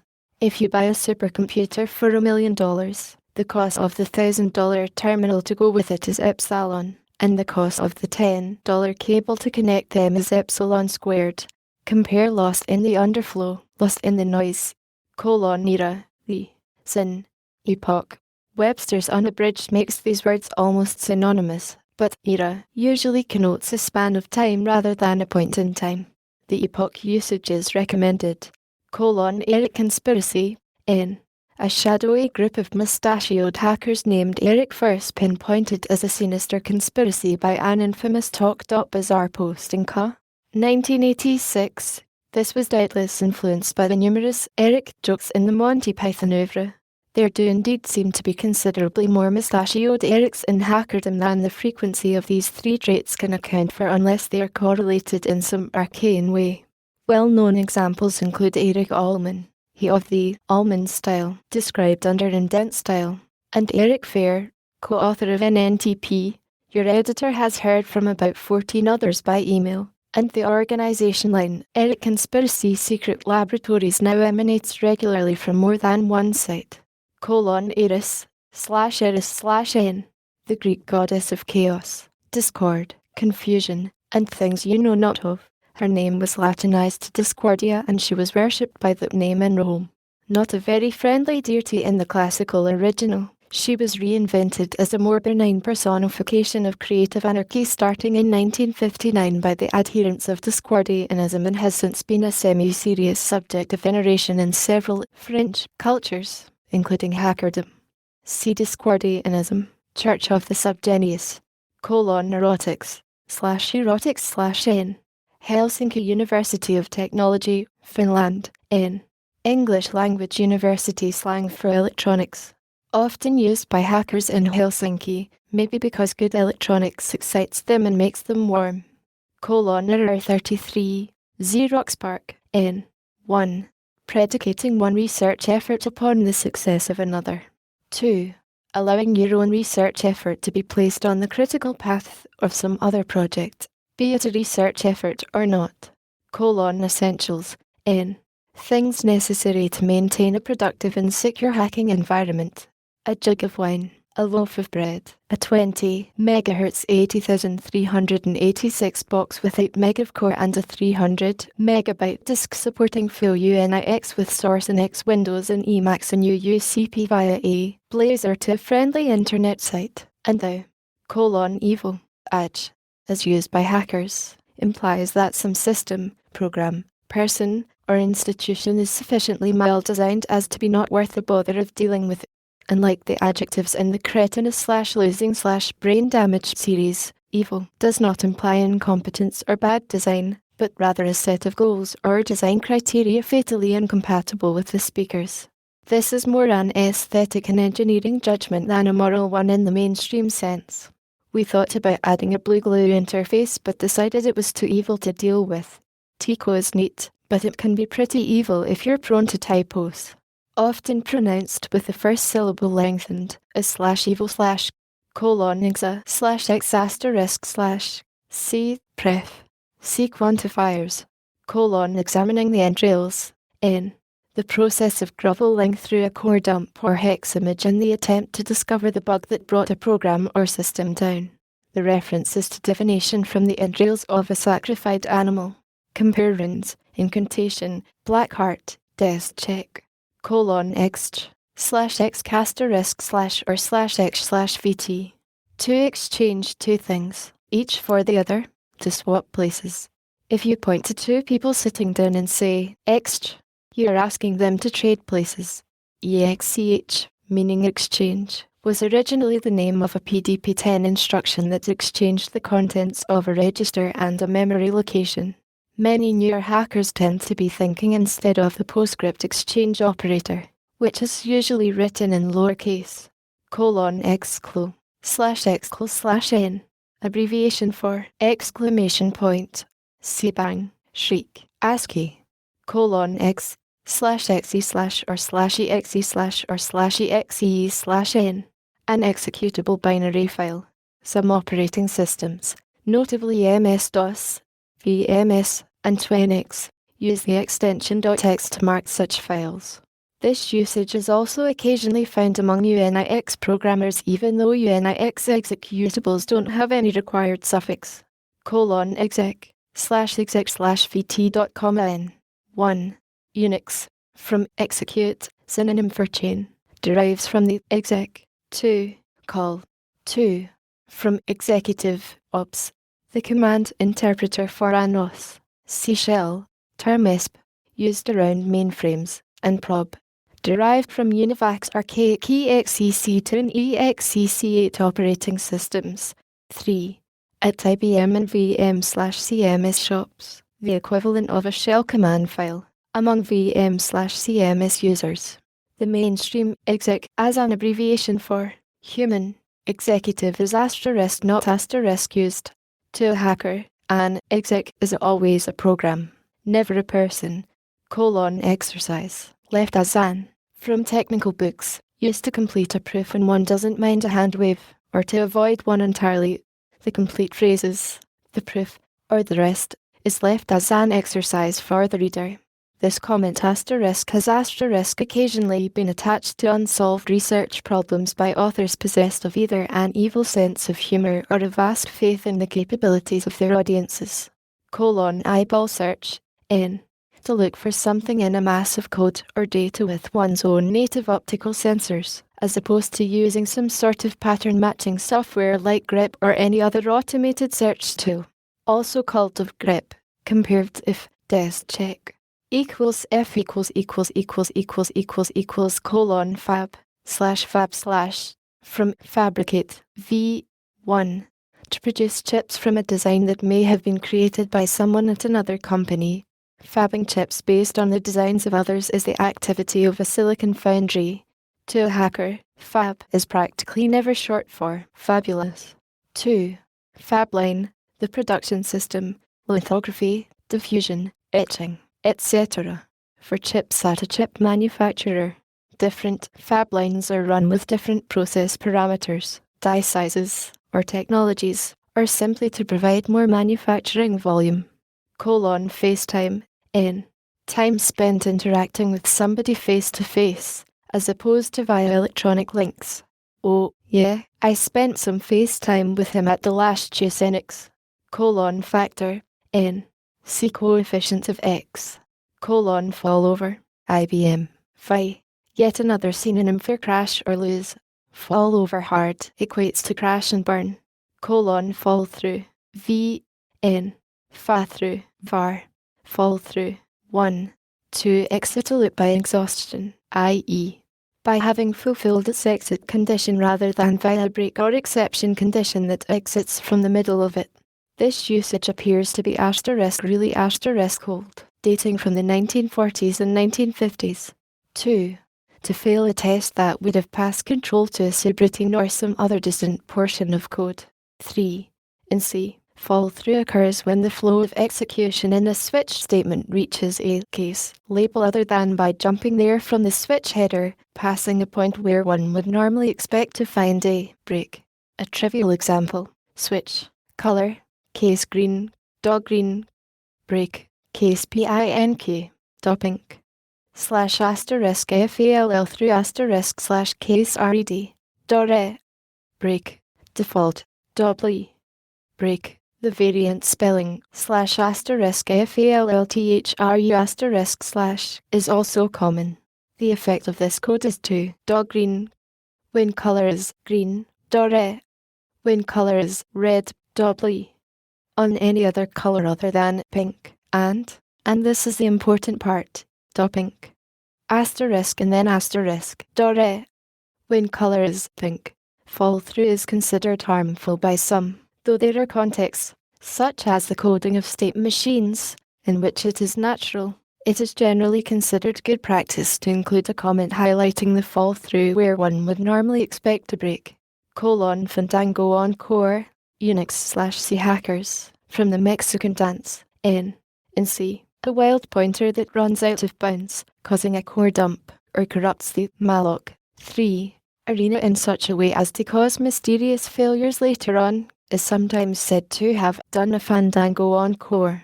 On low-end personal machines without an MMU, this can corrupt the OS itself, causing massive lossage.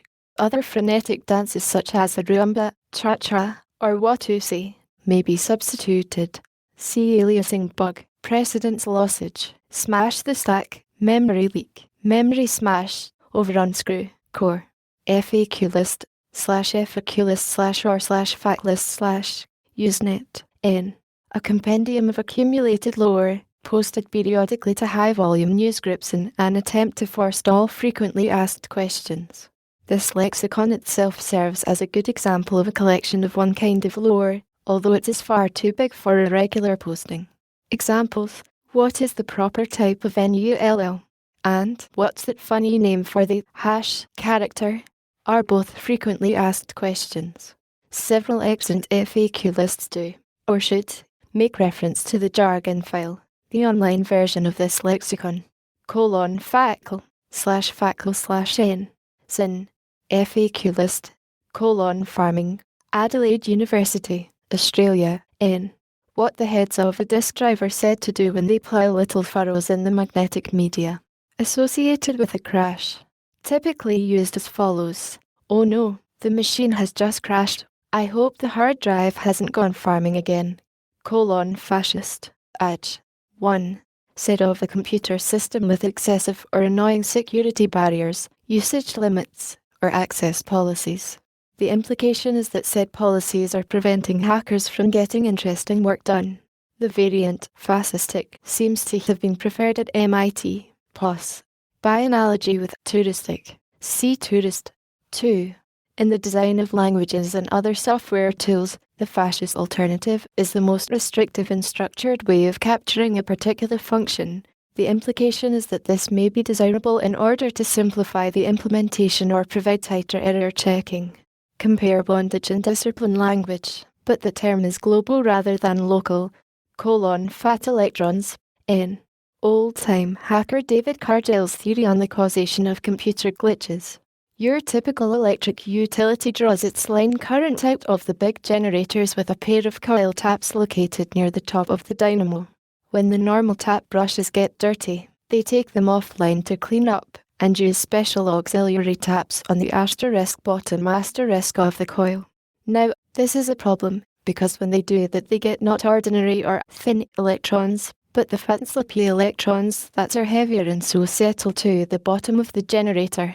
These flow down ordinary wires just fine, but when they have to turn a sharp corner, as in an integrated circuit via, they're apt to get stuck. This is what causes computer glitches. Fascinating. Obviously, fat electrons must gain mass by boson absorption, compare boson, magic smoke, faulty, non-functional, buggy. Same denotation as bleacherous, losing, q.phi. But the connotation is much milder. fdleak/n, a kind of programming bug analogous to a core leak, in which a program fails to close file descriptors, FDS, after file operations are completed, and thus eventually runs out of them. See leak, fear and loathing, from Hunter Thompson, N. A state inspired by the prospect of dealing with certain real-world systems and standards that are totally brain-damaged but ubiquitous, Intel 8086s, or COBOL, or EBTIC, or any IBM machine except the RIOS, a.k.a. The RS/6000, AC. They want PCs to be able to talk to the AI machine. Fear and loathing time, feature, N. 1. A good property or behavior, as of a program, whether it was intended or not as a material. 2. An intended property or behavior, as of a program, whether it is good or not as a material, but if bad, it is also a misfeature. 3. A surprising property or behavior, in particular, one that is purposely inconsistent because it works better that way. Such an inconsistency is therefore a feature and not a bug. This kind of feature is sometimes called a miswert. See that entry for a classic example. 4. A property or behavior that is gratuitous or unnecessary, though perhaps also impressive or cute. For example, one feature of Common Lisp's format function is the ability to print numbers into different Roman numeral formats. See bells, whistles, and gongs. 5. A property or behavior that was put in to help someone else but that happens to be in your way. 6. A bug that has been documented. To call something a feature sometimes means the author of the program did not consider the particular case, and that the program responded in a way that was unexpected but not strictly incorrect. The standard joke is that a bug can be turned into a feature simply by documenting it. Then theoretically no one can complain about it because it's in the manual, or even by simply declaring it to be good. That's not a bug, that's a feature, is a common catchphrase. See also feature, creeping featureism, wart, green lightning. The relationship among bugs, features, misfeatures, warts, and miswarts might be clarified by the following hypothetical exchange between two hackers on an airliner. A. This seat doesn't recline. B. That's not a bug, that's a feature. There is an emergency exit door built around the window behind you, and the route has to be kept clear. A. Oh. Then it's a misfeature. They should have increased the spacing between rows here. B. Yes. But if they'd increased spacing in only one section it would have been a wart. They would have had to make non-standard length ceiling panels to fit over the displaced seats. A miswart, actually. If they increased spacing throughout they'd lose several rows and a chunk out of the profit margin. So unequal spacing would actually be the right thing. B. Indeed. Undocumented feature is a common, allegedly humorous euphemism for a bug. Feature creature, plus. FR. Slang, creature feature, for a horror movie. N. 1. One who loves to add features to designs or programs, perhaps at the expense of coherence, cohesion, or taste. 2. Alternately, a semi-mythical being that induces otherwise rational programmers to perpetrate such crocs. See also creeping creaturism, creeping featureism, feature key, N. The Macintosh key with the cloverleaf graphic on its GitHub. sometimes referred to as flower, pretzel, clover, propeller, beanie, an apparent reference to the major feature of a propeller beanie, splat, or the command key, the Max equivalent of an IL key. The proliferation of terms for this creature may illustrate one subtle peril of iconic interfaces. Many people have been mystified by the cloverleaf-like symbol that appears on the feature key. Its oldest name is Cross of St. Hannes, but it occurs in pre-Christian Viking art as a decorative motif. Throughout Scandinavia today, the road agencies use it to mark sites of historical interest. Many of these are old churches. Hence, the Swedish idiom for the symbol is kyrka, cognate to English church, and Scots dialect kirk, but pronounced /shark * in modern Swedish.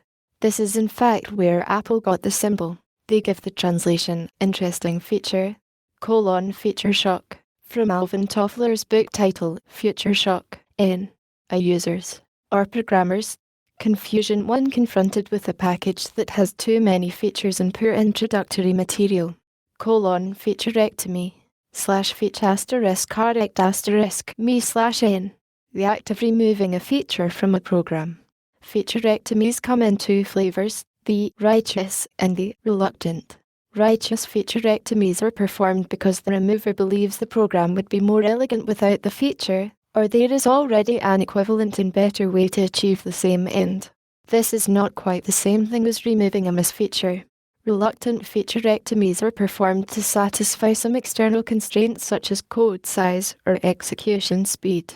Feep/feep/1 n, the soft electronic bell sound of a display terminal, except for a VT52, a beep. In fact, the microcomputer world seems to prefer beep. 2. Phi, to cause the display to make a feep sound. Astra 33S, the original TIS, do not feep. They have mechanical bells that ring. Alternate forms, beep, bleep, or just about anything suitably onomatopoeic. Jeff McNally, in his comic strip, Shoo, uses the word eep for sounds made by computer terminals and video games. This is perhaps the closest written approximation yet.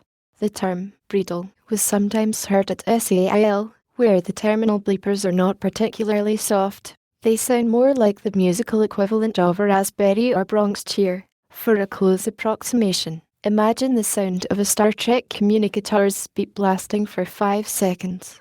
The feeper on a Vermont 52 has been compared to the sound of a 52 Chevy stripping its gears. See also ding. Feeper/feeper/n, the device in a terminal or workstation, usually a loudspeaker of some kind, that makes the feep sound. Feeping creature, from feeping creaturism, n, an unnecessary feature, a bit of chrome that, in the speaker's judgment, is the camel's nose for a whole horde of new features. Feeping creaturism /feeping creature*ism/n, a deliberate spoonerism for creeping featureism, meant to imply that the system or program in question has become a misshapen creature of hacks. This term isn't really well defined, but it sounds so neat that most hackers have said or heard it. It is probably reinforced by an image of terminals prowling about in the dark making their customary noises. Feach/feach/encourage. If someone tells you about some new improvement to a program, you might respond, feach. The meaning of this depends critically on vocal inflection. With enthusiasm, it means something like, boy, that's great. What a great hack. Grudgingly or with obvious doubt, it means I don't know. It sounds like just one more unnecessary and complicated thing. With a tone of resignation, it means, well, I'd rather keep it simple, but I suppose it has to be done. Fence, n, 1, a sequence of one or more distinguished, out-of-band, characters, or other data items, used to delimit a piece of data intended to be treated as a unit. The computer science literature calls this a sentinel. The NUL, ASCII 00000 character that terminates strings in C is a fence. Hexaff is also, though slightly less frequently, used this way. C zygomorph. 2. Among users of optimizing compilers, any technique, usually exploiting knowledge about the compiler, that blocks certain optimizations, used when explicit mechanisms are not available or are overkill. Typically a hack, I call a dummy procedure there to force a flush of the optimizer's register coloring info, can be expressed by the shorter, that's a fence procedure. Fence post error, N. 1. A problem with the discrete equivalent of a boundary condition. Often exhibited in programs by iterative loops. From the following problem. If you build a fence 100 feet long with posts 10 feet apart, how many posts do you need? Either 9 or 11 is a better answer than the obvious 10. For example, suppose you have a long list or array of items, and want to process items M through N. How many items are there? The obvious answer is N, M, but that is off by 1. The right answer is N, M plus 1. A program that used the obvious formula would have a fence post error in it. See also Zeroth off by 1 error, and note that not all off by 1 errors are fence post errors. The game of musical chairs involves a catastrophic off by 1 error wherein people try to sit in N-1 chairs, but it's not a fence post error.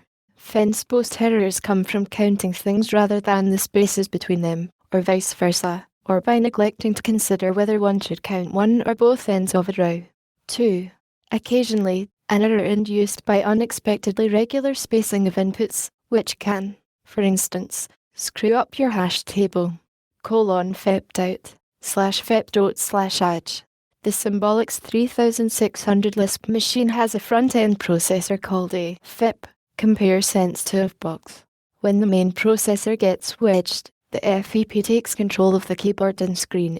Such a machine is said to have FIPed out. FIDNet, N.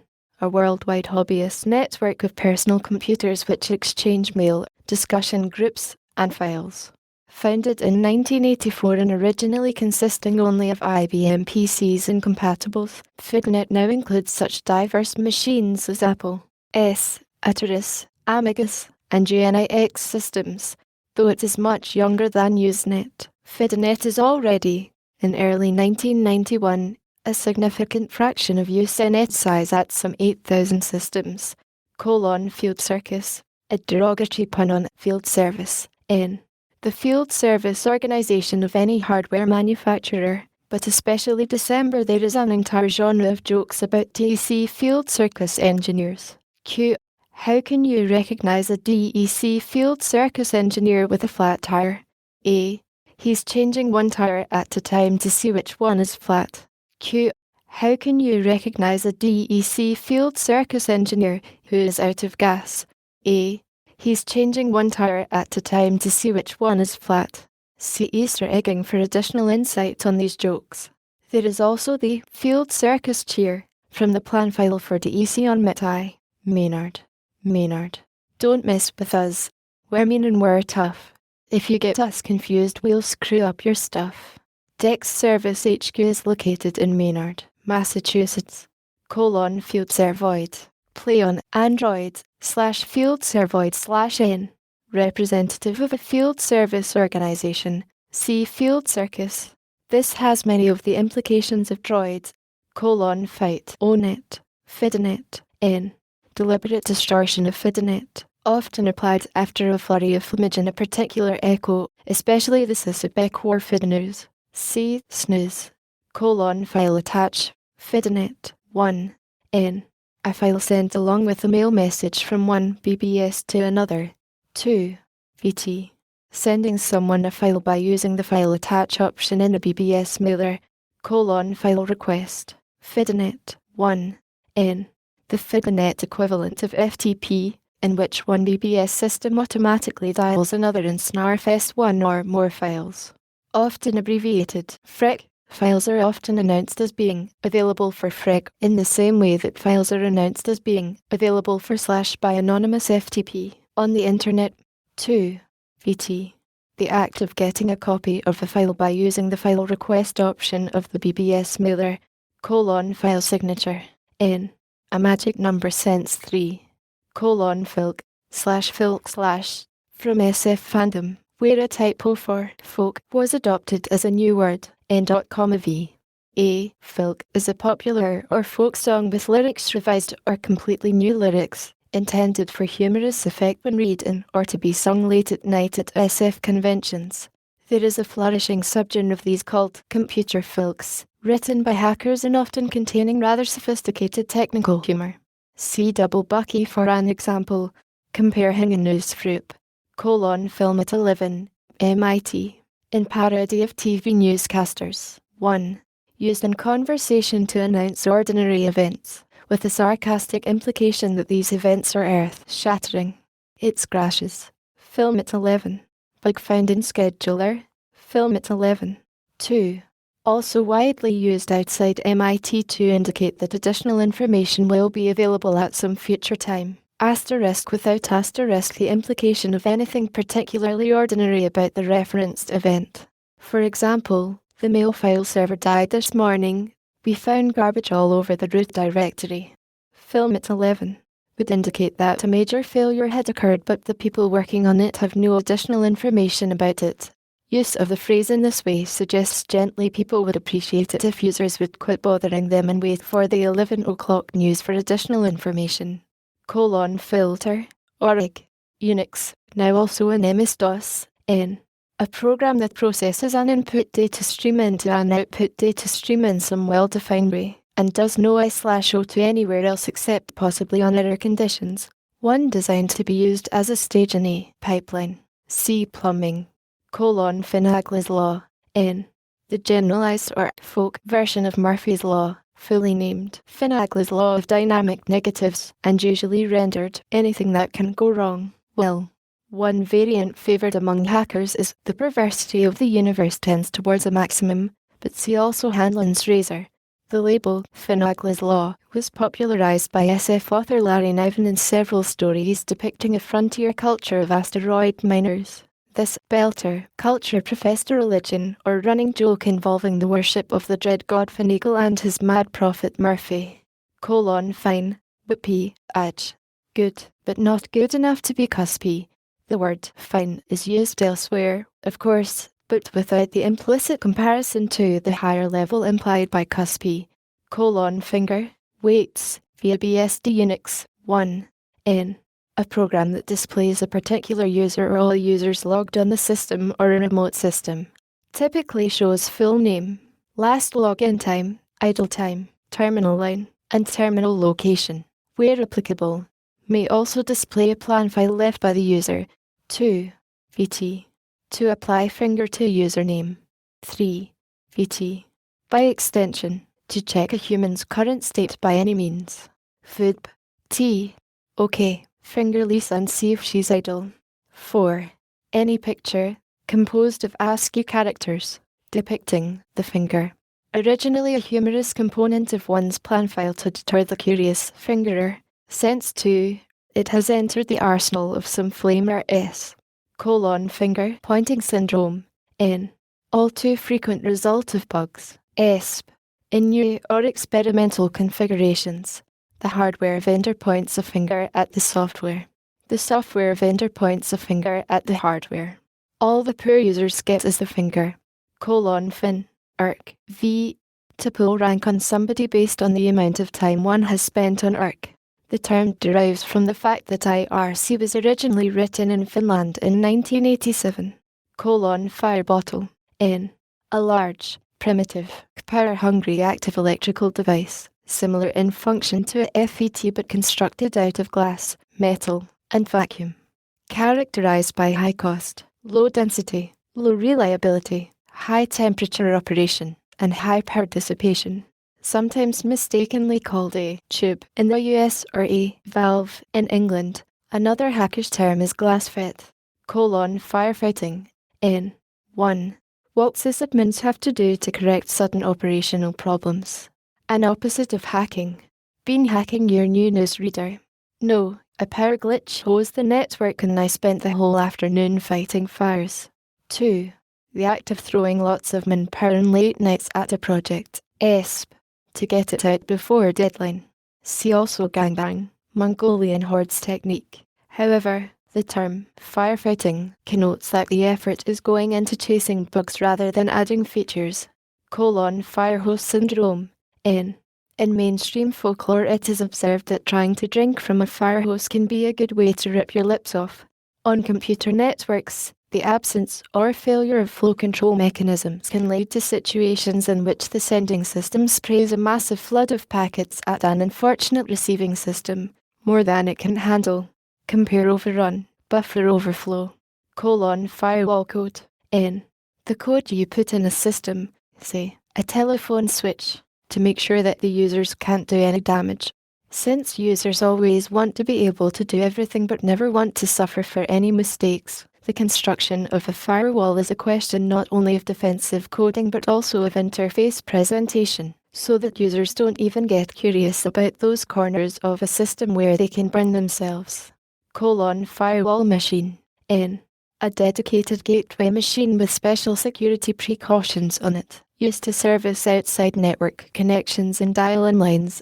The idea is to protect a cluster of more loosely administered machines hidden behind it from crackers.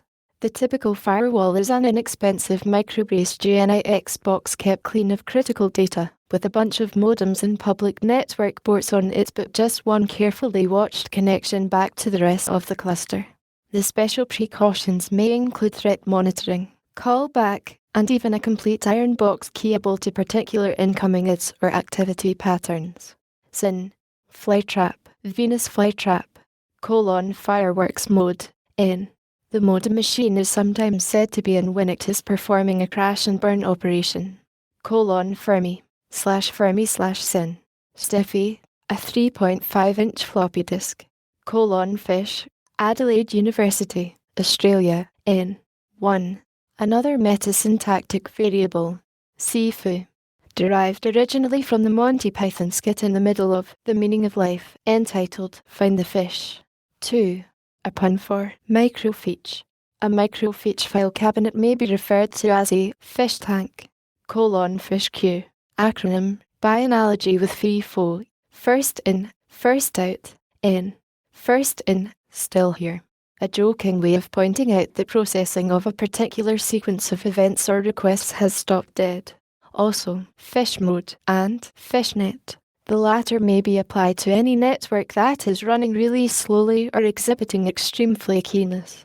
Fitner, / Thinking Machines, Incorporated, fixed in the next release. A written-only notation attached to bug reports. Often wishful thinking. Fix, N.v. What one does when a problem has been reported too many times to be ignored. Flag, N. A variable or quantity that can take on one of two values. A bit, particularly one that is used to indicate one of two outcomes or is used to control which of two things is to be done. This flag controls whether to clear the screen before printing the message. The program status word contains several flag bits, used of humans analogously to bit. See also hidden flag, modbit, flag day, N. A software change that is neither forward nor backward compatible, and which is costly to make and costly to reverse. Can we install that without causing a flag day for all users? This term has nothing to do with the use of the word flag to mean a variable that has two values. It came into use when a massive change was made to the multix timestream system to convert from the old ASCII code to the new one. This was scheduled for Flag Day, a US holiday, June the 14th, 1966. See also backward compatibility, flaky, ADGE, RSB, flaky, subject to frequent lossage. This use is of course related to the common slang use of the word to describe a person as eccentric, crazy, or just unreliable.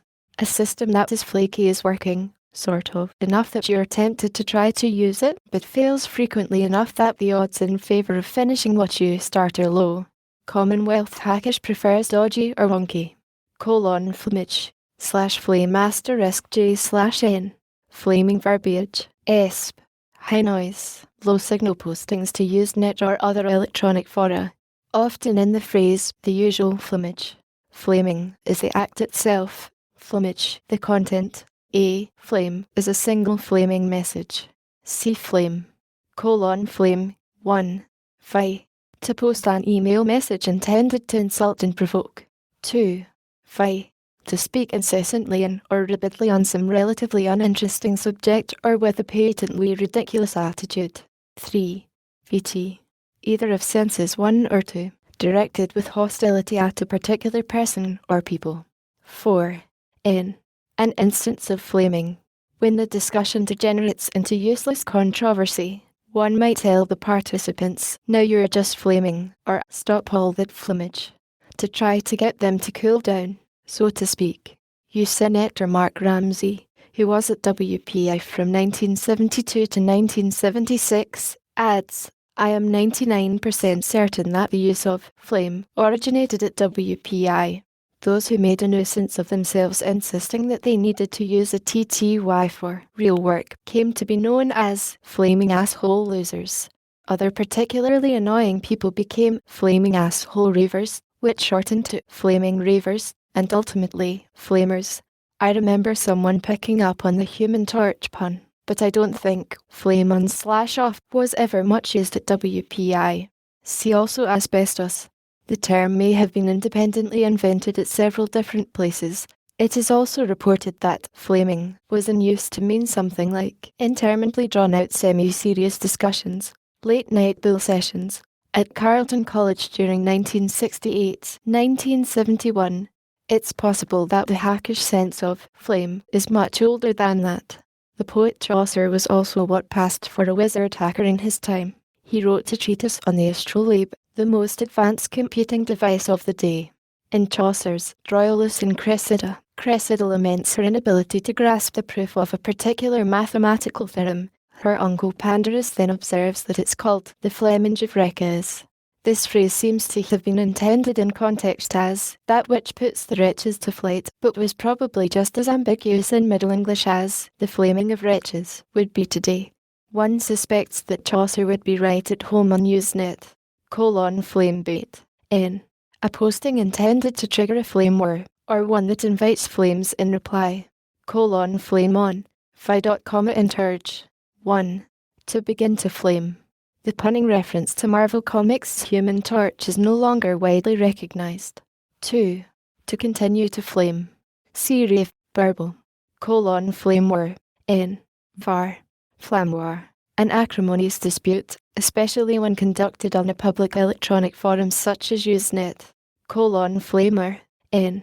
One who habitually flames, said Esp, of obnoxious Usenet personalities. Flap. VT. 1. To unload a deck tape, so it goes flap, flap, flap. Old-time hackers at MIT tell of the days when the disk was device 0 and microtape S were 1, 2. And attempting to flap device 0 would instead start a motor banging inside a cabinet near the disk. 2. By extension, to unload any magnetic tape. See also macro tape. Modern cartridge tapes no longer actually flap, but the usage has remained. The term could well be reapplied to DEC's TK50 cartridge tape drive, a spectacularly misengineered contraption which makes a loud flapping sound, almost like an old reel-type lawnmower, in one of its many tape-eating failure modes. Flarp/flarp/ Rutgers University. N. Yet another metasyntactic variable, Sifu. Among those who use it, it is associated with the legend that any program not containing the word flarp somewhere will not work. The legend is discreetly silent on the reliability of programs which **** contain the magic word :flat, edge. 1. Lacking any complex internal structure. That bitty box has only a flat full system, not a hierarchical one. The verb form is flatten. 2. Said of a memory architecture, like that of the VX or 680X0, that is one big linear address space, typically with each possible value of a processor register corresponding to a unique core address, as opposed to a segmented architecture, like that of the ATX86, in which addresses are composed from a base register/offset pair. Segmented designs are generally considered cretinous. Note that sense 1, at least with respect to full systems, is usually used pejoratively, while sense 2 is a good thing. Flat ASCII, edge. Said of a text file that contains only 7-bit ASCII characters and uses only ASCII standard control characters. that is, has no embedded code specific to a particular text formatter or markup language, and no meta characters. Sin. Plain ASCII. Compare flat file. Flat file. Edge. A flattened representation of some database or tree or network structure is a single file from which the structure could implicitly be rebuilt. ESP. One in flat ASCII form.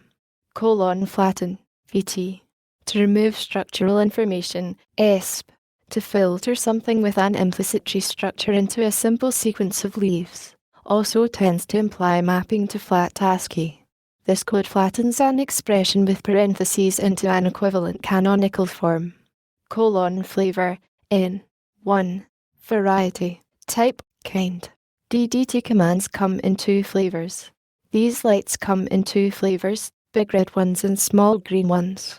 C. Vanilla. 2. The attribute that causes something to be flavorful. Usually used in the phrase yields additional flavor.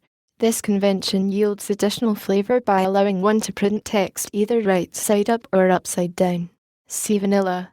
This usage was certainly reinforced by the terminology of quantum chromodynamics, in which quarks, the constituents of, e.g., protons, come in 6 flavors: up, down, strange, charm, top, bottom, and 3 colors: red, blue, green. However, Hacker's use of flavor at MIT predated QCD. 3. The term for class, in the object-oriented sense, in the Lisp machine flavors system, though the flavors design has been superseded, notably by the common Lisp class facility. The term flavor is still used as a general synonym for class by some Lisp hackers. Flavorful, edge, full of flavor, aesthetically pleasing. See random and losing for antonyms. See also the entries for taste and elegant. Flippy, /n. A single-sided floppy disk altered for double-sided use by addition of a second right notch, so called because it must be flipped over for the second side to be accessible. No longer common. Flood, ARC, V. To dump large amounts of text onto an ARC channel. This is especially rude when the text is uninteresting and the other users are trying to carry on a serious conversation. Flowchart, TextSpeak, N. An archaic form of visual control flow specification employing arrows and speech balloons of various shapes. Hackers never use flowcharts, consider them extremely silly, and associate them with COBOL programmers, card wallopers, and other lower forms of life. This is because, from a hacker's point of view, they are no easier to read than code, are less precise, and tend to fall out of sync with the code, so that they either obfuscate it rather than explaining it or require extra maintenance effort that doesn't improve the code. See also PDL, Sense 3. Flare key, Mac users, N. C feature key. Flush, V. 1. To delete something, usually superfluous, or to abort an operation. All that nonsense has been flushed. 2. Unix/C. To force buffer die/O to disk, as with an flush. 3. Call. This is asterisk not asterisk an abort or deletion as in sense 1, but a demand for early completion. 3. To leave at the end of a day's work, as opposed to leaving for a meal. I'm going to flush now. Time to flush. 4. To exclude someone from an activity, or to ignore a person. Flush was standard ITS terminology for aborting an output operation. One spoke of the text that would have been printed, but was not, as having been flushed. It is speculated that this term arose from a vivid image of flushing unwanted characters by hosing down the internal output buffer, washing the characters away before they can be printed. The Unix/C usage, on the other hand, was propagated by the flush 3 call in C standards I/O library, though it is reported to have been in use among Bliss programmers at TC and on Honeywell and IBM machines as far back as 1965. Unix/C hackers find the ITS usage confusing, and vice versa. Flypage/flee, p/n, alt, flypage, a banner, sense 1, flyspec 3, n, standard name for any font that is so tiny as to be unreadable. By analogy with such names as Helvetica 10 for 10 Point Helvetica, legal boilerplate is usually printed in Flespec 3, Flytrap, N, C firewall machine, FM, N, asterisk not asterisk frequency modulation but rather an abbreviation for fucking manual, the back formation from RTFM, used to refer to the manual itself in the RTFM. Have you seen the networking FM lately? FOF / Usenet, N, acronym for friend of a friend, the source of an unverified, possibly untrue story. This was not originated by hackers. It is used in Jan Brunvan's books on urban folklore, but is much better recognized on Usenet and elsewhere than in mainstream English. FOD / V, abbreviation for finger of death, originally a spell name from fantasy gaming, to terminate with extreme prejudice and with no regard for other people.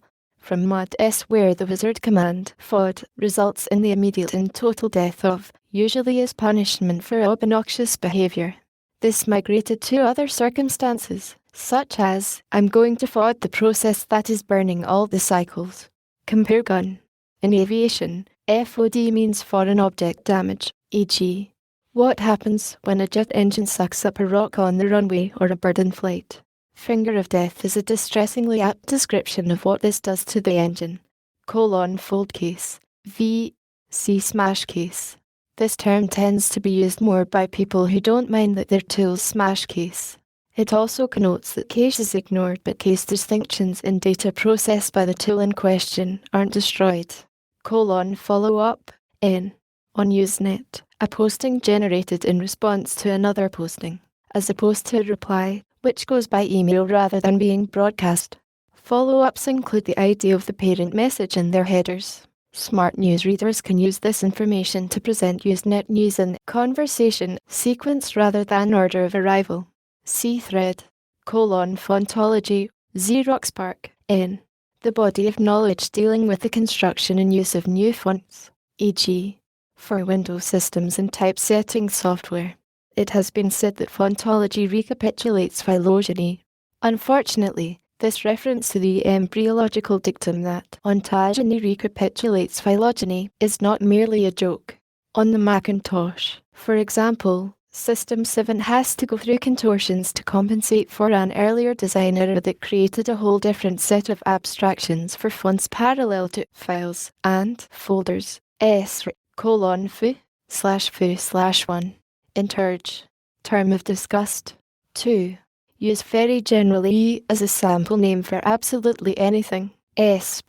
Programs and files. ESP. Scratch files. 3. First on the standard list of metasyntactic variable S used in syntax examples. See also bar, baz, quix, corge, grot, garply, waldo, fred, pla, zizzy, thud. The etymology of hackish is obscure. When used in connection with bar, it is generally traced to the White Army slang acronym FUBAR, fucked up beyond all recognition, later Baudelarized to foodbar. See also FUBAR. However, the use of the word fu itself has more complicated antecedents, including a long history in comic strips and cartoons. The old Smoky Stover comic strips by Bill Holman often included the word fu, in particular on license plates of cars. Allegedly, fu and bar also occurred in Walt Kelly's Pogo strips. In the 1938 cartoon, Daffy Duck, a very early version of Daffy Duck holds up a sign saying, "Silence is fu." Oddly, this seems to refer to some approving or positive affirmative use of fu. It has been suggested that this might be related to the Chinese word fu, sometimes transliterated fu, which can mean happiness when spoken with a proper tone. The lion dog guardians flanking the steps of many Chinese restaurants are properly called fu dogs.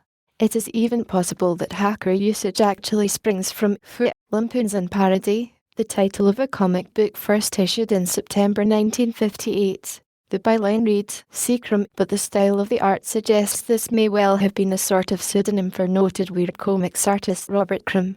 The title FOO was featured in large letters on the front cover. What the word meant to Mr. Crumb is anybody's guess. An old-time member reports that in the 1959 Dictionary of the TMRC language, compiled at TMRC, there was an entry that went something like this. FOO, the first syllable of the sacred chant phrase, Fu main pad machum. Our first obligation is to keep the Fu counters turning. For more about the legendary Fu counters, see TMRC. Almost the entire staff of what became the MITILAB was involved with TMRC, and probably picked the word up there.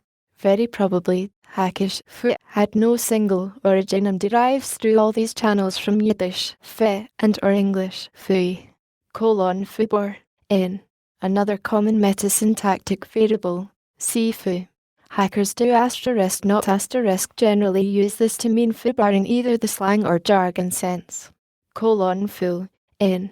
As used by hackers, specifically describes a person who habitually reasons from obviously or demonstrably incorrect premises and cannot be persuaded by evidence to do otherwise. It is not generally used in its other senses, i.e., to describe a person with a native incapacity to reason correctly, or a clown. Indeed, in hackish experience, many fools are capable of reasoning all too effectively in executing their errors.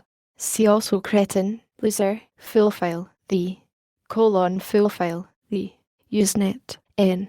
A notional repository of all the most dramatically and abysmally stupid utterances ever. There is a subgenre sig block S that consists of the header, from the foolfile, followed by some quote the poster wishes to represent as an immortal gem of demlitery. For this to be really effective, the quote has to be so obviously wrong as to be laughable. More than one Usenetter has achieved an unwanted notoriety by being quoted in this way. Finley, N. 1. The PDP-10 successor that was to have been built by the Super Finley project at the Stanford Artificial Intelligence Laboratory along with a new operating system. The intention was to leapfrog from the old DEC time-shrink system SAIL was running to a new generation, bypassing 10X, which at that time was the ARPANET standard. ARPA funding for both the Super Finley and the new operating system was cut in 1974. Most of the design team went to DEC and contributed greatly to the design of the PDP-10 model KL10. 2.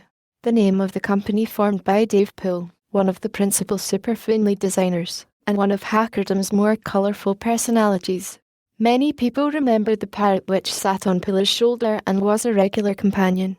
3. Any of the machines built by Poole's company. The first was the F1, a.K.A, Super Finley, which was the computational engine used to create the graphics in the movie Drawn. The F1 was the fastest PDP-10 ever built, but only one was ever made. The effort drained Finley of its financial resources, and they turned towards building smaller, slower, and much less expensive machines. Unfortunately, these ran not the popular TOPS 20 but a 10X variant called FinX. This seriously limited their market. Also, the machines shipped were actually wire-wrapped engineering prototypes requiring individual attention from more than usually competent site personnel, and thus had significant reliability problems. Poole's legendary temper and unwillingness to suffer fools gladly did not help matters. By the time of the Jupiter project cancellation in 1983, Finley's proposal to build another F1 was eclipsed by the Mars, and the company never quite recovered. See the Mars entry for the continuation and moral of this story. Footprint. N. 1. The floor or desk area taken up by a piece of hardware. 2. IBM. The audit trail, if any, left by a crashed program. Often in plural, footprints. See also toeprint. For free. Edge. Said of the capability of a programming language or hardware equipment that is available by its design without needing cleverness to implement. In APL, we get the matrix operations for free. And owing to the way revisions are stored in this system, you get revision trees for free. Usually it refers to a serendipitous feature of doing things a certain way. Compare Big Win. But it may refer to an intentional but secondary feature. For the rest of us. From the Mac slogan, the computer for the rest of us, Edge. 1. Used to describe a spiffy product whose affordability shames other comparable products, or, more often, used sarcastically to describe spiffy but very overpriced products. 2. describes a program with a limited interface, deliberately limited capabilities, non-orthogonality, inability to compose primitives, or any other limitation designed to not confuse the NAIVE user. This places an upper bound on how far the user can go before the program begins to get in the way of the task instead of helping accomplish it.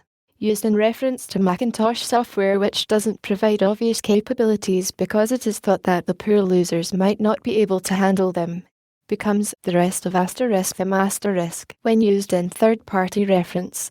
Thus, yes, it is an attractive program, but it's designed for the rest of them means a program that superficially looks neat but has no depth beyond the surface flash. See also a WIMP environment, Macintosh, point and drill interface, user-friendly. For values of MIT. A common rhetorical maneuver at MIT is to use any of the canonical random numbers as placeholders for variables. The max function takes 42 arguments, for arbitrary values of 42.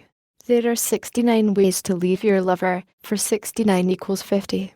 This is especially likely when the speaker has uttered a random number and realizes that it was not recognized as such, but even non-random numbers are occasionally used in this fashion. A related joke is that pi equals 3, for small values of pi and large values of 3. Historical note. This usage probably derives from the programming language MAD, Michigan Algorithm Decoder, an algo-like language that was the most common choice among mainstream, non-hacker users at MIT in the mid-60s. It had a control structure FOR values of x equals 3, 7, 99 do. That would repeat the indicated instructions for each value in the list, unlike the usual FOR that only works for arithmetic sequences of values. MAD is long extinct, but similar for constructs still flourish, e.g. in Unix shell languages, fora, pl.10. Plural of forum, foreground, Unix, vt. To foreground a task is to bring it to the top of one stack for immediate processing, and hackers often use it in this sense for non-computer tasks. If your presentation is due next week, I guess I'd better foreground writing up the design document. Technically, on a time-sharing system, a task executing in foreground is one able to accept input from and return output to the user, oppose background. Nowadays this term is primarily associated with Unix, but it appears first to have been used in this sense on OS/360. Normally, there is only one foreground task per terminal, or terminal window. Having multiple processes simultaneously reading the keyboard is a good way to lose. Fork bomb, Unix, N.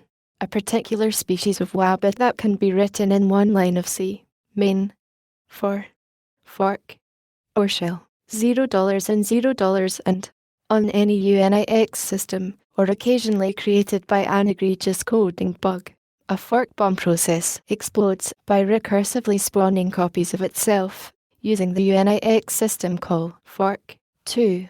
Eventually, it eats all the process table entries and effectively wedges the system.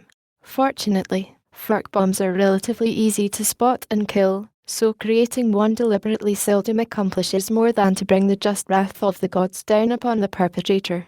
See also logic bomb, forked, Unix, prob, influenced by a mainstream expletive, AJ, terminally slow, or dead, originated when one system was slowed to a snail's pace by an inadvertent fork bomb, fortrosh, /fortrash/n, hackerism for the Fortran language, referring to its primitive design, gross and irregular syntax, limited control constructs, and slippery, exception-filled semantics. Fortune cookie, waits, via Unix, n. A random quote, item of trivia, joke, or maxim printed to the user's tie at login time or, less commonly, at logout time. Items from this lexicon have often been used as fortune cookies. See cookie file, forum, n. Usenet, Genie, CI$, PL, fora or forums, any discussion group accessible through a dial-in BBS, a mailing list, or a newsgroup. See network, the. A forum functions much like a bulletin board. Users submit posting S for all to read and discussion ensues. Contrast real-time chat via talk mode or point-to-point personal email. Fossil. N. 1. In software, a misfeature that becomes understandable only in historical context, as a remnant of times past retained so as not to break compatibility. Example: the retention of octal as default base for string escapes in C, in spite of the better match of hexadecimal to ASCII in modern byte addressable architectures. See Dusty Deck. 2. More restrictively, a feature with past but no present utility. Example: the force all caps, lowercase, bits in the V7 and BSDUNIX TIE driver, designed for use with monocase terminals. In a perversion of the usual backward compatibility goal, this functionality has actually been expanded and renamed in some later USC Unix releases as UCLC and OCLC bits. 3. The Fossil, FIDO/OPUS/ZOG standard interface level driver specification for serial port access to replace the brain-dead routines in the IBM PC ROMs. Fossils are used by most MS-DOS BBS software in preference to the supported ROM routines, which do not support interrupt-driven operation or setting speeds above 9600. The use of a semi-standard Fossil library is preferable to the bare metal serial port programming otherwise required, since the Fossil specification allows additional functionality to be hooked in. Drivers that use the hook but do not provide serial port access themselves are named with the modifier, as in Video Fossil. 4. Color glosses. 1. Literature created by Markadroid S that allegedly contains technical specs but which is in fact as superficial as possible without being totally content-free. Forget the 4 color glosses, give me the TechRef manuals. Often applied as an indication of superficiality even when the material is printed on ordinary paper in black and white. 4 color glossy manuals are never useful for finding a problem. 2. Rare, applied by extension to manual pages that don't contain enough information to diagnose why the program doesn't produce the expected or desired output. Fragile, sin brittle, Fred, N. 1. The personal name most frequently used as a metasyntactic variable, Sifu. Allegedly popular because it's easy for a non-touch typist to type on a standard QWERTY keyboard. Unlike JRandom Hacker or JRandom Loser, this name has no positive or negative loading, but Simbogo, Dr. Fred. See also Barney. 2. An acronym for Flipping Ridiculous Electronic Device. Other F-verbs may be substituted for flipping. FredNet /FredNet/N, used to refer to some random and uncommon protocol encountered on a network. We're implementing bridging in a router to solve the FredNet problem. Freeware, N. Free software, often written by enthusiasts and distributed by users groups, or via electronic mail, local bulletin boards, Usenet, or other electronic media. At one time, freeware was a trademark of Andrew Flew-Egelman, the author of the well-known MS-DOS.com program PC Talk 3. It wasn't enforced after his mysterious disappearance and presumed death in 1984. See shareware. Freeze. V. To lock an evolving software distribution or document against changes so it can be released with some hope of stability, carries the strong implication that the item in question will unfreeze at some future date. Okay, fix that bug and we'll freeze for release. There are more specific constructions on this. A. Feature freeze, for example, locks out modifications intended to introduce new features. A. Code freeze connotes no more changes at all. At Sun Microsystems and elsewhere, one may also hear references to code slush, that is, an almost but not quite frozen state. Fried, 1. Non-working due to hardware failure, burnt out, especially used if hardware brought down by a power glitch, C glitch, dropouts, a short, or some other electrical event. Sometimes this literally happens to electronic circuits. In particular, resistors can burn out and transformers can melt down, emitting noxious smoke, see Freeode, Sunler. However, this term is also used metaphorically. Compare Frost. 2. Of people, exhausted, said particularly of those who continue to work in such a state. Often used as an explanation or excuse. Yeah, I know that Fix destroyed the file system, but I was fried when I put it in. Esp. Common in conjunction with brain. My brain is fried today. I'm very short on sleep. Freeod. /free OHD / TMRC. N. A reversible. That is, fused or blown. Diode. Compare fried. See also slur. Fritterware. N.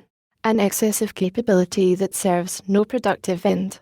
The canonical example is fun diddling software on the Mac. See MacDink. The term describes anything that eats huge amounts of time for quite marginal gains in function but seduces people into using it anyway. Frob. /frob/1. N. MIT. The TMRC definition was, frob equals a protruding arm or trunnion. By metaphoric extension, a frob is any random small thing. An object that you can comfortably hold in one hand. Something you can frob. See frobnitz. 2. VT. Abbreviated form of frobnicate. 3. From the mud world, a command on some muds that changes a player's experience level. This can be used to make wizards. Also, to request wizard privileges on the professional courtesy grounds that one is a wizard elsewhere. The command is actually frobnicate but is universally abbreviated to the shorter form. Frobnicate /frobnicate /VT. Pos. Derived from frobnitz, and usually abbreviated to frob, but frobnicate is recognized as the official full form. To manipulate or adjust, to tweak. One frequently frobs bits or other to state devices. Thus, please frob the light switch, that is, flip it, but also, stop frobbing that clasp, you'll break it. One also sees the construction, to frob a frob. See tweak and twiddle. Usage.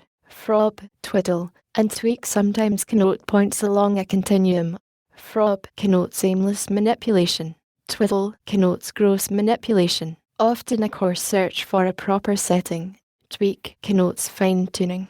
If someone is turning a knob on an oscilloscope, then if he is carefully adjusting it, he is probably tweaking it. If he is just turning it but looking at the screen, he is probably twiddling it. But if he's just doing it because turning a knob is fun, he's frobbing it. The variant frobnosticate has been recently reported. Frobnitz /frobnitz /PL. Frobnitzm /frobnitzm /or frobny /frobny /TMRC. N. An unspecified physical object, a widget, also refers to electronic black boxes. This rare form is usually abbreviated to frots, or more commonly to frob. Also used are frobnule /frobn, y-ule / and frobule /frobule / starting perhaps in 1979, frobos /fr bos / plural, frobotsm /fr botsm / has also become very popular, largely through its exposure as a name via org. These can also be applied to non-physical objects, such as data structures. Pete Sampson, compiler of the TMRC lexicon, adds, under the TMRC, railroad layout were many storage boxes, managed, in 1958, by David R. Sawyer. Several had fanciful designations written on them, such as Frobnitz coil oil. Perhaps DRS intended Frobnitz to be a proper name, but the name was quickly taken for the thing. This was almost certainly the origin of the term. Frog. Alt. Frog 1. Interge. Term of disgust. We seem to have a lot of them. 2. Used as a name for just about anything. Sifu. 3. N. Of things. A crock. 4. N. Of people, somewhere in between a turkey and a toad. 5. Froggy. Adge. Similar to bagbitting. See bagbiter, but milder. This froggy program is taking forever to run. Frogging. University of Waterloo. V. 1. Partial corruption of a text file or input stream by some bug or consistent glitch, as opposed to random events like line noise or media failures. Might occur, for example, if one bit of each incoming character on a tower stuck, so that some characters were correct and others were not. See term in at for a historical example. 2. By extension, accidental display of text in a mode where the output device emits special symbols or mnemonics rather than conventional ASCII. Often happens, for example, when using a terminal or COM program on a device like an IBM PC with a special high-half characters set and with the bit parity assumption wrong. A hacker sufficiently familiar with ASCII bit patterns might be able to read the display anyway. Front end, N1. An intermediary computer that does setup and filtering for another, usually more powerful but less friendly, machine, A. Backend. 2. What you're talking to when you have a conversation with someone who is making replies without paying attention. Look at the dancing elephants. Do you know what I just said? Sorry, you are talking to the front end. See also flipped out. 3. Software that provides an interface to another program behind it, which may not be as user-friendly. Probably from analogy with hardware front ends. See Sense 1, that interfaced with mainframes. Frauds/1. N. See Frobnitz. 2. Mumble frauds. An interjection of very mild disgust. Fraudst/adge. Down because of hardware problems. Compare Fried. A machine that is merely fraudst may be fixable without replacing parts, but a fried machine is more seriously damaged. Frowny. N. Alt. Frowny face. See emoticon. Fry. 1. Fi. To fail. Said especially of smoke-producing hardware failures. More generally, to become non-working. Usage. Never said of software, only of hardware and humans. See Fried. Magic smoke. 2. VT. To cause to fail. To roach, toast, or hose a piece of hardware. Never used of software or humans, but compare Fried. FTP/FTP/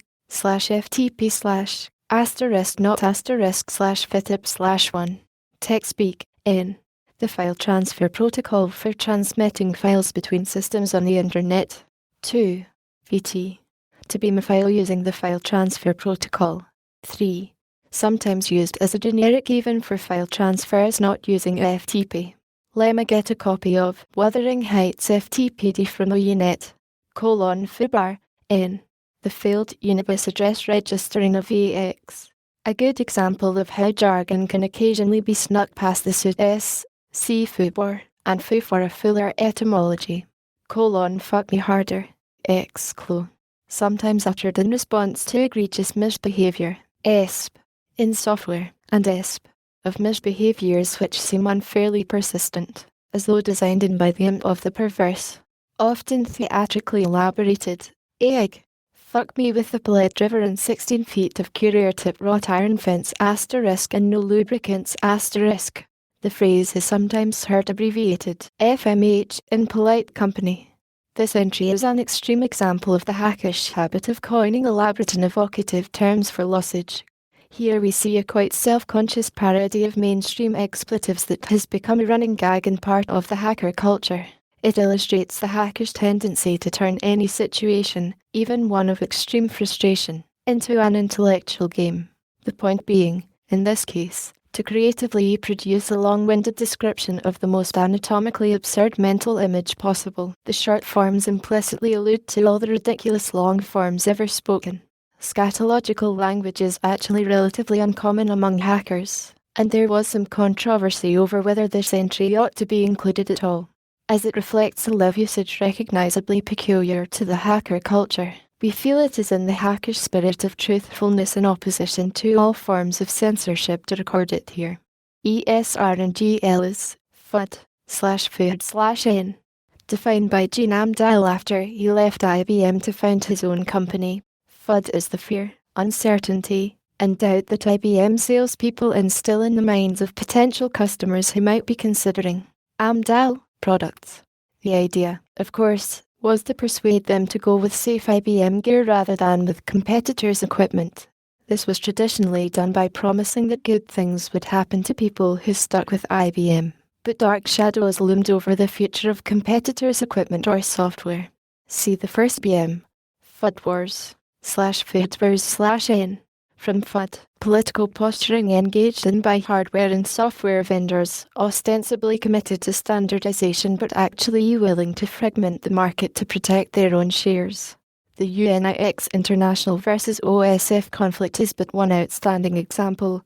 Fudge. 1. VT. To perform in an incomplete but marginally acceptable way, particularly with respect to the writing of a program. I didn't feel like going through that pain and suffering, so I fudged it. I'll fix it later. 2. N. The resulting code. Fudge factor. N. A value or parameter that is varied in an ad hoc way to produce the desired result. The terms tolerance and slop are also used, though these usually indicate a one-sidedly way, such as a buffer that is made larger than necessary because one isn't sure exactly how large it needs to be, and it is better to waste a little space than to lose completely for not having enough. A fudge factor, on the other hand, can often be tweaked in more than one direction. A good example is the fuzz typically allowed in floating point calculations. Two numbers being compared for equality must be allowed to differ by a small amount. If that amount is too small, a computation may never terminate, while if it is too large, results will be needlessly inaccurate. Fudge factors are frequently adjusted incorrectly by programmers who don't fully understand their import. See also coefficient of x. Fuel up. Phi. To eat or drink hurriedly in order to get back to hacking. Food be. Yeah, let's fuel up. Time for a great wall. See also Oriental food. Fugly. /fugly/adge. Emphatic form of funky. Funky plus ugly. Unusually for hacker jargon, this may actually derive from Blackstreet Jive. To say it properly, the first syllable should be growled rather than spoken. Usage. Humorous. Man. The ASCII 2 iptic code in that printer driver is *fugly**. See also wonky. Fum. Xerox Park. N. Ippark. Often the third of the standard metasyntactic variable s, after foo and bar, competes with baz, which is more common outside Park. Funky. Adge. Said of something that functions, but in a slightly strange, kludgy way. It does the job and would be difficult to change, so its obvious non-optimality is left alone. Often used to describe interfaces. The more bugs something has that nobody has bothered to fix because workarounds are easier, the funkier it is. TCO and UUCP are funky. The Intel i860S exception handling is extraordinarily funky. Most standards acquire funkiness as they age.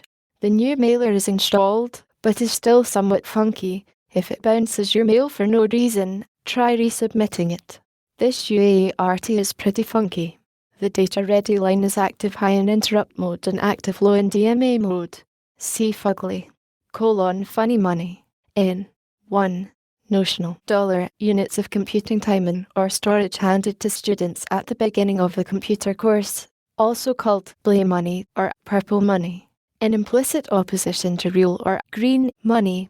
In New Zealand and Germany, the odd usage, paper money, has been recorded. In Criminy, the particularly amusing synonym, transferable, commemorates the worthlessness of the accessories currency. When your funny money ran out, your account froze and you needed to go to a professor to get more. Fortunately, the plunging cost of time shrink cycles has made this less common.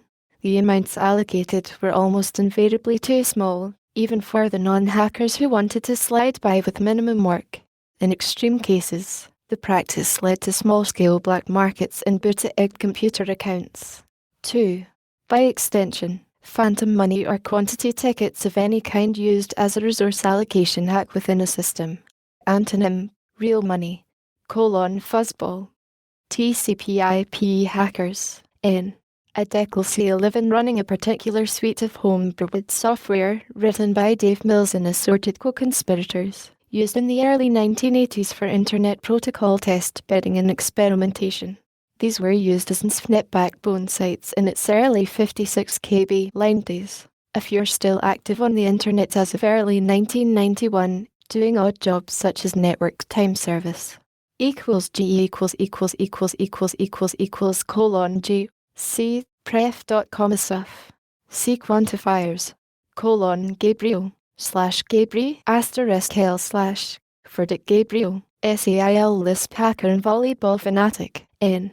An unnecessary, in the opinion of the opponent, stalling tactic, e.g., tying one's shoelaces or combing one's hair repeatedly, asking the time, etc. Also used to refer to the perpetrator of such tactics. Also, pulling a Gabriel mode, gag, phi, equivalent to choke, but connotes more disgust. Hey, this is Fortran code. No wonder the C compiler gagged. See also barf, gangbang, N. The use of large numbers of loosely coupled programmers in an attempt to wedge a great many features into a product in a short time. Though there have been memorable gangbangs, e.g., that over the weekend assembler port mentioned in Stephen Levy's Hackers. Most are perpetrated by large companies trying to meet deadlines and produce enormous buggy masses of code entirely lacking in orthogonality. When market-driven managers make a list of all the features the competition has and assign one programmer to implement each, they often miss the importance of maintaining a coherent design. See also firefighting, Mongolian hordes technique, Conway's law, garbage collect, phi. Also, garbage collection, N. CGC, garply, /garply/ Stanford, N. Another metasyntactic variable, Sifu, once popular among SAIL hackers, gas, as in gas chamber, 1. Interge, a term of disgust and hatred, implying that gas should be dispensed in generous quantities, thereby exterminating the source of irritation. Some loser just reloaded the system for no reason. Gas. 2. Interge, a suggestion that someone or something ought to be flushed out of mercy. The system's getting wedged every few minutes. Gas. 3. VT. To flush. Sense 1. You should gas that old crafty software. 4. IBM. N. Dead space in non-sequentially organized files that was occupied by data that has been deleted. The compression operation that removes it is called degassing. By analogy, perhaps, with the use of the same term in vacuum technology. 5. IBM. N. Empty space on a disk that has been clandestinely allocated against future need. Gaseous. Adj. Deserving of being gas. Disseminated by Jeff Goodfellow while at SRI, became particularly popular after the Moscow milk killings in San Francisco, when it was learned that the defendant Dan White, a politician who had supported Proposition 7, would get the gas chamber under Proposition 7 if convicted of first-degree murder. He was eventually convicted of manslaughter. GC/GC/ from Lisp terminology, garbage collect, 1. VT. To clean up and throw away useless things. I think I'll GC the top of my desk today. When files, this is equivalent to GFR. 2. VT. To recycle, reclaim, or put to another use. 3. N. An instantiation of the garbage collector process. Garbage collection is computer science jargon for a particular class of strategies for dynamically reallocating computer memory. One such strategy involves periodically scanning all the data in memory and determining what is no longer accessible. Useless data items are then discarded so that the memory they occupy can be recycled and used for another purpose. Implementations of the Lisp language usually use garbage collection. In jargon, the full phrase is sometimes heard, but the abrev is more frequently used because it is shorter. Note that there is an ambiguity in usage that has to be resolved by context. I'm going to garbage collect my desk usually means to clean out the drawers, but it could also mean to throw away or recycle the desk itself. :gcos/n. A quick and dirty clone of System/360 DOS that emerged from GE around 1970. Originally called GECOS, the General Electric Comprehensive Operating System. Later kludged to support primitive timesharing and transaction processing. After the buyout of JIS Computer Division by Honeywell, the name was changed to General Comprehensive Operating System, GCOS. Other OS groups at Honeywell began referring to it as God's Chosen Operating System, allegedly in reaction to the GCOS crowd's uninformed and snotty attitude about the superiority of their product. All this might be of zero interest, except for two facts. 1. The GCOS people won the political war, and this led in the orphaning and eventual death of Honeywell Multics. And 2. GCOS left one permanent mark on UNIX. Some early UNIX systems at Bell Labs used GCOS machines for print spooling and various other services. The field added to /x/password to carry GCOS ID information was called the Geekos field and survives today as the Geekos member used for the user's full name and other human-id information. GCOS later played a major role in keeping Honeywell dismal, also ran in the mainframe market, and was itself ditched for UNIX in the late 1980s when Honeywell retired its aging big iron designs. Geekos /Gcos/N Seekos Jargon /G*Don/Aj ungrounded, impractical, not well thought out, untried, untested. Jargon is a German word for thought. A thought experiment is one you carry out in your head. In physics, the term Jargon experiment is used to refer to an experiment that is impractical to carry out, but useful to consider because you can reason about it theoretically. A classic Jargon experiment of relativity theory involves thinking about a man in an elevator accelerating through space. Jargon experiments are very useful in physics, but you have to be careful. It's too easy to idealize away some important aspect of the real world in constructing your apparatus. Among hackers, accordingly, the word has a pejorative connotation. It is said of a project, especially one in artificial intelligence research, that is written up in grand detail, typically as a Ph.D. thesis, without ever being implemented to any great extent. Such a project is usually perpetrated by people who aren't very good hackers or find programming distasteful or are just in a hurry. A Jargon thesis is usually marked by an obvious lack of intuition about what is programmable and what is not, and about what does and does not constitute a clear specification of an algorithm. See also I complete, DWIM, GIF, V, ostensibly from Jeffinger-Pokin, VT, Sin, Mung. See also Blinken Lights, Geek Out, Phi, to temporarily enter techno-nerd mode while in a non-hackish context, for example at parties held near computer equipment, especially used when you need to do something highly technical and don't have time to explain. Pardon me while I geek out for a moment. See Computer Geek, gen/gen/n.com short for generate, used frequently in both spoken and written contexts, gendermender, N. A cable connector shell with either two male or two female connectors on it, used to correct the mismatches that result when some loser didn't understand the RS-232C specification and the distinction between DTE and DCE. Used ESP for RS-232C parts in either the original D25 or the IBM PCS Bogusty9 format, also called genderbender, gender blender, sex changer, and even homosexual adapter. However, there appears to be some confusion as to whether a male homosexual adapter has pins on both sides, is male, or sockets on both sides, connects two males, general public virus, N. Pejorative name for some versions of the new Project Copyleft or General Public License, GPL, which requires that any tools or at best incorporating copylefted code must be source distributed on the same counter-commercial terms as GNU stuff. Thus it is alleged that the copyleft infects software generated with GNU tools, which may in turn infect other software that reuses any of its code.